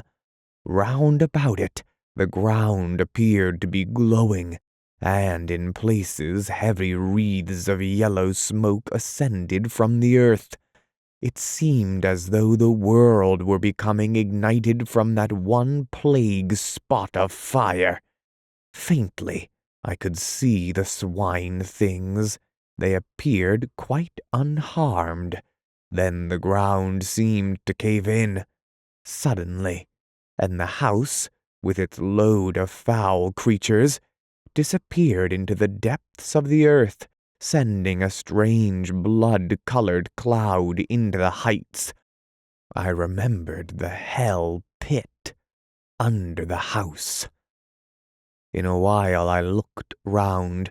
The huge bulk of the sun rose high above me. The distance between it and the earth grew rapidly less. Suddenly the earth appeared to shoot forward. In a moment it had traversed the space between it and the sun. I heard no sound, but out from the sun's face gushed an ever-growing tongue of dazzling flame. It seemed to leap almost to the distant green sun, shearing through the emerald light, a very cataract of blinding fire. It reached its limit and sank, and on the sun glowed a vast splash of burning white, the grave of the earth. The sun was very close to me now. Presently I found that I was rising higher, until at last I rode above it, in the emptiness. The green sun was now so huge that its breath seemed to fill up all the sky ahead. I looked down, and noted that the sun was passing directly beneath me. A year may have gone by, or a century, and I was left suspended, alone. The sun showed far in front, a black circular mass against the molten splendor of the great green orb. Near one edge I observed that a lurid glow had appeared, marking the place where the earth had fallen. By this I knew that the long dead sun was still revolving, though with great slowness. Afar to my right, I seemed to catch at times a faint glow of whitish light. For a great time I was uncertain whether to put this down to fancy or not. Thus for a while I stared, with fresh wonderings, until at last I knew that it was no imaginary thing, but a reality. It grew brighter, and presently there slid out of the green a pale globe of softest white. It came nearer, and I saw that it was apparently surrounded by a robe of gently glowing clouds. Time passed. I glanced toward the diminishing sun. It showed only as a dark blot on the face of the green sun. As I watched, I saw it grow smaller. Steadily, as though rushing toward the superior orb at an immense speed. Intently I stared. What would happen? I was conscious of extraordinary emotions as I realized that it would strike the green sun. It grew no bigger than a pea, and I looked with my whole soul to witness the final end of our system, that system which had borne the world through so many eons, with its multitudinous sorrows and joys. And now, suddenly something crossed my vision, cutting from my sight all vestige of the spectacle I watched with such sole interest. What happened to the dead son, I did not see, but I have no reason, in the light of that which I saw afterward, to disbelieve that it fell into the strange fire of the green sun, and so perished. And then, suddenly, an extraordinary question rose in my mind, whether this stupendous globe of green fire might not be the vast central sun, the great sun round which our universe and countless others revolve. I felt confused. I thought of the probable end of the dead sun, and another suggestion came, dumbly. Do the dead stars make the green sun their grave? The idea appealed to me with no sense of grotesqueness, but rather as something both possible and probable. Chapter 20. The Celestial Globes. For a while many thoughts crowded my mind so that I was unable to do aught, save stare blindly before me. I seemed whelmed in a sea of doubt and wonder and sorrowful remembrance. It was later that I came out of my bewilderment. I looked about dazedly. Thus I saw so extraordinary a sight that for a while I could scarcely believe I was not still wrapped in the visionary tumult of my own thoughts. Out of the reigning green had grown a boundless river of softly shimmering globes, each one enfolded in a wondrous fleece of pure cloud.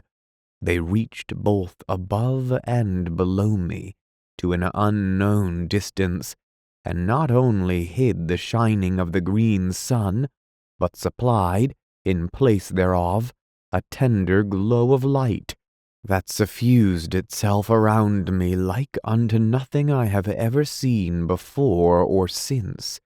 In a little, I noticed that there was about the spheres a sort of transparency, almost as though they were formed of clouded crystal, within which burned a radiance, gentle and subdued.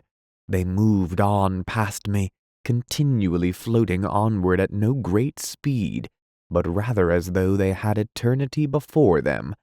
A great while I watched, and could perceive no end to them.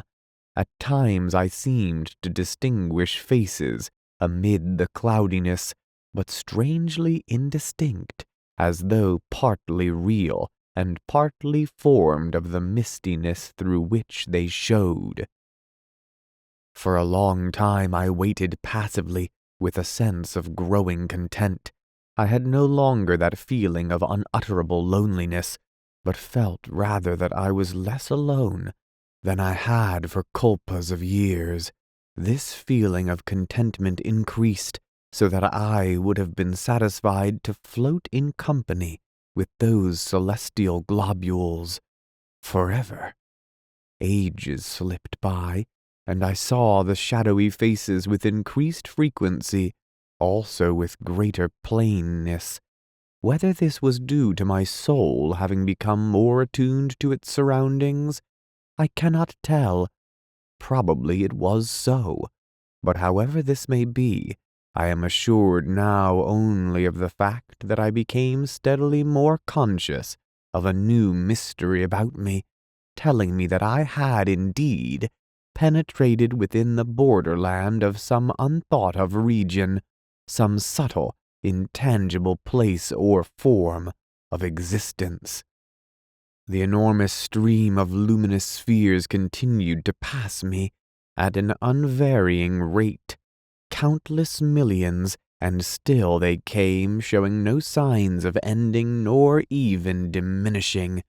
Then, As I was borne silently upon the unbuoying ether, I felt a sudden irresistible forward movement toward one of the passing globes. An instant, and I was beside it. Then I slid through into the interior without experiencing the least resistance of any description. For a short while I could see nothing, and waited, curiously. All at once I became aware that a sound broke the inconceivable stillness. It was like the murmur of a great sea at calm, a sea breathing in its sleep. Gradually the mist that obscured my sight began to thin away, and so in time my vision dwelt once again upon the silent surface of the Sea of Sleep. For a little I gazed, and could scarcely believe I saw aright. I glanced round. There was the great globe of pale fire, swimming as I had seen it before a short distance above the dim horizon. To my left, from across the sea, I discovered presently a faint line, as of thin haze, which I guessed to be the shore, where my love and I had met during those wonderful periods of soul wandering that had been granted to me in the old earth days. Another, a troubled memory came to me of the formless thing that had haunted the shores of the Sea of Sleep, the guardian of that silent, echoless place. There and other details I remembered, and knew without doubt that I was looking upon the same sea. With the assurance I was filled with an overwhelming feeling of surprise and joy and shaken expectancy, conceiving it possible that I was about to see my love again. Intently I gazed around, but could catch no sight of her. At that, for a little, I felt hopeless. Fervently I prayed, and ever peered, anxiously. How still was the sea! Down far beneath me I could see the many trails of changeful fire that had drawn my attention formerly. Vaguely I wondered what caused them.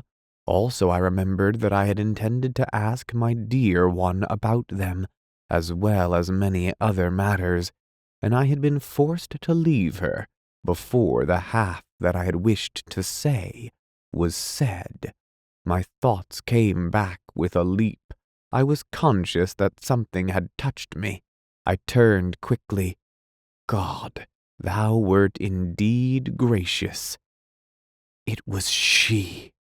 She looked up into my eyes with an eager longing, and I looked down to her with all my soul. I should like to have held her, but the glorious purity of her face kept me afar. Then, out of the winding mist, she put her dear arms. Her whisper came to me soft as the rustle of a passing cloud. "Dearest," she said. That was all, but I had heard, and in a moment I held her to me, as I prayed, forever. In a little she spoke of many things, and I listened. Willingly would I have done so through all the ages that are to come. At times I whispered back, and my whispers brought to her spirit face once more an indescribably delicate tint, the bloom of love. Later I spoke more freely, and to each word she listened and made answer delightfully, so that already I was in paradise. She and I, and nothing save the silent, spacious void to see us, and only the quiet waters of the Sea of Sleep to hear us. Long before the floating multitude of cloud-enfolded spheres had vanished into nothingness, thus we looked upon the face of the slumberous deeps, and were alone. Alone. God, I would be thus alone in the hereafter, and yet be never lonely. I had her, and greater than this, she had me. I, eon-aged me, and on this thought and some others, I hope to exist through the few remaining years that may yet lie between us. Chapter 21. The Dark Sun. How long our souls lay in the arms of joy I cannot say, but all at once I was waked from my happiness by a diminution of the pale and gentle light that lit the sea of sleep. I turned toward the huge white orb with a premonition of coming trouble. One side of it was curving inward, as though a convex black shadow were sweeping across it. My memory went back. It was thus that the darkness had come before our last parting. I turned toward my love inquiringly.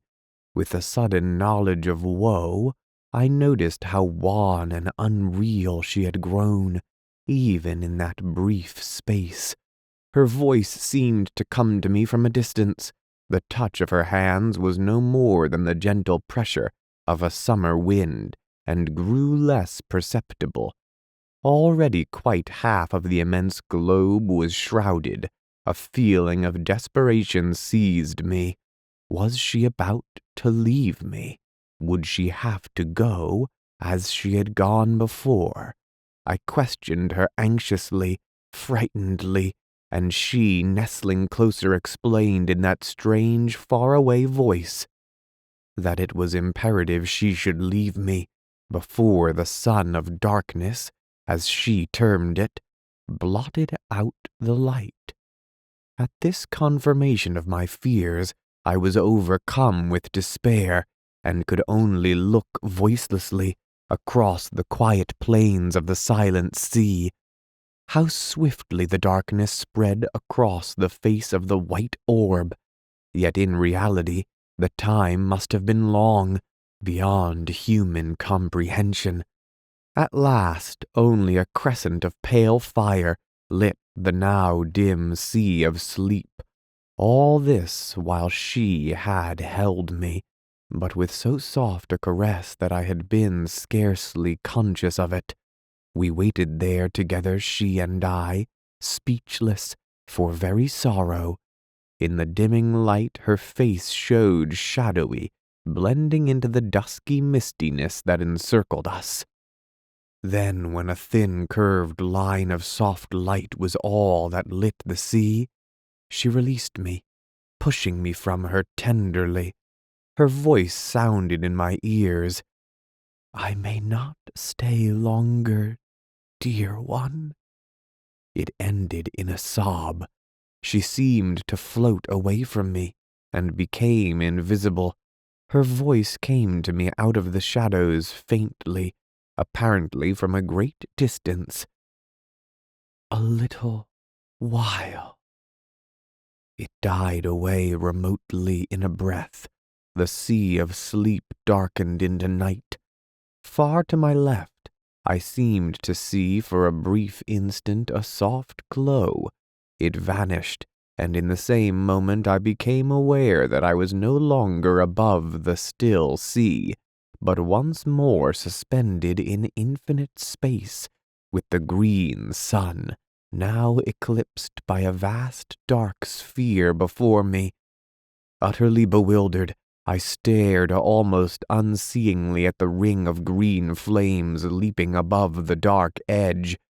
Even in the chaos of my thoughts, I wondered dully at their extraordinary shapes. A multitude of questions assailed me.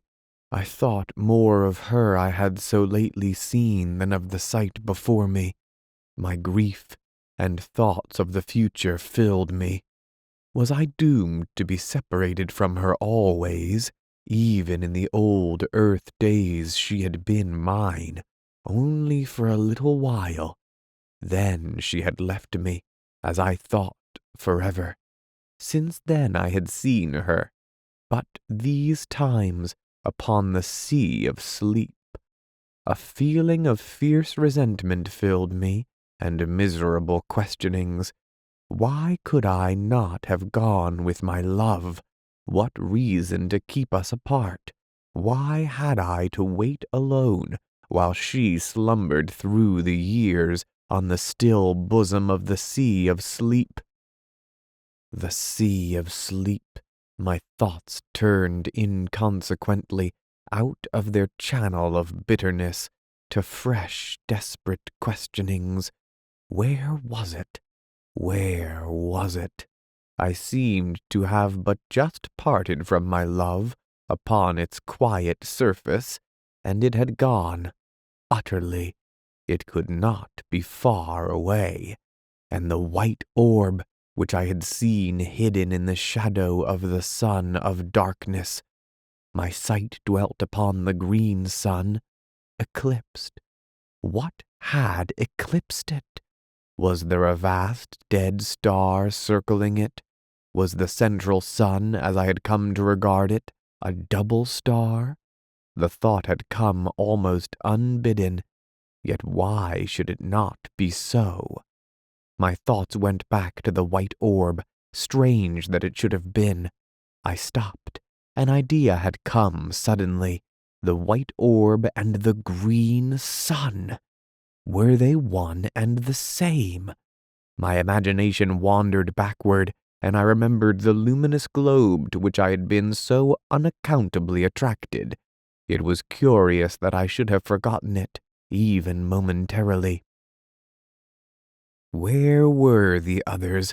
I reverted again to the globe I had entered. I thought for a time, and matters became clearer. I conceived that by entering the impalpable globule, I had passed at once into some further and until then invisible dimension. There the green sun was still visible, but as a stupendous sphere of pale white light, almost as though its ghost showed, and not its material part. A long time I mused on the subject. I remembered how on entering the sphere I had immediately lost all sight of the others. For a still further period, I continued to revolve the different details in my mind. In a while my thoughts turned to other things. I came more into the present, and began to look about me seeingly. For the first time I perceived that innumerable rays of a subtle violet hue pierced the strange semi-darkness in all directions. They radiated from the fiery rim of the green sun. They seemed to grow upon my vision, so that in a little I saw that they were countless. The night was filled with them, spreading outward from the green sun fan-wise. I concluded that I was enabled to see them by reason of the sun's glory being cut off by the eclipse. They reached right out into space and vanished. Gradually, as I looked, I became aware that fine points of intensely brilliant light traversed the rays. Many of them seemed to travel from the green sun into distance. Others came out of the void toward the sun, but one and all, each kept strictly to the ray in which it traveled. Their speed was inconceivably great, and it was only when they neared the green sun, or as they left it, that I could see them as separate specks of light. Further from the sun they became thin lines of vivid fire within the violet. The discovery of these rays and the moving sparks interested me extraordinarily. To where did they lead in such countless profusion? I thought of the worlds in space, and those sparks, messengers. Possibly the idea was fantastic, but I was not conscious of its being so. Messengers, messengers from the central sun. An idea evolved itself slowly. Was the green sun the abode of some vast intelligence? The thought was bewildering. Visions of the unnameable rose, vaguely. Had I indeed come upon the dwelling place of the eternal? For a time I repelled the thought dumbly. It was too stupendous. Yet, huge vague thoughts had birth within me. I felt suddenly terribly naked, and an awful nearness shook me. And heaven? Was that an illusion? My thoughts came and went erratically, the sea of sleep and she. Heaven. I came back, with a bound to the present. Somewhere out of the void behind me, there rushed an immense dark body, huge and silent. It was a dead star, hurling onward to the burying place of the stars. It drove between me and the central suns, blotting them out from my vision, and plunging me into an impenetrable night. An age, and I saw again the violet rays. A great while later, eons it may have been, a circular glow grew in the sky ahead, and I saw the edge of the receding star show darkly against it. Thus I knew that it was nearing the central suns. Presently I saw the bright ring of the green sun show plainly against the night. The star had passed into the shadow of the dead sun. After that, I just waited. The strange years went slowly, and ever I watched intently. The thing I had expected came at last, suddenly, awfully, a vast flare of dazzling light, a streaming burst of white flame across the dark void. For an indefinite while, it soared outward, a gigantic mushroom of fire. It ceased to grow. Then as time went by, it began to sink backward slowly. I saw now that it came from a huge glowing spot near the center of the dark sun.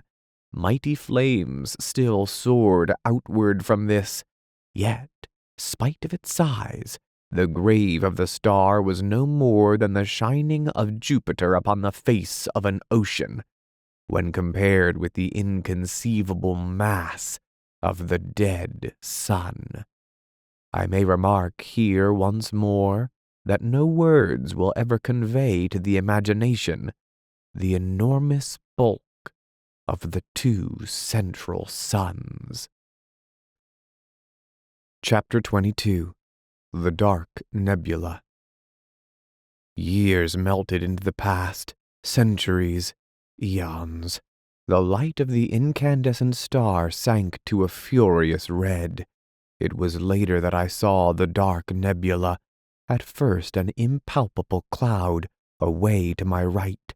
It grew steadily to a clot of blackness in the night.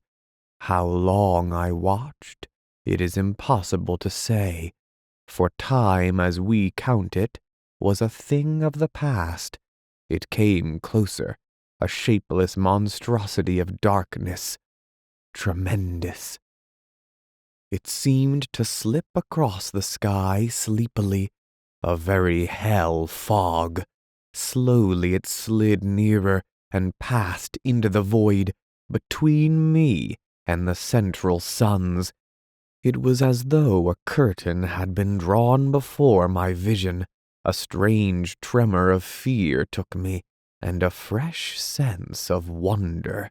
The green twilight that had reigned for so many millions of years had now given place to impenetrable gloom. Motionless I peered about me. A century fled, and it seemed to me that I detected occasional dull glows of red passing me at intervals. Earnestly I gazed, and presently seemed to see circular masses that showed muddily red within the clouded blackness. They appeared to be growing out of the nebulous murk. A while, and they became plainer to my accustomed vision. I could see them now with a fair amount of distinctness, ruddy, tinged spheres, similar in size to the luminous globes that I had seen so long previously. They floated past me continually. Gradually a peculiar uneasiness seized me. I became aware of a growing feeling of repugnance and dread. It was directed against those passing orbs, and seemed born of intuitive knowledge rather than of any real cause or reason. Some of the passing globes were brighter than others, and it was from one of these that a face looked suddenly. A face, human in its outline, but so tortured with woe that I stared aghast. I had not thought there was such sorrow as I saw there. I was conscious of an added sense of pain on perceiving that the eyes, which glared so wildly, were sightless. A while longer I saw it, then it had passed on into the surrounding gloom. After this I saw others, all wearing that look of hopeless sorrow, and blind. A long time went by, and I became aware that I was nearer to the orbs than I had been. At this I grew uneasy, though I was less in fear of these strange globules than I had been before seeing their sorrowful inhabitants, for sympathy had tempered my fear. Later there was no doubt but that I was being carried closer to the red spheres, and presently I floated among them. In a while I perceived one bearing down upon me. I was helpless to move from its path. In a minute it seemed it was upon me, and I was submerged in a deep red mist. This cleared, and I stared confusedly across the immense breadth of the plain of silence. It appeared just as I had first seen it. I was moving forward steadily across its surface. Away, ahead, shone the vast blood-red ring. Footnote 15. Without doubt the flame-edged mass of the dead central sun, seen from another dimension. It appeared just as I had first seen it. I was moving forward steadily across its surface. Away, ahead, shone the vast blood-red ring that lit the place.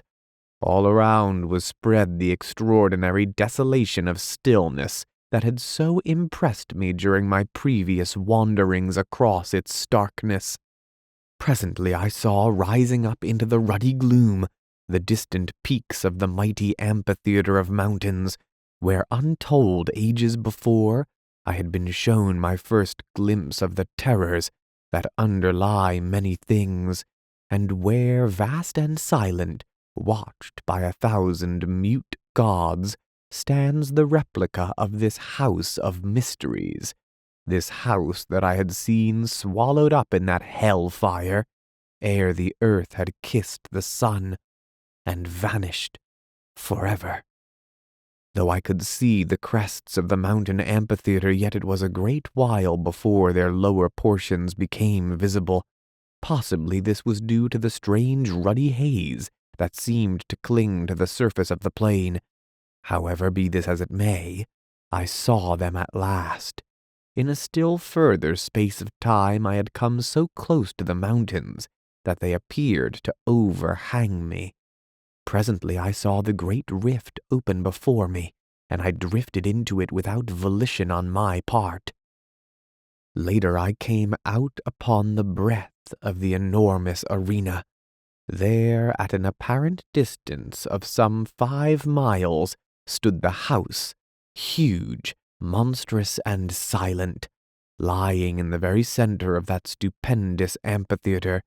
So far as I could see, it had not altered in any way, but looked as though it were only yesterday that I had seen it.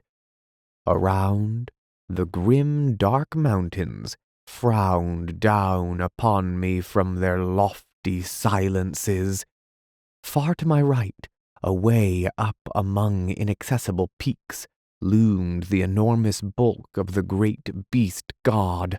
Higher I saw the hideous form of the dread goddess, rising up through the red gloom, thousands of fathoms above me.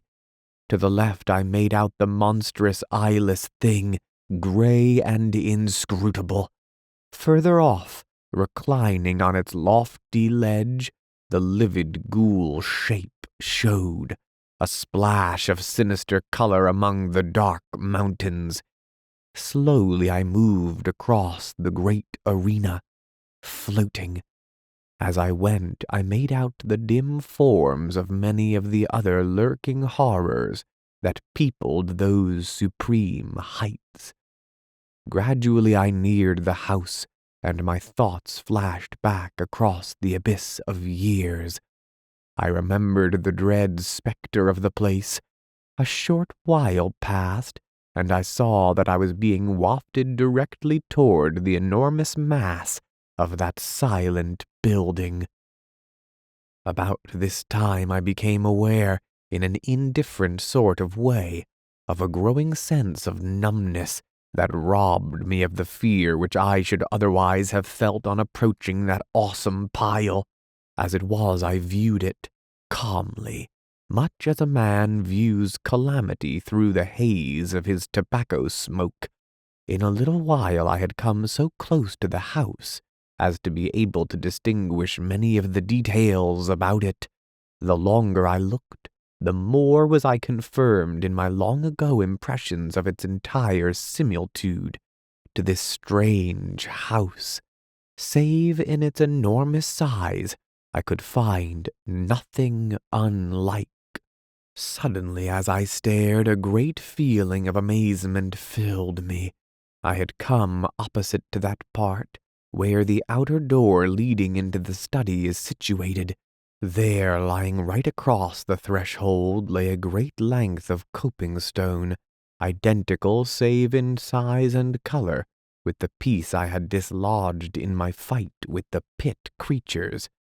I floated nearer, and my astonishment increased as I noticed that the door was broken partly from its hinges, precisely in the manner that my study door had been forced inward by the assaults of the swine things.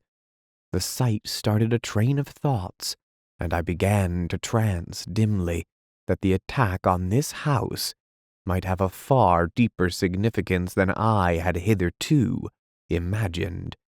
I remembered how long ago, in the old earth days, I had half suspected that in some unexplainable manner this house in which I live was en rapport, to use a recognized term, with that other tremendous structure away in the midst of that incomparable plain. Now, however, it began to be borne upon me that I had but vaguely conceived what the realization of my suspicion meant. I began to understand, with a more than human clearness, that the attack I had repelled was in some extraordinary manner connected with an attack upon that strange edifice. With a curious inconsequence, my thoughts abruptly left the matter to dwell wonderingly upon the peculiar material out of which the house was constructed. It was, as I have mentioned earlier, of a deep green color, yet now that I had come so close to it, I perceived that it fluctuated at times, though slightly, glowing and fading, much as do the fumes of phosphorus when rubbed upon the hand in the dark. Presently my attention was distracted from this by coming to the great entrance. Here, for the first time, I was afraid, for all in a moment the huge doors swung back, and I drifted in between them, helplessly. Inside all was blackness, impalpable. In an instant I had crossed the threshold, and the great doors closed silently, shutting me into that lightless place.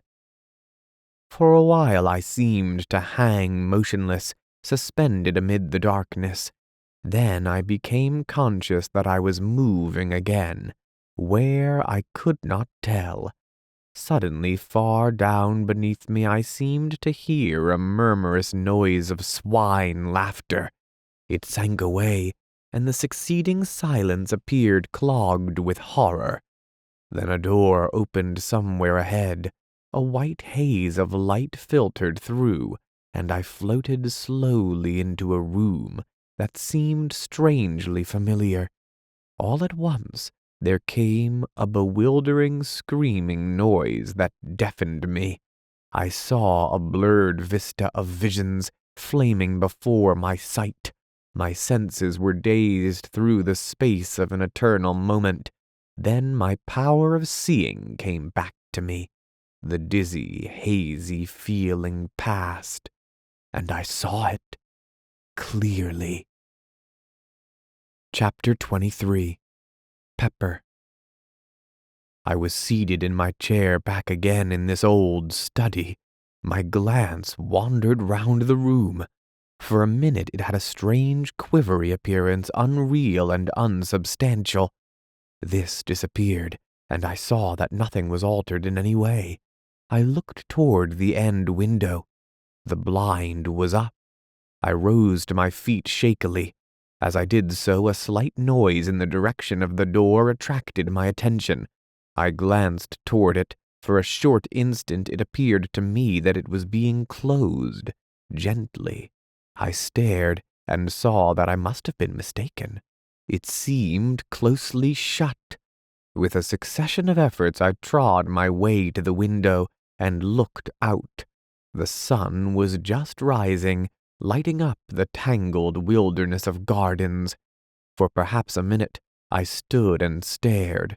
I passed my hand confusedly across my forehead. Presently, amid the chaos of my senses, a sudden thought came to me. I turned quickly and called to Pepper. There was no answer, and I stumbled across the room in a quick access of fear. As I went, I tried to frame his name, but my lips were numb. I reached the table and stooped down to him, with a catching at my heart. He was lying in the shadow of the table, and I had not been able to see him distinctly from the window. Now, as I stooped, I took my breath shortly. There was no Pepper. Instead, I was reaching toward an elongated little heap of gray, ash-like dust. I must have remained in that half-stooped position for some minutes. I was dazed, stunned. Pepper had really passed into the land of shadows. Chapter 24. The Footsteps in the Garden. Pepper is dead. Even now, at times, I seem scarcely able to realize that this is so. It is many weeks since I came back from that strange and terrible journey through space and time. Sometimes in my sleep I dream about it, and go through in imagination the whole of that fearsome happening. When I wake, my thoughts dwell upon it. That sun, those suns, were they indeed the great central suns, round which the whole universe of the unknown heavens revolves? Who shall say? And the bright globules floating forever in the light of the green sun, and the sea of sleep on which they float, how unbelievable it all is! If it were not for Pepper, I should, even after the many extraordinary things that I have witnessed, be inclined to imagine that it was but a gigantic dream.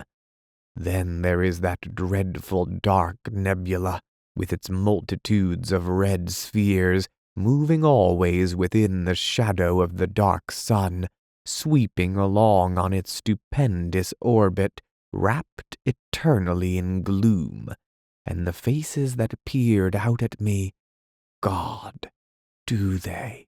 And does such a thing really exist? There is still that little heap of gray ash on my study floor.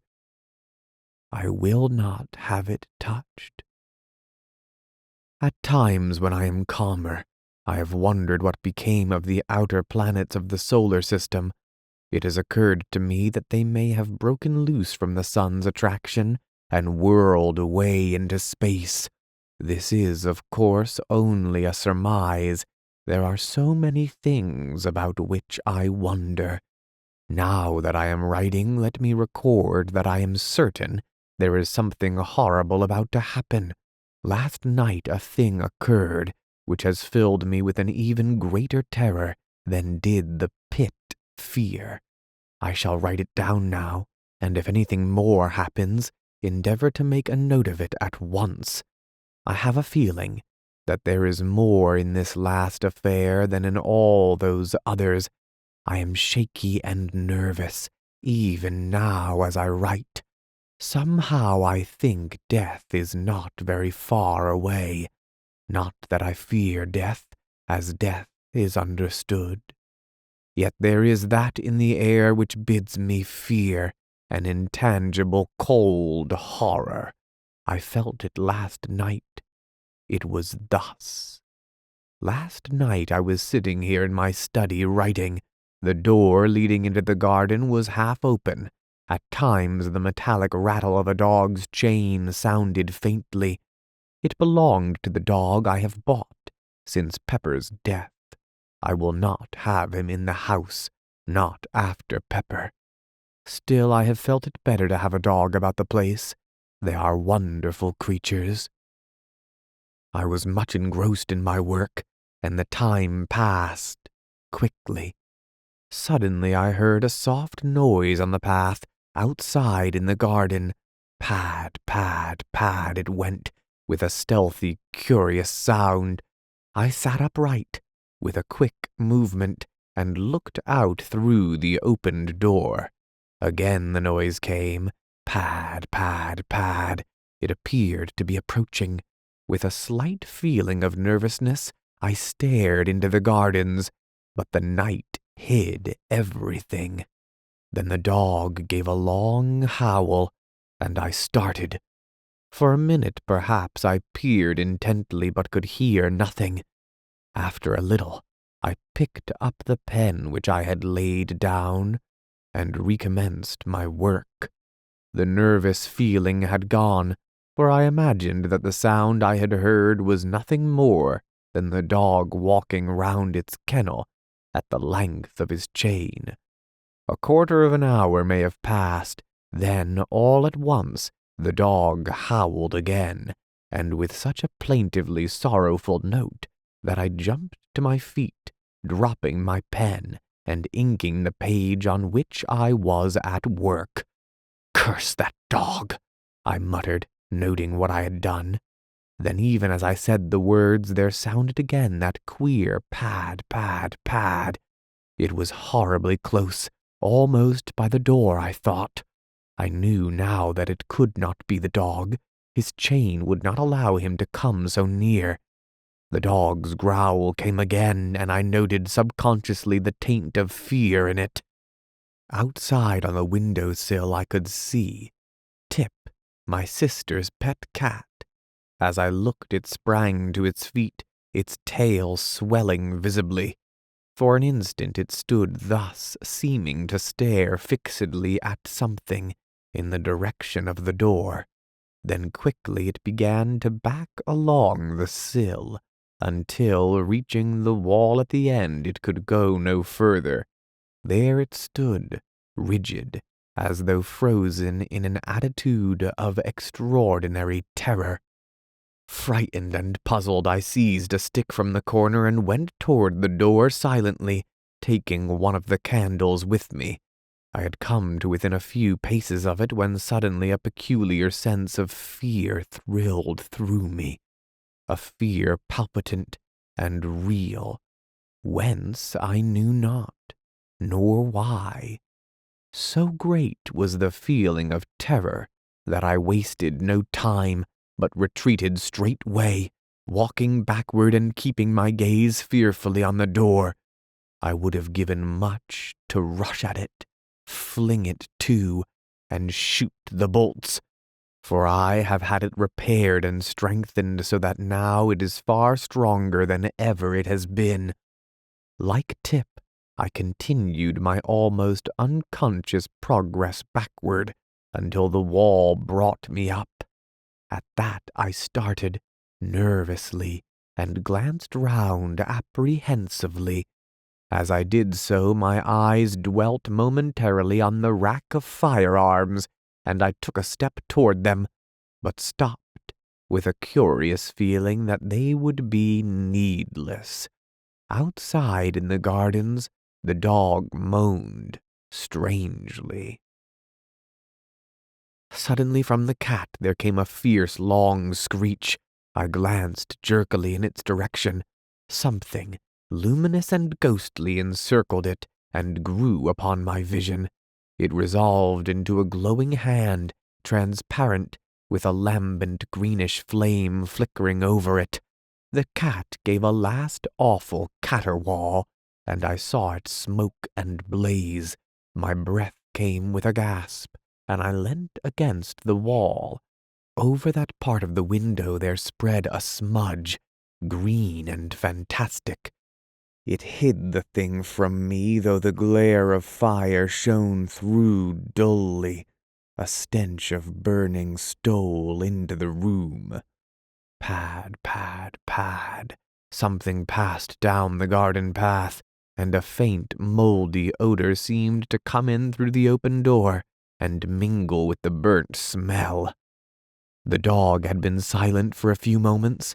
Now I heard him yowl sharply as though in pain. Then he was quiet, save for an occasional subdued whimper of fear. A minute went by. Then the gate on the west side of the gardens slammed distantly. After that, nothing, not even the dog's whine. I must have stood there some minutes. Then a fragment of courage stole into my heart, and I made a frightened rush at the door, dashed it to, and bolted it. After that, for a full half-hour I sat, helpless, staring before me, rigidly. Slowly my life came back into me, and I made my way, shakily, upstairs, to bed. That is all. Chapter 25. The Thing from the Arena. This morning early I went through the gardens, but found everything as usual. Near the door I examined the path for footprints. Yet here again there was nothing to tell me whether or not I dreamed last night. It was only when I came to speak to the dog that I discovered tangible proof that something did happen. When I went to his kennel he kept inside, crouching up in one corner, and I had to coax him to get him out. When finally he consented to come, it was in a strangely cowed and subdued manner. As I patted him, my attention was attracted to a greenish patch on his left flank. On examining it, I found that the fur and skin had been apparently burnt off, for the flesh showed, raw and scorched. The shape of the mark was curious, reminding me of the imprint of a large talon or hand. I stood up, thoughtful.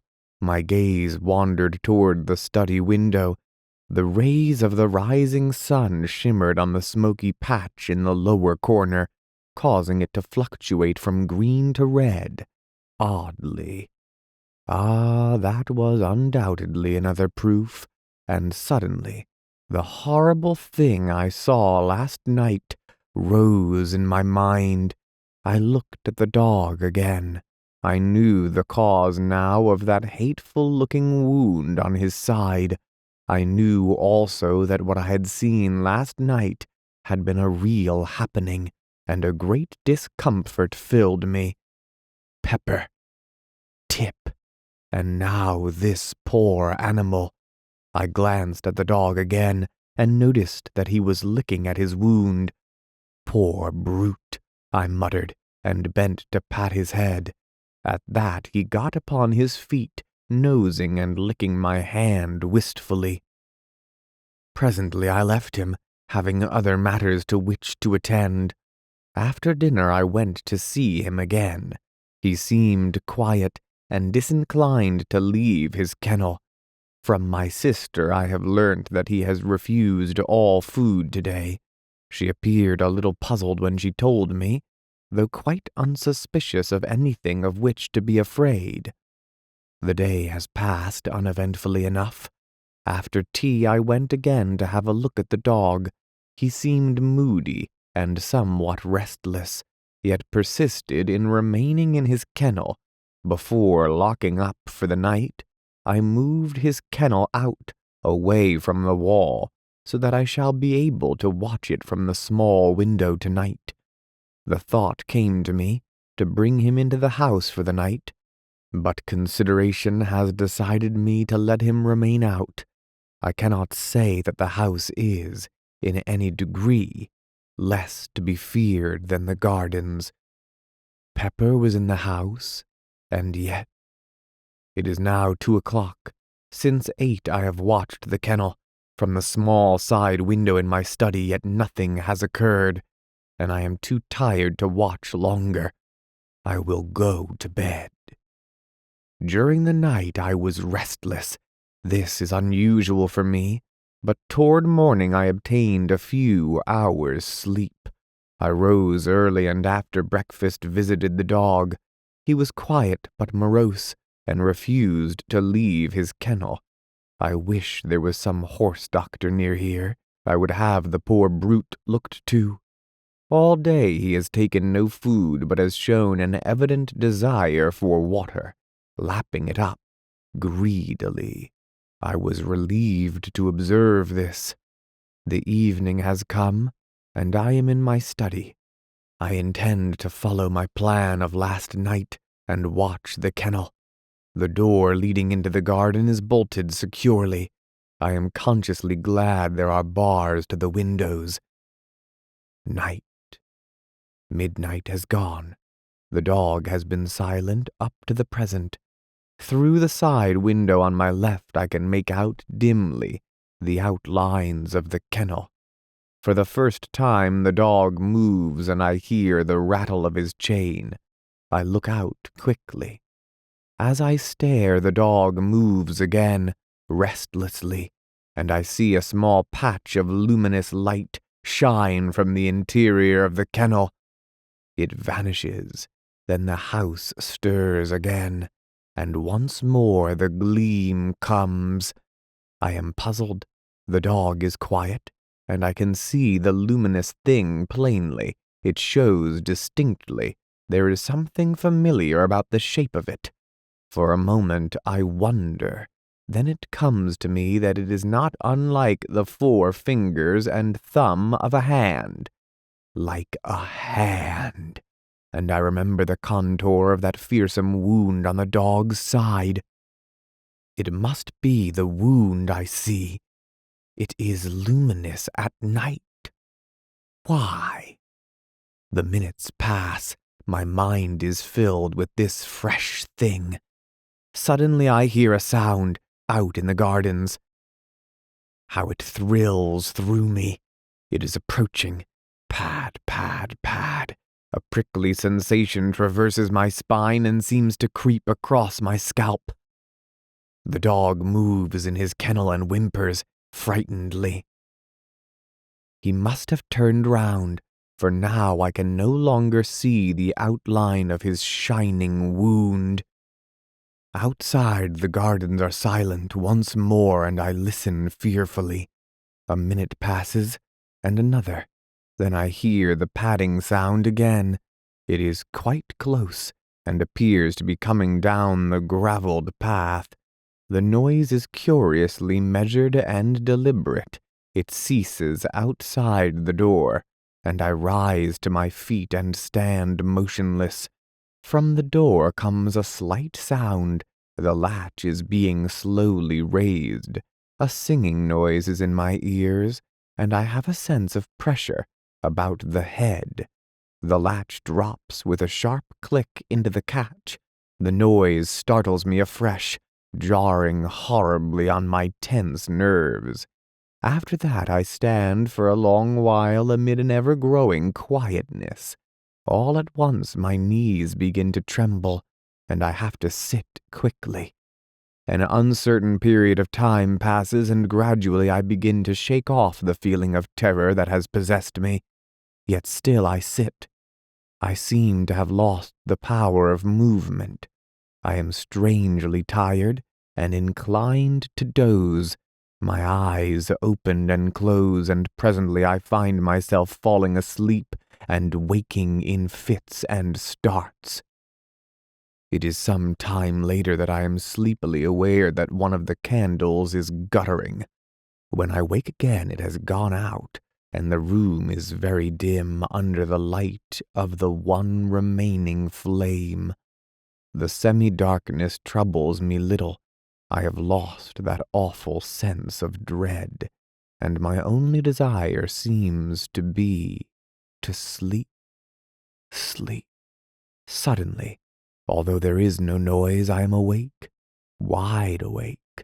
I am acutely conscious of the nearness of some mystery, of some overwhelming presence. The very air seems pregnant with terror. I sit huddled and just listen intently. Still, there is no sound. Nature herself seems dead. Then the oppressive stillness is broken by a little eldritch scream of wind that sweeps round the house and dies away remotely. I let my gaze wander across the half-lighted room. By the great clock in the far corner is a dark, tall shadow. For a short instant I stare, frightenedly. Then I see that it is nothing and am momentarily relieved. In the time that follows, the thought flashes through my brain. Why not leave this house of mystery and terror? Then, as though in answer, there sweeps up across my sight a vision of the wondrous sea of sleep, the sea of sleep where she and I have been allowed to meet after the years of separation and sorrow, and I know that I shall stay on here, whatever happens. Through the side window I note the somber blackness of the night. My glance wanders away and round the room, resting on one shadowy object and another. Suddenly I turn and look at the window on my right. As I do, I breathe quickly and bend forward with a frightened gaze at something outside the window, but close to the bars. I am looking at a vast, misty swine face, over which fluctuates a flamboyant flame of a greenish hue. It is the thing from the arena. The quivering mouth seems to drip with a continual phosphorescent slaver. The eyes are staring straight into the room with an inscrutable expression. Thus I sit, rigidly frozen. The thing has begun to move. It is turning slowly in my direction. Its face is coming round toward me. It sees me. Two huge, inhumanly human eyes are looking through the dimness at me.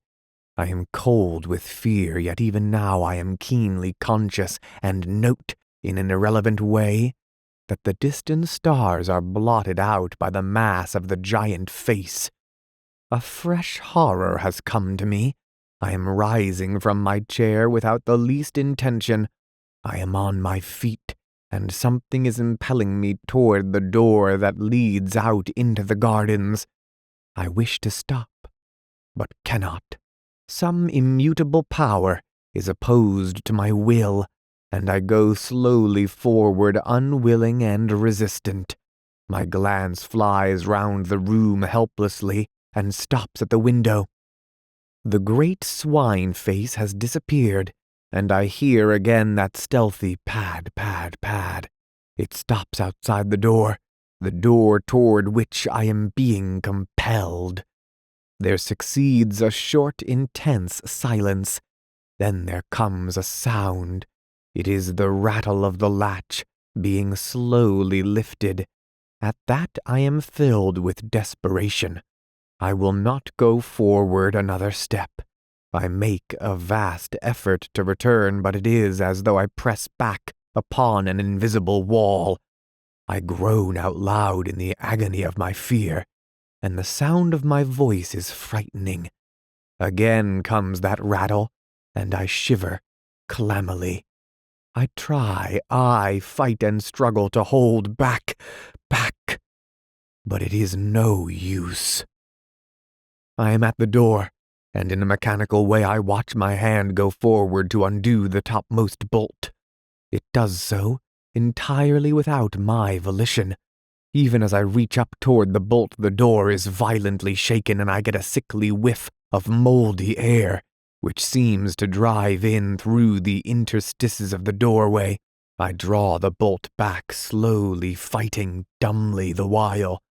It comes out of the socket with a click, and I begin to shake anguishly. There are two more, one at the bottom of the door, the other a massive affair is placed about the middle. For perhaps a minute I stand with my arms hanging slackly by my sides. The influence to meddle with the fastenings of the door seemed to have gone. All at once there comes the sudden rattle of iron at my feet.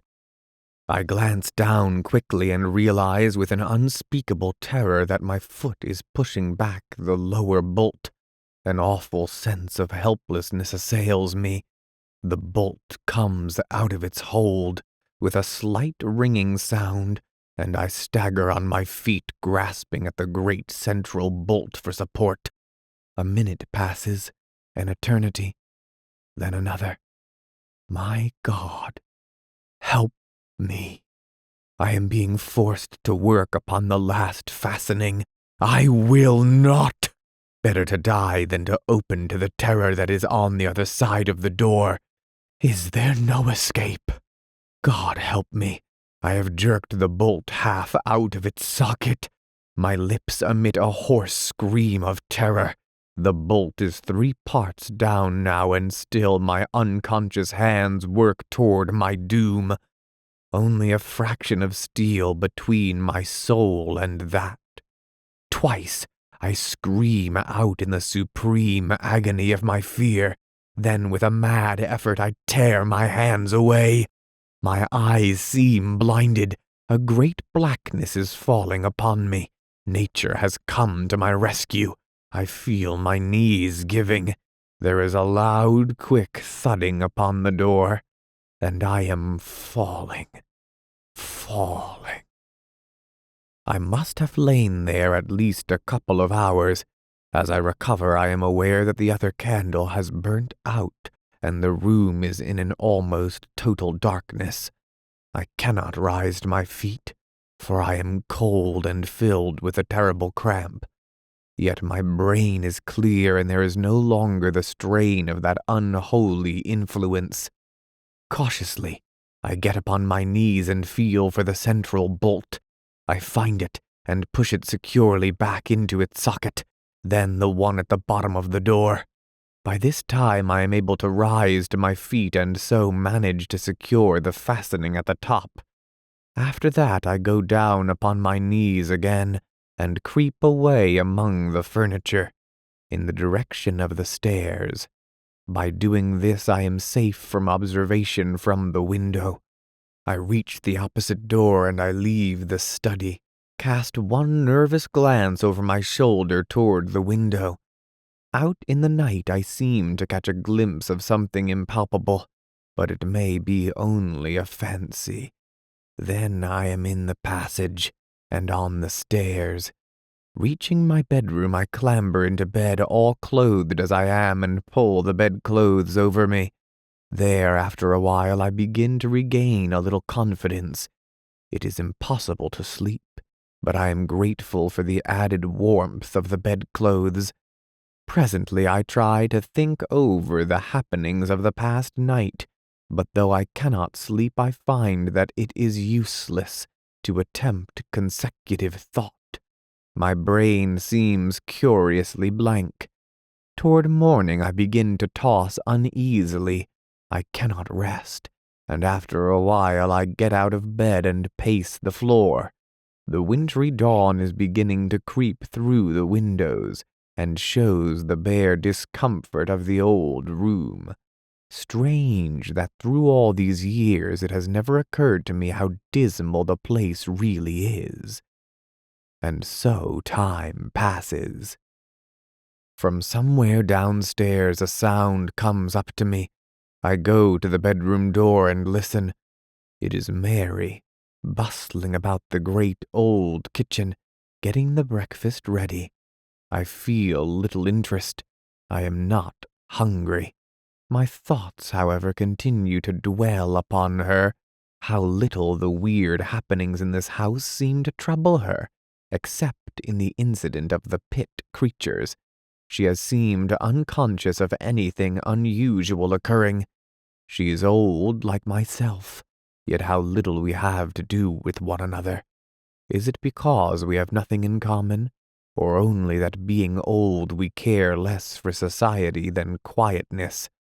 These and other matters pass through my mind as I meditate, and help to distract my attention, for a while, from the oppressive thoughts of the night. After a time I go to the window, and opening it, look out. The sun is now above the horizon, and the air, though cold, is sweet and crisp. Gradually my brain clears, and a sense of security for the time being comes to me. Somewhat happier, I go downstairs and out into the garden to have a look at the dog. As I approach the kennel, I am greeted by the same moldy stench that assailed me at the door last night. Shaking off a momentary sense of fear, I call to the dog, but he takes no heed, and after calling once more, I throw a small stone into the kennel. At this he moves uneasily, and I shout his name again, but do not go closer. Presently my sister comes out and joins me in trying to coax him from the kennel. In a little the poor beast rises and shambles out, lurching queerly. In the daylight he stands swaying from side to side and blinking stupidly. I look and note that the horrid wound is larger, much larger, and seems to have a whitish fungoid appearance. My sister moves to fondle him, but I detain her and explain that I think it will be better not to go too near him for a few days, as it is impossible to tell what may be the matter with him, and it is well to be cautious. A minute later she leaves me, coming back with a basin of odd scraps of food. This she places on the ground near the dog, and I push it into his reach with the aid of a branch broken from one of the shrubs. Yet though the meat should be tempting, he takes no notice of it, but retires to his kennel. There is still water in his drinking vessel, so after a few moments' talk we go back to the house. I can see that my sister is much puzzled as to what is the matter with the animal. Yet it would be madness even to hint the truth to her. The day slips away uneventfully, and night comes on. I have determined to repeat my experiment of last night. I cannot say that it is wisdom, yet my mind is made up. Still, however, I have taken precautions, for I have driven stout nails in at the back of each of the 3 bolts that secure the door, opening from the study into the gardens. This will at least prevent a recurrence of the danger I ran last night.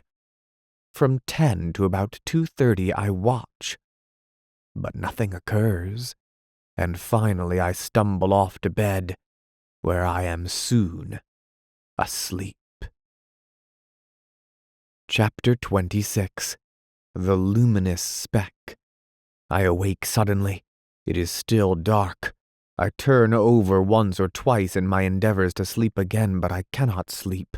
My head is aching slightly, and by turns I am hot and cold. In a little I give up the attempt and stretch out my hand for the matches. I will light my candle and read a while. Perhaps I shall be able to sleep after a time. For a few moments I grope, then my hand touches the box, but as I open it I am startled to see a phosphorescent speck of fire shining amid the darkness. I put out my other hand and touch it. It is on my wrist. With a feeling of vague alarm, I strike a light hurriedly and look, but can see nothing, save a tiny scratch. Fancy, I mutter with a half-sigh of relief. Then the match burns my finger and I drop it quickly. As I fumble for another, the thing shines out again. I know now that it is no fancy. This time I light the candle and examine the place more closely. There is a slight greenish discoloration round the scratch. I am puzzled and worried. Then a thought comes to me. I remember the morning after the thing appeared. I remember that the dog licked my hand. It was this one, with the scratch on it, though I have not been even conscious of the abasement until now.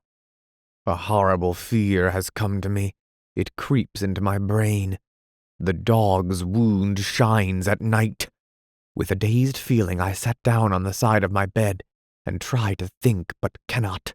My brain seems numbed with the sheer horror of this new fear. Time moves on unheeded. Once I rouse up and try to persuade myself that I am mistaken, but it is no use. In my heart I have no doubt. Hour after hour I sit in the darkness and silence and shiver hopelessly. The day has come and gone, and it is night again. This morning, early, I shot the dog and buried it away among the bushes. My sister is startled and frightened, but I am desperate. Besides, it is better so. The foul growth has almost hidden its left side, and the place on my wrist has enlarged perceptibly. Several times I have caught myself muttering prayers, little things learnt as a child. God Almighty, help me. I shall go mad. 6 days and I have eaten nothing. It is night. I am sitting in my chair. Ah, God, I wonder have any ever felt the horror of life that I have come to know. I am swathed in terror. I feel ever the burning of this dread growth.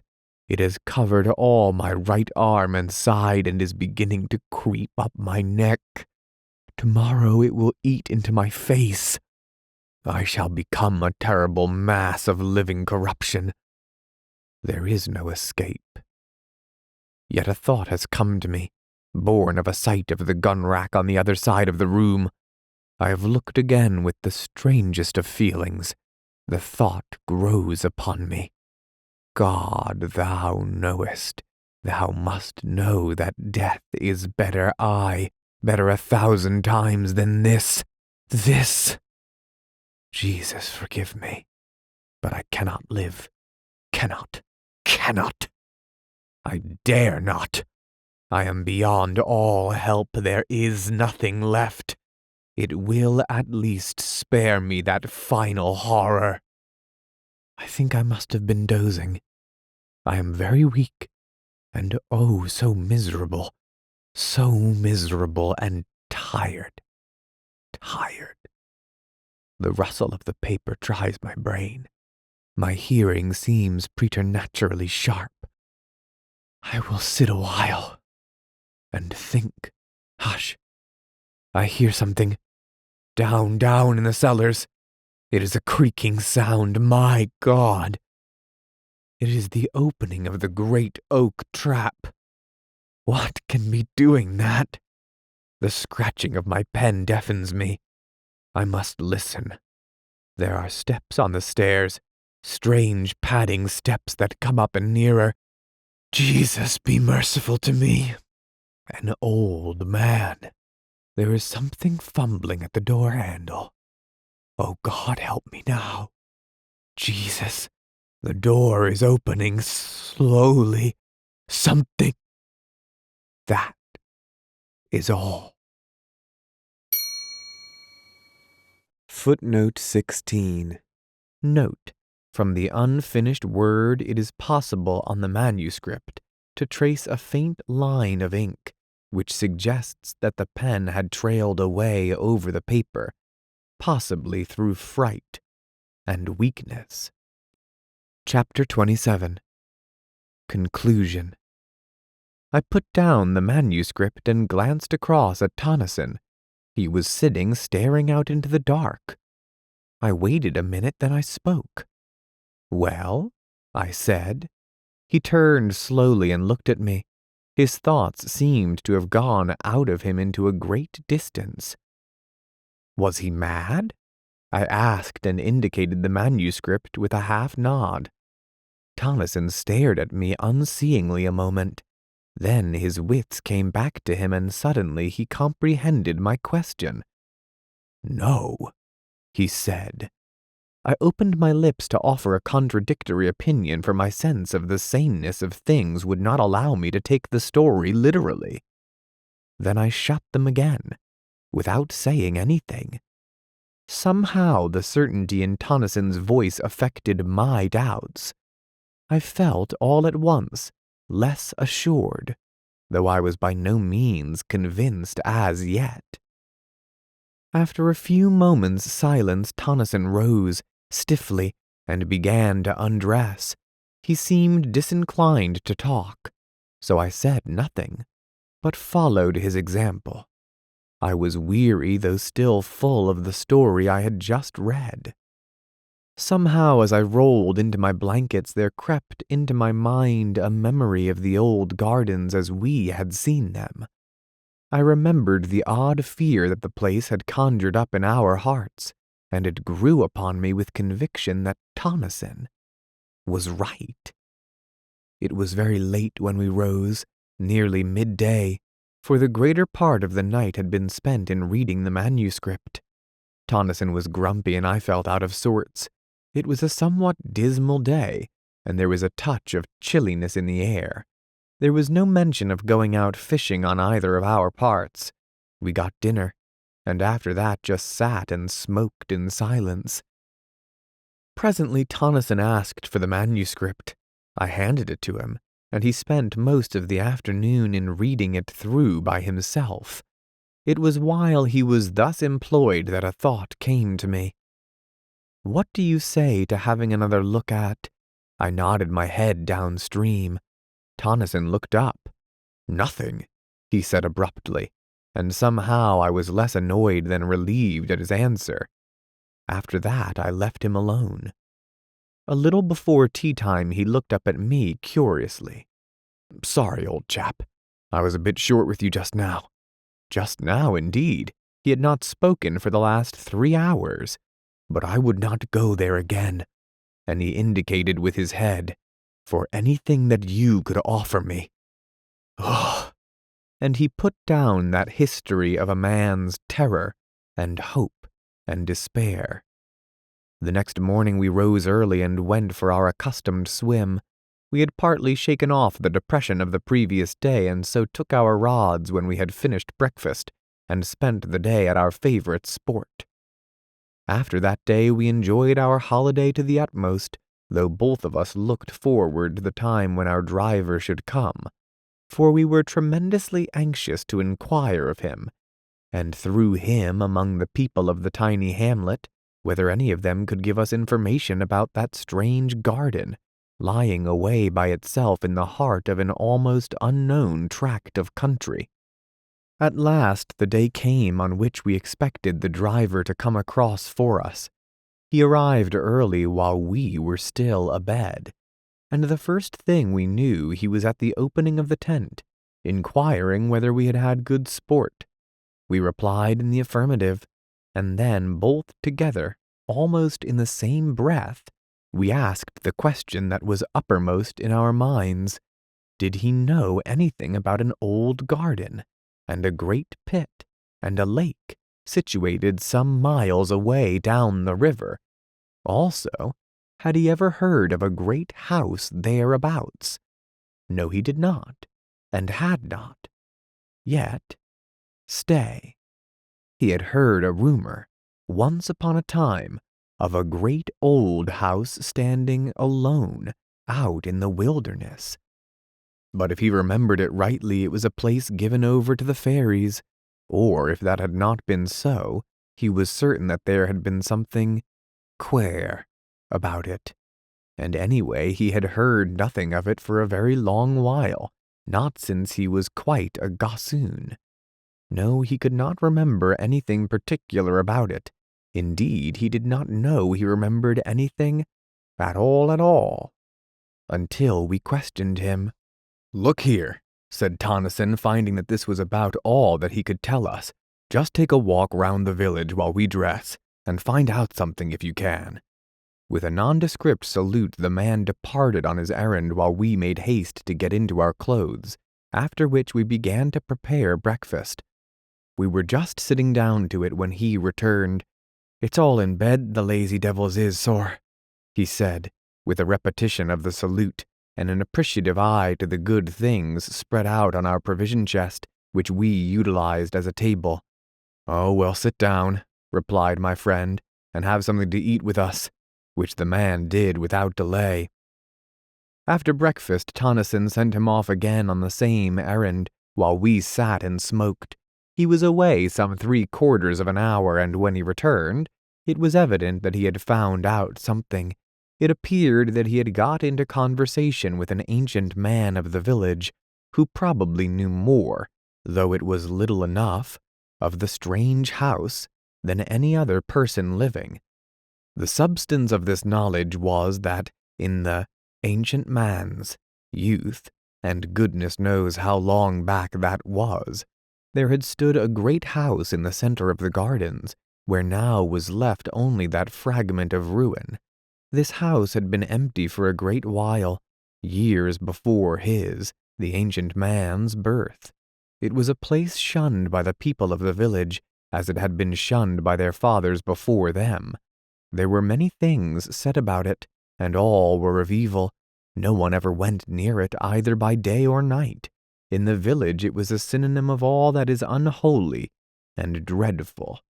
And then one day a man, a stranger, had ridden through the village and turned off down the river in the direction of the house, as it was always termed by the villagers. Some hours afterward he had ridden back, taking the track by which he had come toward Ardrahan. Then for 3 months or so nothing was heard. At the end of that time he reappeared, but now he was accompanied by an elderly woman and a large number of donkeys laden with various articles. They had passed through the village without stopping and gone straight down the bank of the river in the direction of the house. Since that time no one, save the man whom they had chartered to bring over monthly supplies of necessaries from Ardrahan, had ever seen either of them, and him none had ever induced to talk. Evidently he had been well paid for his trouble. The years had moved onward, uneventfully enough in that little hamlet, the man making his monthly journeys regularly. One day he had reappeared as usual on his customary errand. He had passed through the village without exchanging more than a surly nod with the inhabitants, and gone on toward the house. Usually it was evening before he made the return journey. On this occasion, however, he had reappeared in the village a few hours later in an extraordinary state of excitement, and with the astounding information that the house had disappeared bodily, and that a stupendous pit now yawned in the place where it had stood. This news, it appears, so excited the curiosity of the villagers that they overcame their fears and marched en masse to the place. There they found everything, just as described by the carrier. This was all that we could learn. Of the author of the manuscript, who he was, and whence he came, we shall never know. His identity is, as he seems to have desired, buried forever.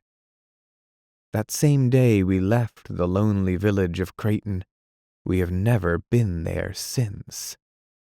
Sometimes in my dreams I see that enormous pit, surrounded as it is, on all sides by wild trees and bushes, and the noise of the water rises upward and blends in my sleep with other and lower noises, while over all hangs the eternal shroud of spray. Grief. These stanzas I found in pencil upon a piece of foolscap gummed in behind the fly-leaf of the manuscript. They have all the appearance of having been written at an earlier date than the manuscript. Grief. Fierce hunger reigns within my breast. I had not dreamt that this whole world, crushed in the hand of God, could yield such bitter essence of unrest, such pain as sorrow now hath hurled out of its dreadful heart, unsealed. Each sobbing breath is but a cry. My heart strokes knells of agony, and my whole brain has but one thought, that nevermore through life shall I, save in the ache of memory, touch hands with thee, who now are not. Through the whole void of night I search, so dumbly crying out to thee, but thou art not, and night's vast throne becomes an all-stupendous church, with star bells knelling unto me, who in all space am most alone.